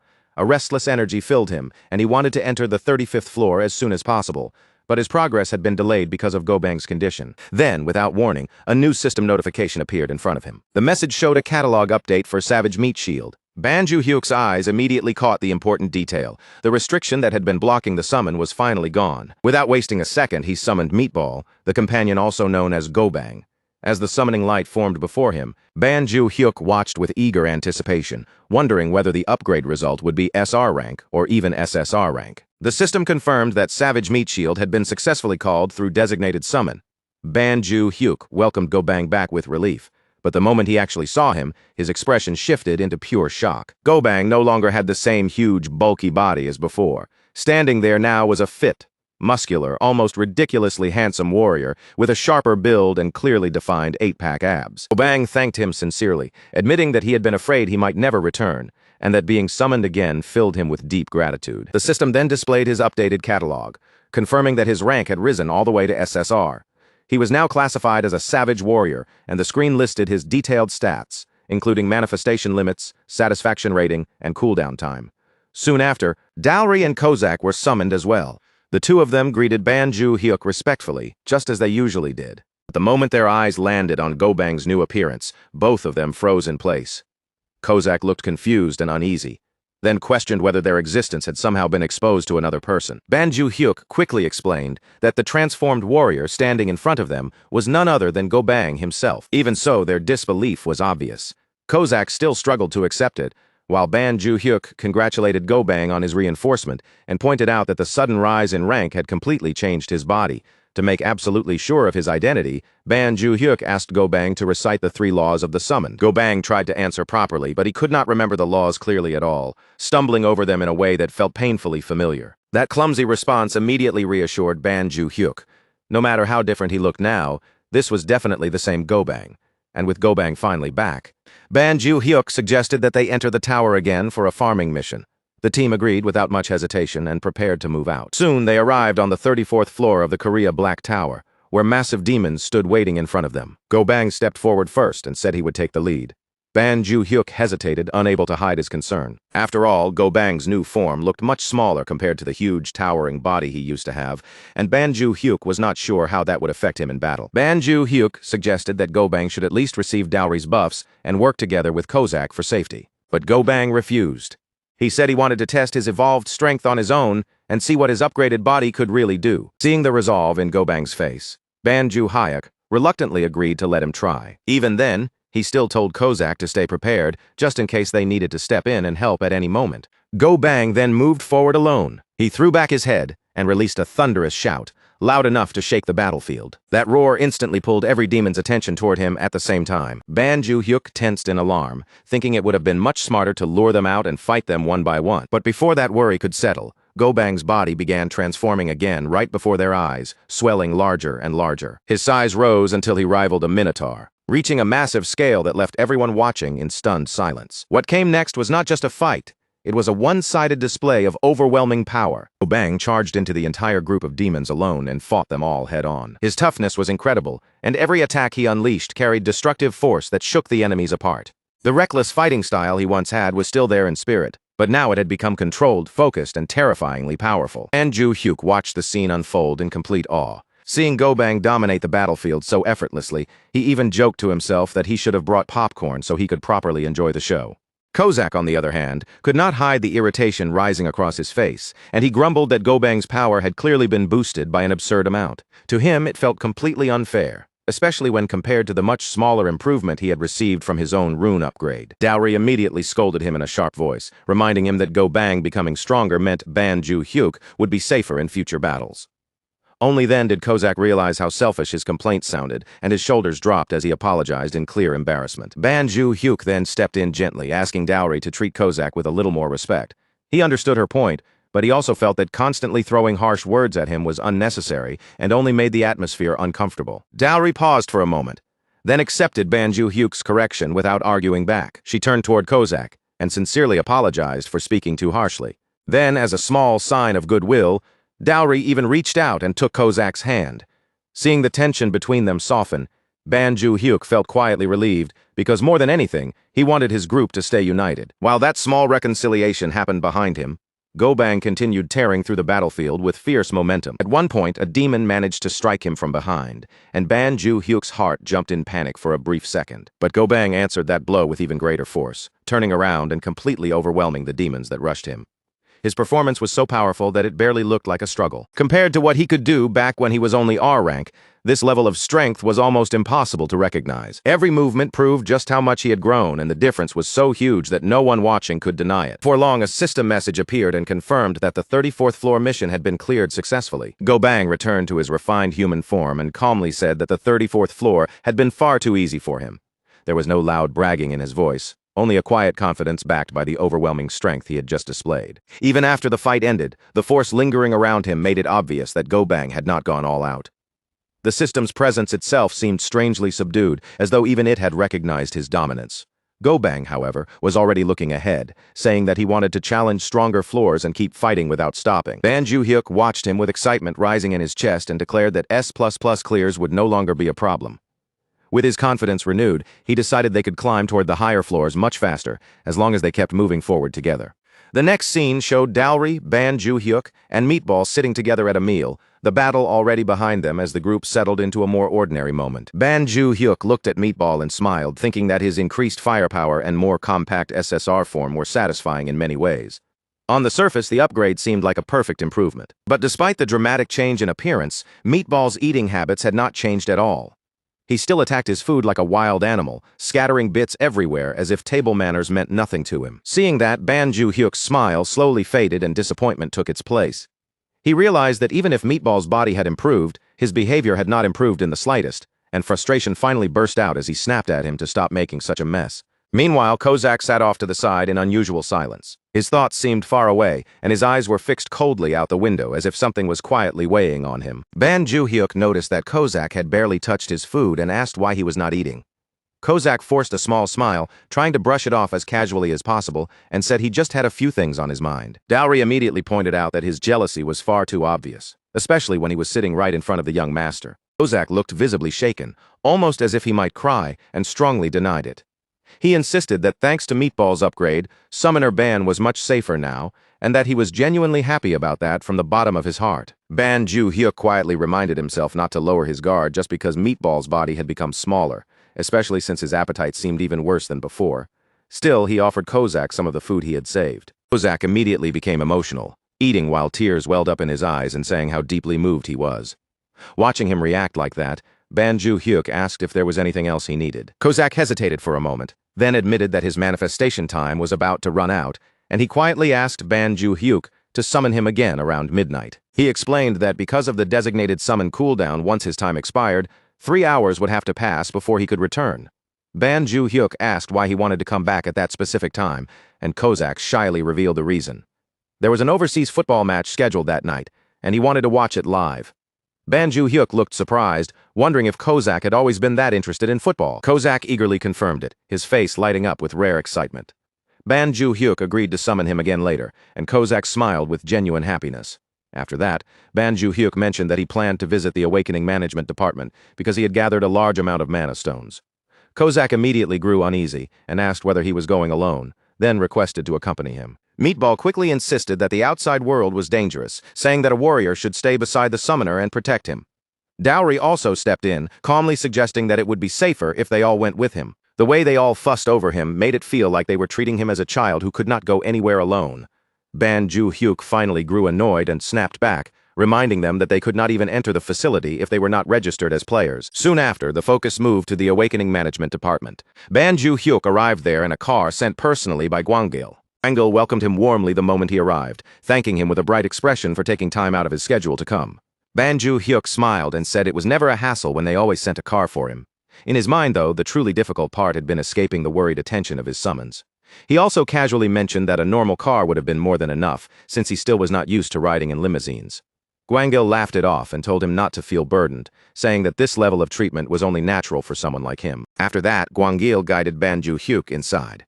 Once they were seated on a sofa, he informed him that the mana stones he had brought in weighed 54 kilograms in total. He added that 27 million won had already been deposited into Ban Ju-hyuk's account. Ban Ju-hyuk thanked him, and Gwangil congratulated him again for clearing another floor before mentioning that player Nam Ga-yoon had also performed remarkably well. Gwangil added that Nam Ga-yoon's success had been possible largely because Ban Ju-hyuk lent her the Holy Sword. Then he brought up the penthouse transfer once more, and asked whether Ban Ju-hyuk had made up his mind. Ban Ju-hyuk hesitated, admitting that receiving something that valuable for free felt like far too much pressure. He explained that he would rather earn enough money and buy it himself later. But Gwangil insisted that the offer would remain open, saying the penthouse would be kept vacant for him, making it clear that he was still determined to hand the property over. Ban Ju-hyuk felt a quiet sense of guilt settle in his chest as he realized just how far they were willing to go for him. Then Gwangil's expression shifted as he moved on to a more serious topic. When Ban Ju-hyuk asked what it was, Gwangil explained that it concerned player Gerald Watson, who was scheduled to visit Korea in a few days. Banju Hyuk recognized the name immediately. Gwangil explained that Gerald Watson was a world-famous player, known as a magic swordsman, and currently held the title of the highest-level player in the world. Banju Hyuk wondered why such a major player was suddenly being mentioned.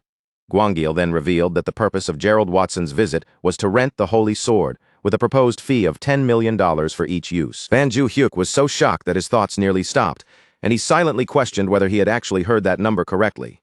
Gwangil confirmed it without hesitation. The offer was indeed $10 million, roughly 13 billion won. Banju Hyuk froze in place, his face stiff with disbelief as the number sank in. Gwangil watched his reaction and remarked that even that amount might not be enough, considering that the holy sword could essentially prevent a national crisis. He added that he intended to stall the negotiation team for now, because settling for only $10 million felt too low. Banju Hyuk immediately grew tense, a nervous sweat forming as he struggled to process what he had just heard.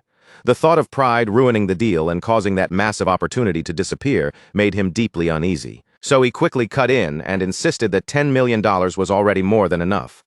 Before the negotiation could become complicated, he urged them to accept the offer and move forward with the deal. Sometime later, Hyuk finally made his way back. The moment he returned home, the weight of everything hit him all at once, and his emotions began to swell as he thought about that unbelievable $13 billion won. Warm tears started rolling down his cheeks, but they were not tears of pain.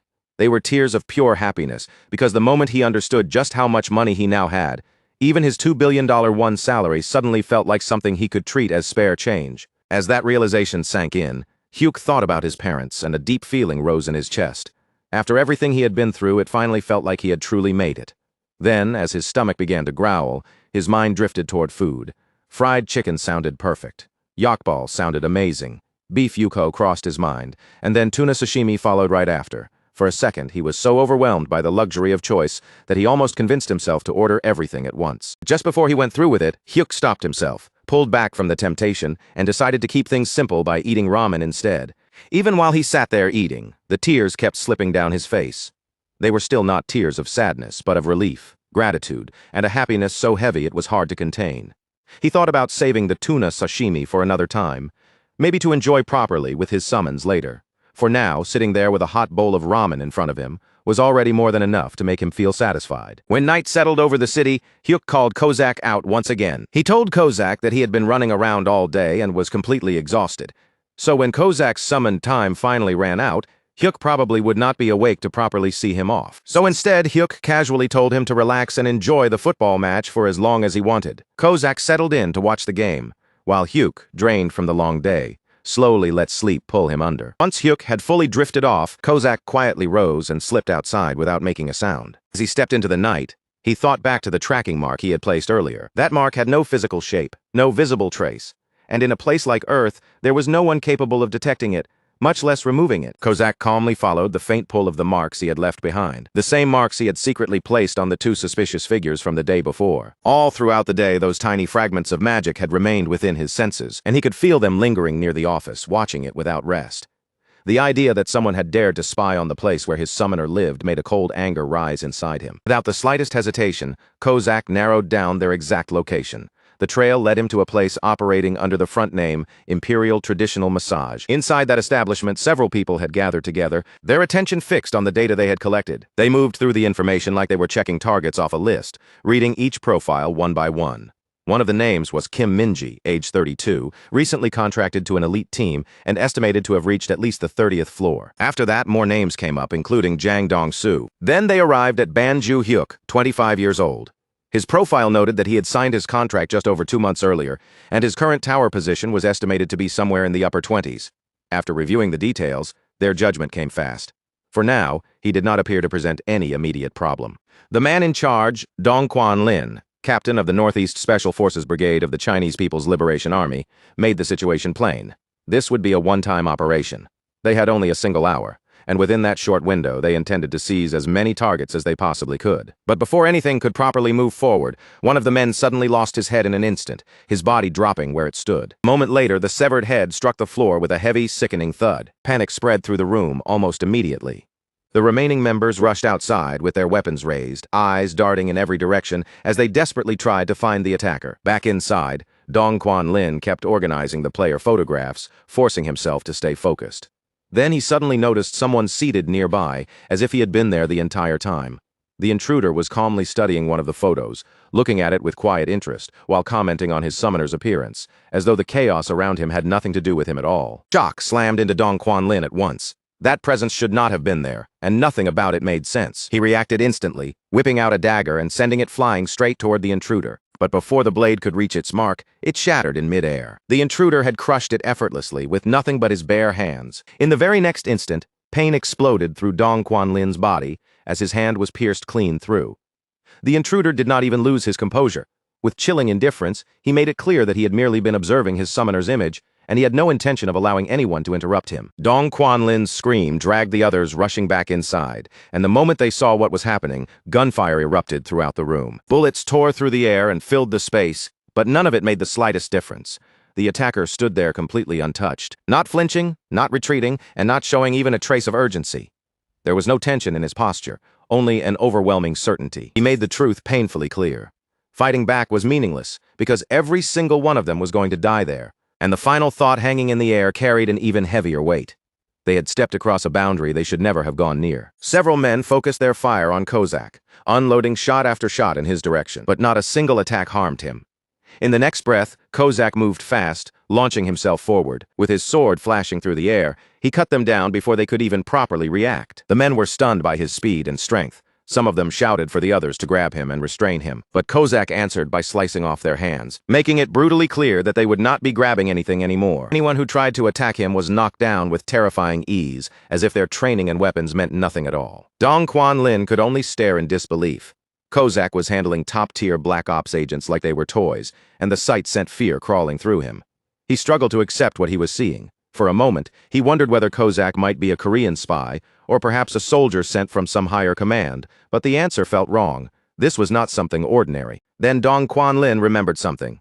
Skills this overwhelming, movements this refined, and power this abnormal were the kinds of things he had only ever seen in Tower Clear videos. The figure standing in front of him carried that same terrifying aura of strength. But even if Kozak was a player, one impossible question remained.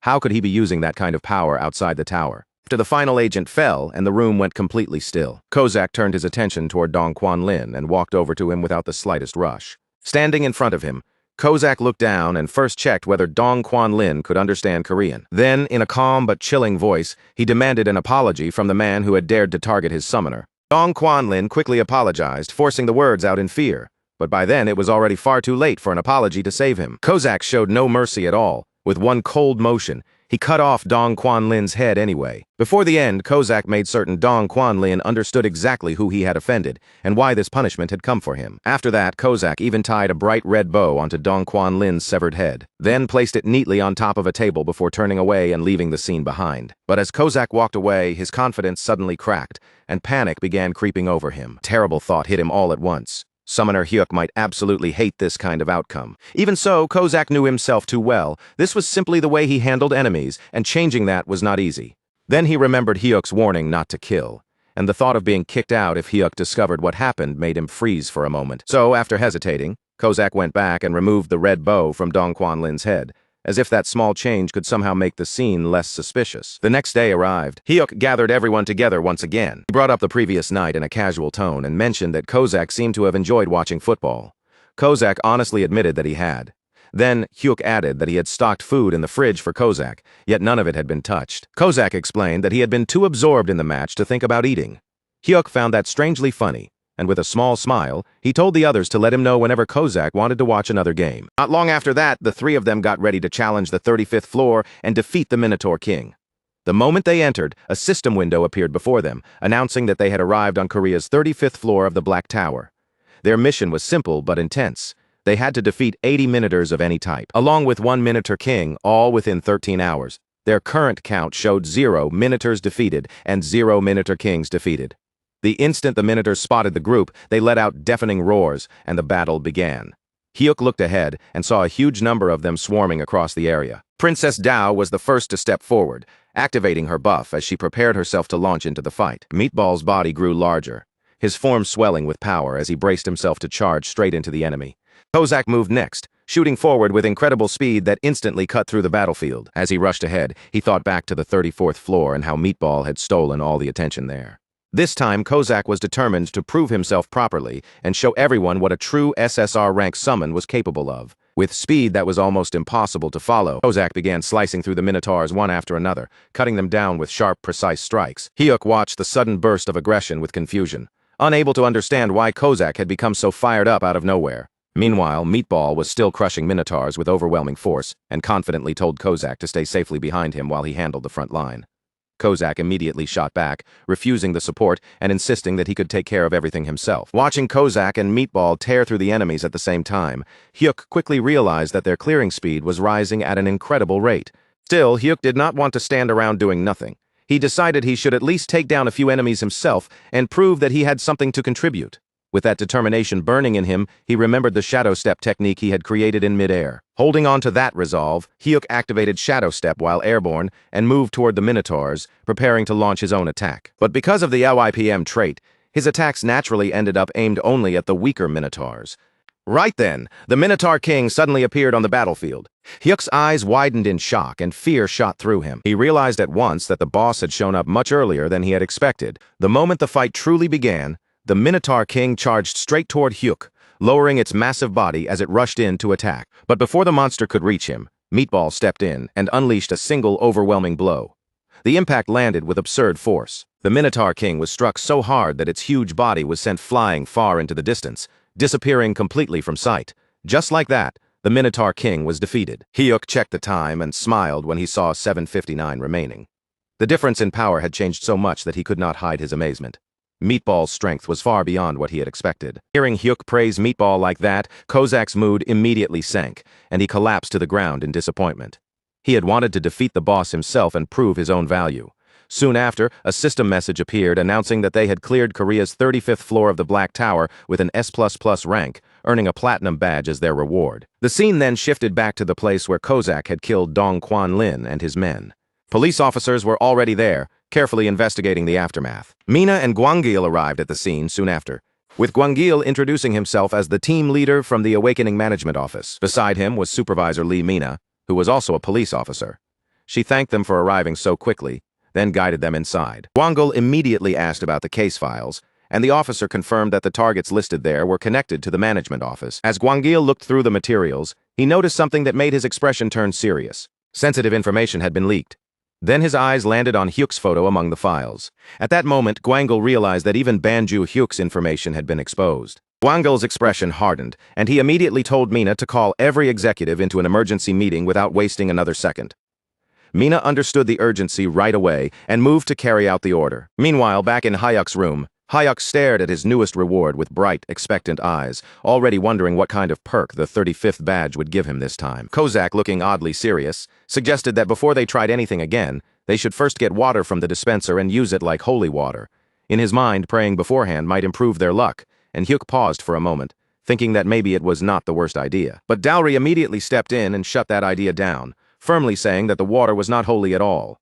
She warned them that praying with ordinary dispenser water could actually bring bad luck instead. Hearing that, Hyuk's face tightened with irritation, because he remembered very clearly that Dowry herself had been summoned earlier, after using that same dispenser water. When Dowry noticed the look on his face, she suddenly became nervous and asked if something was wrong, or if there was dirt on her face.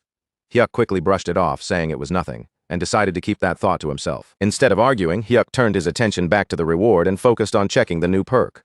Soon, a system message appeared, informing him that he had received a perk for collecting 35 platinum badges. At the same time, Kozak's thoughts drifted toward the random summon that would be coming soon, and he quietly hoped it might somehow give them better chances in trading or summoning. Then, just as the atmosphere settled, another system window suddenly popped up in front of them. The message announced that Hyuk's tower had received the Golden Aegis of Warm Dawn, and right after that it listed another reward as well. The Golden Mace of Cold Twilight. Hyuk's eyes widened in surprise when he realized there were 2 items instead of 1. The first reward, the Golden Aegis of Warm Dawn, came with an impressive list of abilities. It boosted concentration, could create a bright flash, strengthened both physical and magical defense, and even allowed him to reflect attacks whenever he blocked successfully. On top of that, it kept the user calm no matter what state they were in, and it was impossible to destroy. The second item, the Golden Mace of Cold Twilight, was just as ridiculous. It increased attack speed, froze enemies, extended his attack range, and even had a chance to create an ice field whenever it struck a target. Its power seemed to drag enemies toward a cold twilight rest, and just like the shield, it was completely indestructible. Hyuk could barely contain his excitement. The abilities were so good that his whole face lit up, and before long, he was happily dancing in place. Kozak noticed that huge grin spreading across Hyuk's face and immediately pointed it out to Dowry. Kozak grew worried that Hyuk might become even more reckless now that he had gained such powerful equipment, and he wondered what they were supposed to do about it. Dowry whispered that they might have to grab onto his pants to stop him from rushing ahead. Kozak doubted that would work, remembering they had already tried something like that before. He started regretting that they had not prayed earlier, but Dowry insisted that dispenser water would not have helped anyway, and things might have turned out even worse. Then Meatball calmly reminded them that when they had prayed with dispenser water before, Dowry was the one who appeared. Dowry froze in surprise at that comment, and for a moment, it almost seemed like Meatball had become clever enough to make jokes, which left the others staring in disbelief. But Meatball quickly explained that warriors did not lie, and he did not even know how to joke in the first place. Kozak immediately agreed, saying that Meatball was telling the truth, as if trying to recover from the awkward moment. Dowry let out an uncomfortable little laugh, then began convincing herself that the dispenser must not have been ordinary after all. In her mind, it had to be a divine dispenser, one powerful enough to turn plain water into holy water and even summon her into the world. Kozak quickly corrected her, flatly saying that it was just a regular dispenser. But Dowry stubbornly insisted that they should believe the opposite. While the argument continued, Meatball reminded everyone of the bigger issue. A random summon would happen soon, meaning their master was about to bring in someone new. That would make 4 summons in total. But since Hyuk's trade ability had not been enhanced yet, the 3-person summon limit would likely continue for the time being. Dowry and Kozak both understood the problem and agreed. Then Meatball brought up a much more serious question. What would happen if the newly summoned person turned out to be more useful than one of them? The moment Kozak heard that, sweat began to bead on his face as the possibility sank in. He started comparing everyone in his head. Meatball could take hits and deal serious damage, while Dowry provided top-tier support. But Kozak, as an assassin, suddenly felt his position becoming uncertain. If someone had to leave, he realized with growing dread that the most likely candidate would be him. The atmosphere among Hyuk's summons suddenly became heavy after Meatball brought up that frightening possibility. Meatball wondered what would happen if a future summon proved even more useful than the current group. If that happened, one of them might have no choice but to leave. Dowry responded coldly, saying that anyone who felt unnecessary should step down on their own. In her eyes, a truly valuable servant would naturally take the empty place. Meatball quickly agreed with her harsh opinion, treating it as the proper mindset for their group. Kozak heard every word, and frustration welled up inside him. He lowered his head with a gloomy expression, painfully aware that Dowry and Meatball were talking as if neither of them had any chance of being replaced. It annoyed him, but the worst part was that he could not completely deny it. Desperate to find some way out, Kozak suddenly came up with an idea and let out a nervous chuckle. Maybe if they reached the 40th floor, Hyuk could gain a trait enhancement, allowing them to clear more floors quickly before the next random summon appeared. Clinging to that hope, Kozak became excited and suggested that they should hurry their climb. Dowry immediately snapped at him and rejected the idea with anger in her voice. She reminded him that climbing the dangerous upper floors was the young master's decision, not theirs to force. Then she sharply asked whether Kozak would really feel comfortable if Hyuk risked himself just for a servant like him. Her words hit Kozak hard, and his spirits sank in an instant. With his shoulders drooping, he awkwardly admitted that he had not meant it that way. After a moment of hesitation, he sadly accepted the possibility and quietly told himself that when the time came, he would step down gracefully. Even so, he could not deny that his time with the group had been fun. Before the mood could grow even darker, Hyuk suddenly appeared and cut into their conversation. His voice was firm as he demanded to know who had said Kozak needed to leave. Meatball immediately panicked and tried to defend himself, insisting that he had not meant anything directly and had only been talking about a hypothetical situation. Hyuk turned his gaze toward Meatball and challenged that logic head-on. He asked whether Meatball would step aside if some perfect shield knight appeared someday and seemed better suited for the role. And Hyuk looked over at Dowry and asked the same kind of question, wondering if she believed she should be thrown away just because a saintess or priest showed up later. Hyuk then declared firmly that if he was going to climb the tower, he had no intention of leaving any of them behind. He assured them that this team would stay together until their climb was over. After saying it so confidently, Hyuk secretly wondered if that line had sounded kind of cool. Those words struck Kozak straight in the heart. Tears poured down his face as he thanked Hyuk over and over, completely overwhelmed by the declaration. Seeing just how anxious Kozak had been, Hyuk felt bad and apologized. Then he made a quick decision, announcing that they would keep clearing floors non-stop until he gained a trait enhancement that allowed 4 summons to be active at the same time. Kozak was deeply touched, but at the same time worry filled his face. He told Hyuk that it was all right and admitted that he would never forgive himself if Hyuk pushed his body too hard because of him. Hyuk simply smiled and offered a different solution. For the time being, he would step back completely and avoid fighting monsters himself.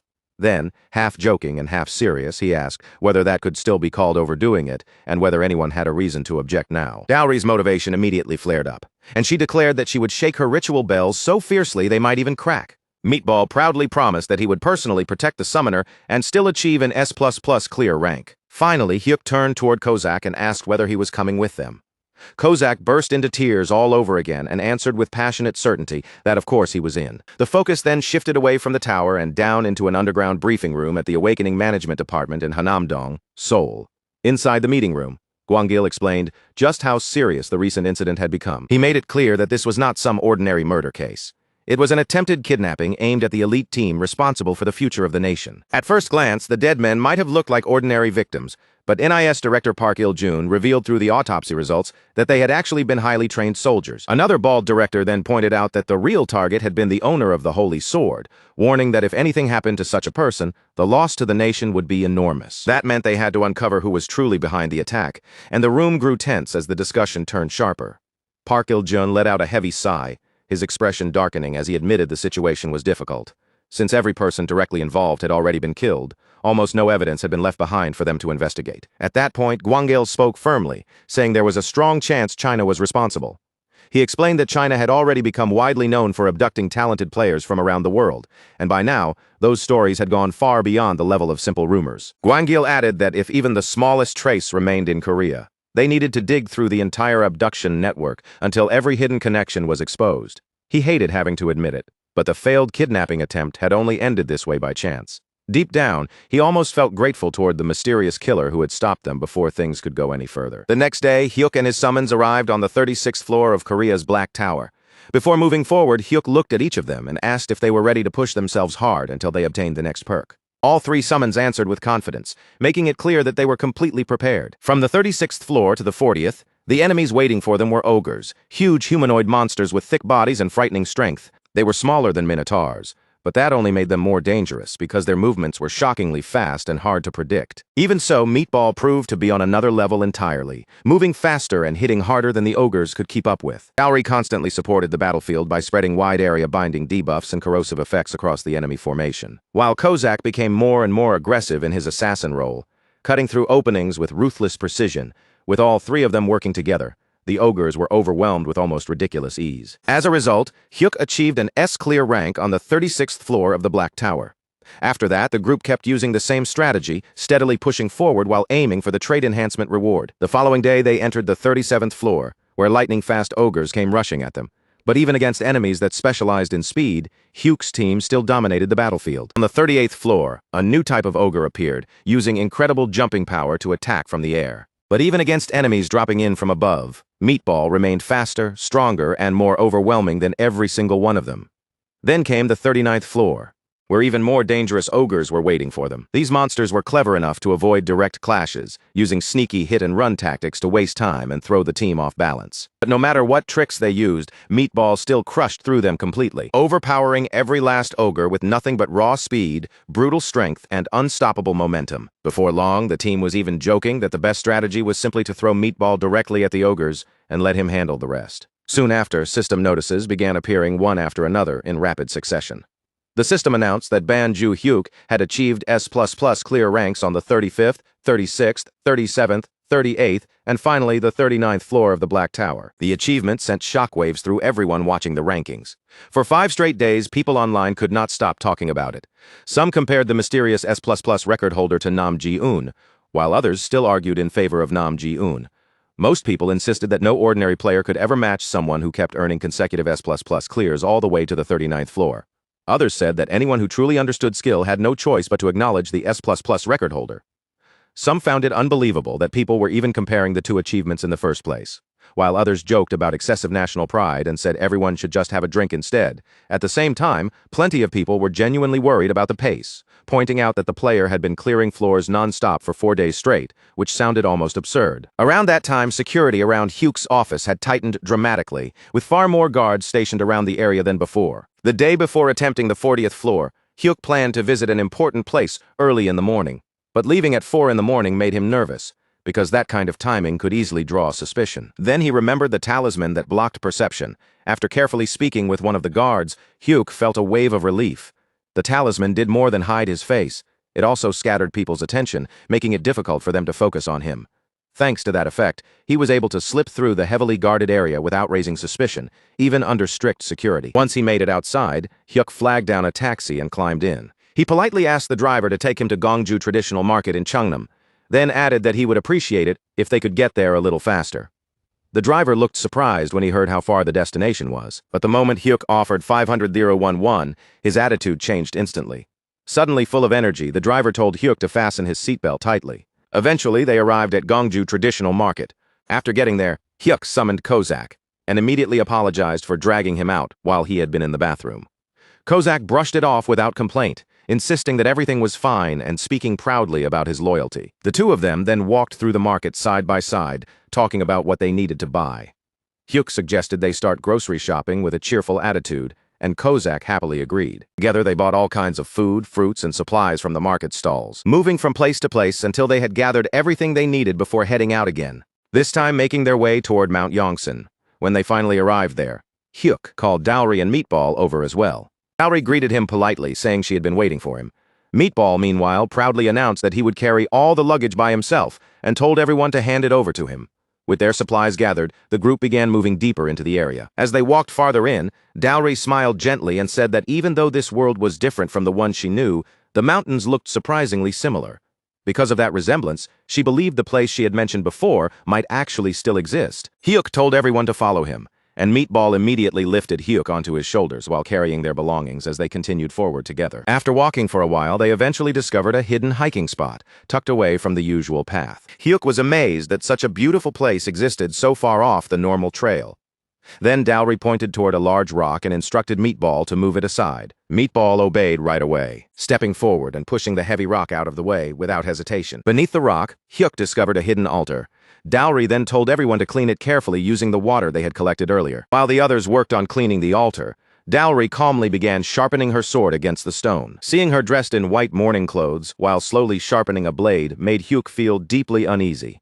In his mind, he could not help wondering if she was still holding a grudge against him for constantly nagging her. Once the altar had been cleaned, Dowry began her ritual. Her body rose into the air as she prayed to the heavens, asking them to bless young master Banju Hyuk with great fortune. At the same time, Hyuk prayed again and again with desperate intensity, hoping with all his heart that a trait enhancement would appear once the ritual was complete. As soon as the ritual ended, they wasted no time and immediately entered the 40th floor. A system message appeared before them, announcing a 13-hour time limit and laying out the clear conditions. They had to eliminate 80 ogres of any type, along with 11 twin-head ogres. At this point, ordinary ogres were no longer a real threat to Hyuk's team.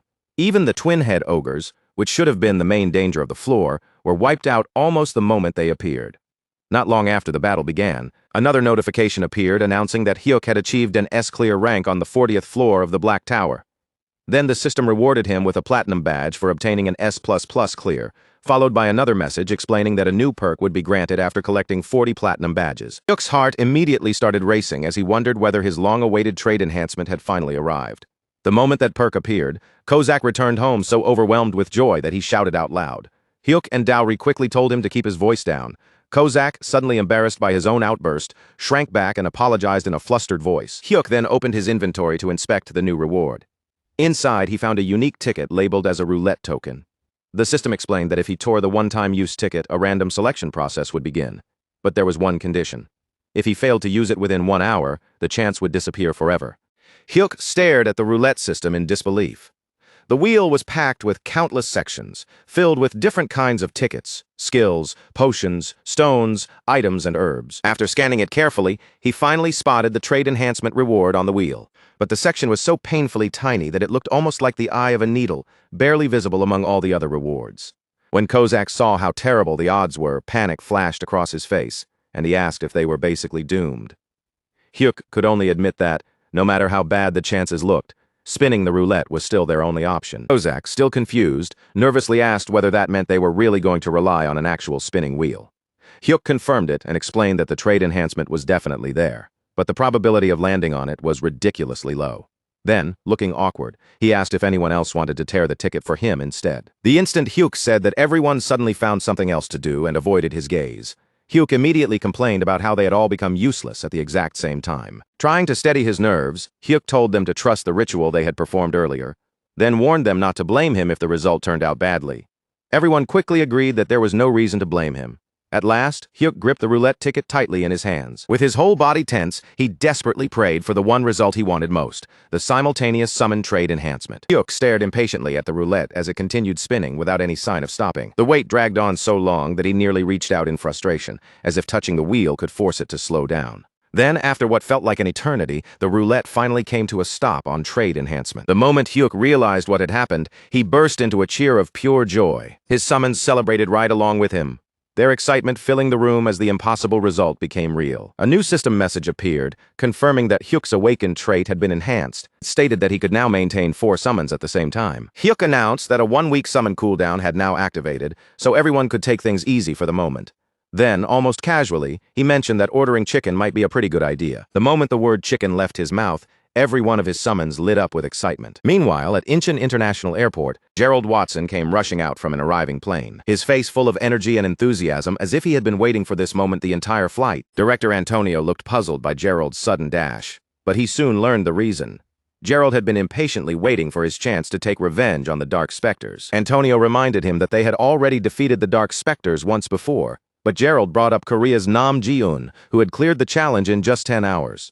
Gerald insisted that unless he matched that time, it would not feel like true revenge. Antonio could only watch him with quiet concern, silently worrying about Gerald's reckless personality as he reluctantly followed after him. At the Awakening Management Department, Gwangil welcomed Gerald and Director Antonio with a warm greeting before introducing himself properly. Gerald wasted no time at all, and immediately asked about the Holy Sword, making Gwangil chuckle at how eager he was. Before long, Gwangil personally led Gerald to the floor where the Holy Sword was being stored. Gerald paid the enormous rental fee without hesitation, then stood before the legendary weapon and fixed his gaze directly on it.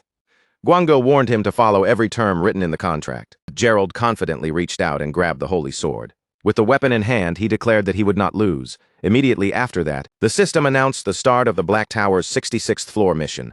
Defeat 10 Dark Specters within 15 hours. Gerald entered the floor without hesitation. From the moment he stepped inside, he began cutting through enemies non-stop, slaughtering monster after monster while thinking to himself that the 20 million won rental fee had been absolutely worth it. 5 days later, Hyuk had shut himself inside his room, even placing a warning sign outside the door. That clearly told everyone not to disturb him. Inside, he reflected on the advice he had received from Dowry, greatest shaman of the Cheon Empire, while his synchronization rate steadily rose until it reached 95%. Hyuk waited patiently for the random summon, and he had even informed team leader Gwangil and his family that he would be unavailable for some time. To save money on food, he chose to live on simple instant noodles, proudly convincing himself that he had finally conquered his love of eating. At last, the day arrived, and Hyuk called in his 3 existing summons. Hyuk caught the anxious looks on everyone's faces and immediately understood what might be going through their minds. Maybe they were worried that a newly summoned being would show up and take their place. So before that uneasy silence could grow any heavier between them, Hyuk made a quick decision. He activated the random summon right away, letting the summoning circle flare to life before anyone had time to overthink it. And from the glowing circle, something small and round slowly emerged. It was a chubby little hamster standing there with its tiny body and soft, harmless appearance. The system immediately displayed its name, identifying the small creature as Razix. Razix was listed as an R-grade worker-type beastkin. He could remain summoned for 10 hours, had no satisfaction rating assigned yet, and once unsummoned, he would require a 3-hour cooldown before being called again. Hyuk could only stare at the tiny hamster in front of him, completely frozen in disbelief. After all that build-up, the summon he received was not some mighty warrior or mysterious beast. It was only an R-grade worker and a hamster on top of that. No matter how he looked at it, Hyuk couldn't help feeling that this summon had ended in failure. But while Hyuk was struggling to accept the result, his other summons reacted in the exact opposite way. The moment they saw Razix's adorable little face, they were instantly captivated, trembling with nervous excitement. Razix, however, noticed the awkward mood and began tearing up, timidly asking if he should just go back home. Seeing the little hamster look so hurt made Hyuk feel guilty at once. Softening his voice, he gently told Razix that he would summon him again later, then carefully unsummoned him for the time being. Hyuk was disappointed, but he tried to stay practical. Even if Razix was not what he had hoped for, there had to be some way to make use of him. Still, the result felt painfully anticlimactic. Then another system notification appeared, revealing that he had received a skill cooldown reset ticket. Gare tried to cheer him up, telling him to think of it as good luck, while Kozak calmly reminded him that they needed someone who could help Summoner Ban climb the tower. Meatball, full of confidence, assured Hyuk that things would turn out better this time. With his summons supporting him from every side, Hyuk felt his spirits lift a little. He thanked them from the heart, then stepped forward and attempted another random summon. This time, the air around the summoning circle felt completely different. Hyuk could sense it deep in his bones. Something unusual, something far beyond the last summon, was about to appear. Before long, a Taoist immortal stepped out from the glowing circle, carrying an aura that instantly changed the atmosphere. The system's introduction appeared with a description so ominous that it made the room feel heavier. This being was called the greatest enemy of Morim, the most sinister figure in Youngwon, and a monster responsible for countless deaths. His name was Gwangma, the Mad Demon. He was an LSSR rarity summon, a legendary super-rare human-type Morim warrior who could remain for 3 hours before requiring a 3-hour cooldown. Hyuk's expression stiffened as he read that horrifying description. But then, to his surprise, Gwangma greeted him with perfect politeness. Feeling a little relieved, Hyuk returned the greeting, thinking that at least on the surface, this terrifying summon seemed to have manners. But that brief sense of relief did not last long because Gwangma's past soon came to light. Long ago, in an era swallowed by chaos and bloodshed, Morim and the government maintained an unspoken agreement not to interfere in each other's affairs. It was a delicate boundary that everyone understood.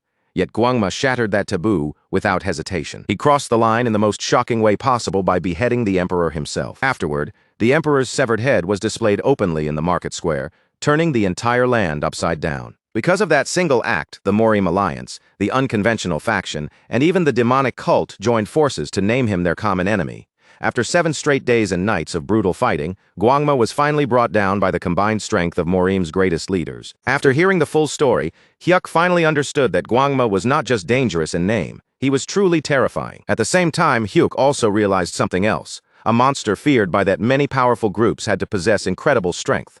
Gwangma turned his gaze toward Hyuk's existing summons, and Hyuk introduced them one by one, encouraging everyone to greet each other. But instead of a friendly exchange, the 3 summons stood there stiffly, caught in an awkward silence. Gwangma looked them over with cold indifference, and dismissed them as insignificant creatures who were not even worth speaking to. Then, without showing the slightest interest in them, he turned back to Hyuk and asked how many towers had collapsed so far. Hyuk answered that only 1 tower had fallen, and that seemed to ease Gwangma's expression just a little.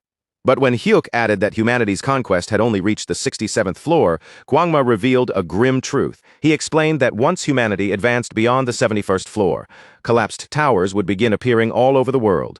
Those fallen towers, he warned, were not ordinary ruins. They pierced deep into the earth like enormous nails, driving corruption into the land itself. And once that corruption took root, it would remain permanently.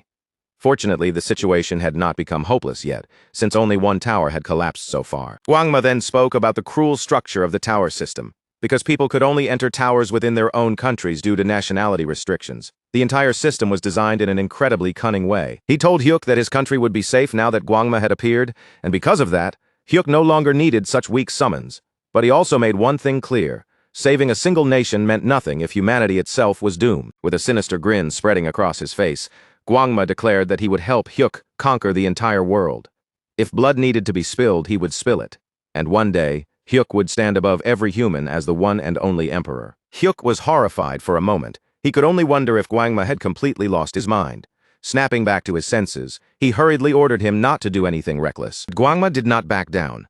Instead, he refused in a calm, almost chilling voice. He insisted that such actions were necessary to save both Hyuk and the world. Following what he called his 3rd principle, Gwangma announced that he would return after eliminating every politician in the country and placing Hyuk at the very top of power. The instant Gwangma moved as if he was about to leave, Hyuk's 3 summons reacted at once.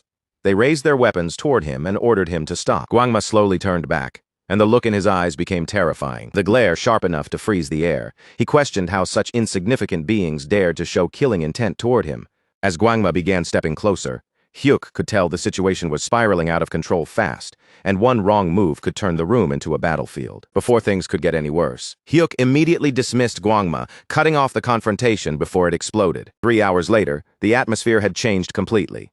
Hyuk and the other summoned beings gathered closely around Razix, lifting the tiny hamster with joy and showering him with affection like he was the most precious creature in the room. Meanwhile, Razix could only sit there in stunned silence, still unable to process the sudden wave of love and attention being poured onto him. The scene shifted to the bustling halls of Incheon International Airport, where Antonio leaned casually against a counter, discussing the Holy Sword with Gerald. While he admitted to finding the experience exhilarating, a trace of frustration crept into his tone after renting the sword twice. He had expected at least a small discount. Gerald could only let out an awkward chuckle, unsure how to respond to Antonio's relentless attempts at negotiation. Nearby, Gwangil muttered quietly under his breath, clearly annoyed at Antonio's insistence on haggling, especially after having handled such a priceless weapon. As their conversation flowed, Antonio's sharp eyes suddenly locked onto John Gwangil. Hearing some promising news about him, Antonio remarked that Gwangil seemed to be in line for a promotion, his words carrying both curiosity and subtle intrigue. Gwangil felt a shiver of awareness. Yet again, he realized just how much information the United States already had. Antonio spoke with unwavering confidence, predicting that by their next meeting, Gwangil would likely have stepped into the role of deputy commissioner. Gwangil responded with a polite laugh, lowering his gaze and accepting the compliment with a calm, humble nod. After a brief pause, the two men shook hands firmly. Antonio casually shifted the conversation, mentioning he had heard whispers that items like the Holy Sword could be obtained only by achieving an S++ clear rank. Gwangil, however, remained cautious, offering no real information. He explained plainly that the owner of the Holy Sword wasn't even an S++ rank holder. Inside, he tensed, realizing Antonio had been subtly fishing for intel throughout their meeting, testing him at every turn. As their discussion wound down, Antonio smiled warmly, wishing them a safe journey and expressing hope that their paths would cross again soon, before finally stepping out of the airport. Once Antonio departed, Gwangil took a moment to reflect, weighing the implications of the United States movements and the information he'd just shared. He considered the U.S. team's ongoing raid on the 67th floor, where the undead Phantom Reaper had already appeared. Their progress had reached 94%. And with plenty of time still on the clock, Gwangil predicted they would likely attempt the raid several more times before eventually returning to rent the Holy Sword once again. Turning over the results of the visit, Gwangil calculated the immense profit they had reaped. $20 million from the United States trip alone, translating to a staggering $26 billion in their own currency. The thought alone made him confident that Player Bong would be overjoyed upon hearing the news. With airport business concluded, the scene flowed seamlessly to a new location. Yuyuxi arrived home where his newly summoned companion, Razix, immediately took command of every household chore without a moment's hesitation. Razix moved with precision, cleaning every corner of the house until it gleamed. He carried out the trash, straightened and organized each room, gathered the laundry, and efficiently ran the washing machine. Dishes were washed spotless. Even stubborn water stains disappeared under his meticulous care, leaving nothing overlooked. Seeing such dedication, Yuyuxi and the other summoners could not help but beam with admiration, praising Razix warmly for his efforts. Del Rey, in particular, had grown fond of Razix, scooping him up with childlike excitement and hugging him tightly as if he were a cherished infant. Once all tasks were complete, Yuyuxi gently instructed Razix to rest, allowing him a well-earned break from his relentless work. While Razix quietly enjoyed his meal, the others seized the moment to whisper about their new companion. Yuyuxi admitted almost with a laugh that despite Razix's imposing appearance, he was surprisingly efficient and helpful. Meatball nodded, recognizing Razix's impressive cleaning prowess, though he noted the summons still appeared somewhat fragile and might not be reliable in the tower. Del Rey shyly commented on Razix's cuteness, but admitted lingering doubts about his abilities. Kosix suggested a compromise. Keep Razix temporarily and consider replacing him once the summon cooldown reset after 30 days. Just then, Razix materialized silently beside them. The group froze, realizing with a jolt that he might have overheard their entire conversation. Gu Shi, trying to diffuse the sudden tension, forced a nervous smile and swiftly diverted the topic, asking if Razix had finished all the peanuts. He quickly suggested celebrating their new member by tackling the 41st floor together. Razix's face lit up, and he enthusiastically agreed. Watching the genuine excitement in his expression, Yuyuxi let out a quiet sigh of relief, convincing himself that Razix likely hadn't caught their earlier remarks. Moments later, the team ascended to the 41st floor of the tower. Their mission was clear: defeat 15 ironclad basilisks starting from this level. Massive land beasts began emerging from the shadows within the tower's walls, signaling the start of their challenging encounter. One particularly fearsome foe was an ironclad basilisk, a gargantuan reptile that looked like a horrifying hybrid of crocodile and lizard, its 7 to 8 meter long body exuding sheer menace and raw strength. Basilisk's most terrifying weapon was its paralysis beam. Any human who met its gaze would be instantly frozen, unable to move an inch. Escaping after being struck was nearly impossible. Thankfully, by this point, items capable of countering the effect existed. Yet Bong Ju-yuk remained unfazed, knowing he didn't need to dodge or prepare any countermeasures. His 3 SSR warriors were more than capable of handling the basilisk's deadly stare on his behalf. During the battle, Juyuk's 3 elite warriors dispatched the iron-clad basilisks with effortless precision, one after another. Watching the swift and lethal efficiency of his team, he suggested moving quickly through the raid so they could all enjoy dinner together afterward.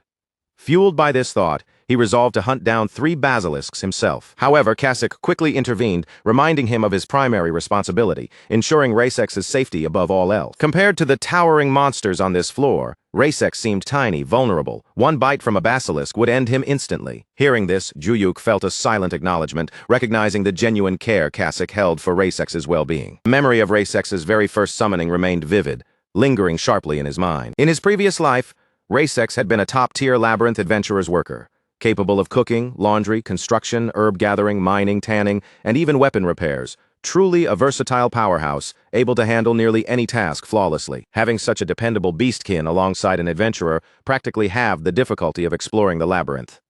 Despite his unmatched utility, Rasex had been treated merely as a laborer, his true potential overlooked. During perilous gathering missions carried out away from the adventurer's notice, he had eventually fallen victim to Apophis, a colossal serpent boss in the underground labyrinth, a fragile servant abandoned to a cruel fate. Yet Juyuk began to wonder if it might be safer for summons to protect Rasex, rather than him overseeing the creature personally. Seeing that his 3 summoned warriors were entirely occupied with battling the monsters, he prepared to personally watch over Rasex. But as he turned, Rasex had vanished without a trace. Startled, Juyuk launched into a rapid search, scanning the battlefield frantically. To his astonishment, Rasex was sprinting across the field at an incredible speed, his small legs carrying him with surprising agility. Even Juyuk, watching in disbelief, was momentarily stunned by the speed and determination of the tiny creature. Soon after, the mission on the 41st floor concluded successfully, the team emerging victorious and unscathed. With the task completed, the group returned home together, their spirits high and the bonds between them strengthened by the battle they had just endured. The moment they arrived, Rasex suddenly burst into tears, his face crumpling like he had just suffered some terrible defeat.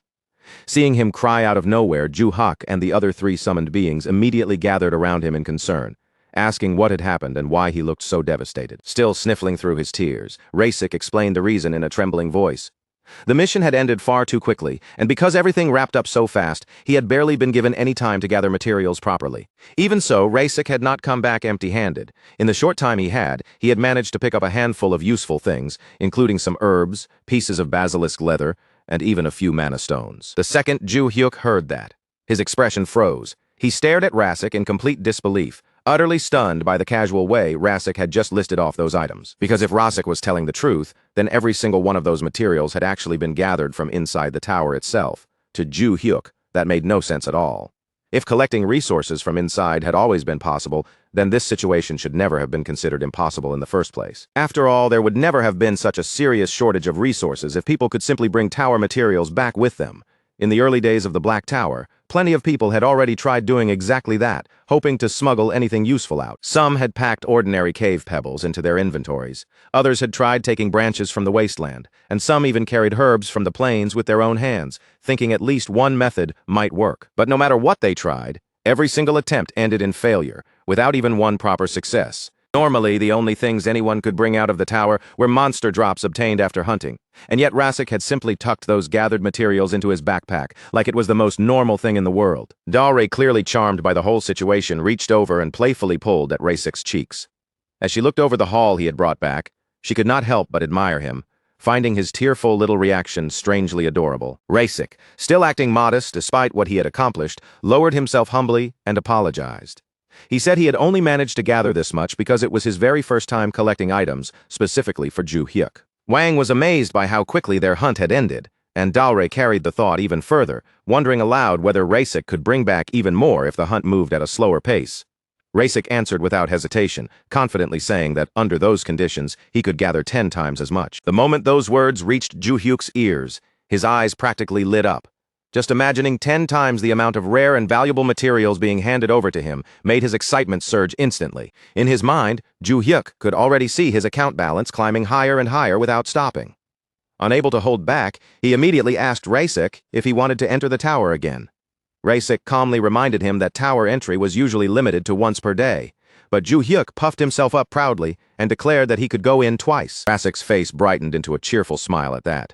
To him, his summoner seemed unbelievably impressive, almost too amazing to be real, and with that excited mood surrounding them, the group prepared to move locations once again. Ju Hyuk, meanwhile, joyfully thought back to the incredible reward he had received after successfully summoning the Mad Demon and clearing his very first LSSR challenge. That prize had been so satisfying that just remembering it filled him with pure delight all over again. Not long after that, the five of them entered the 41st tower once more. As they pushed forward, Ju Hyuk could not stop thinking about how dangerously close he had come to overlooking someone so valuable. All because Rasik's combat strength looked weak at first glance. And right then, the truth hit him clearly. Rasik's gathering ability was powerful enough to surpass even an LSSR. Ju Hyuk felt like he must have been out of his mind forever underestimating Rasik in the first place. His thoughts were now overflowing with excitement, profit, and all the possibilities waiting ahead, and with that eager energy burning inside him, he pressed forward without slowing down. Once again, the meatball palanquin began to move, carrying what Ju Hyuk jokingly thought of as actual money riding right in front of him. But almost immediately he corrected that thought, mentally treating Rasik not as money, but as an honored escort lord who deserved to be carried with the utmost respect.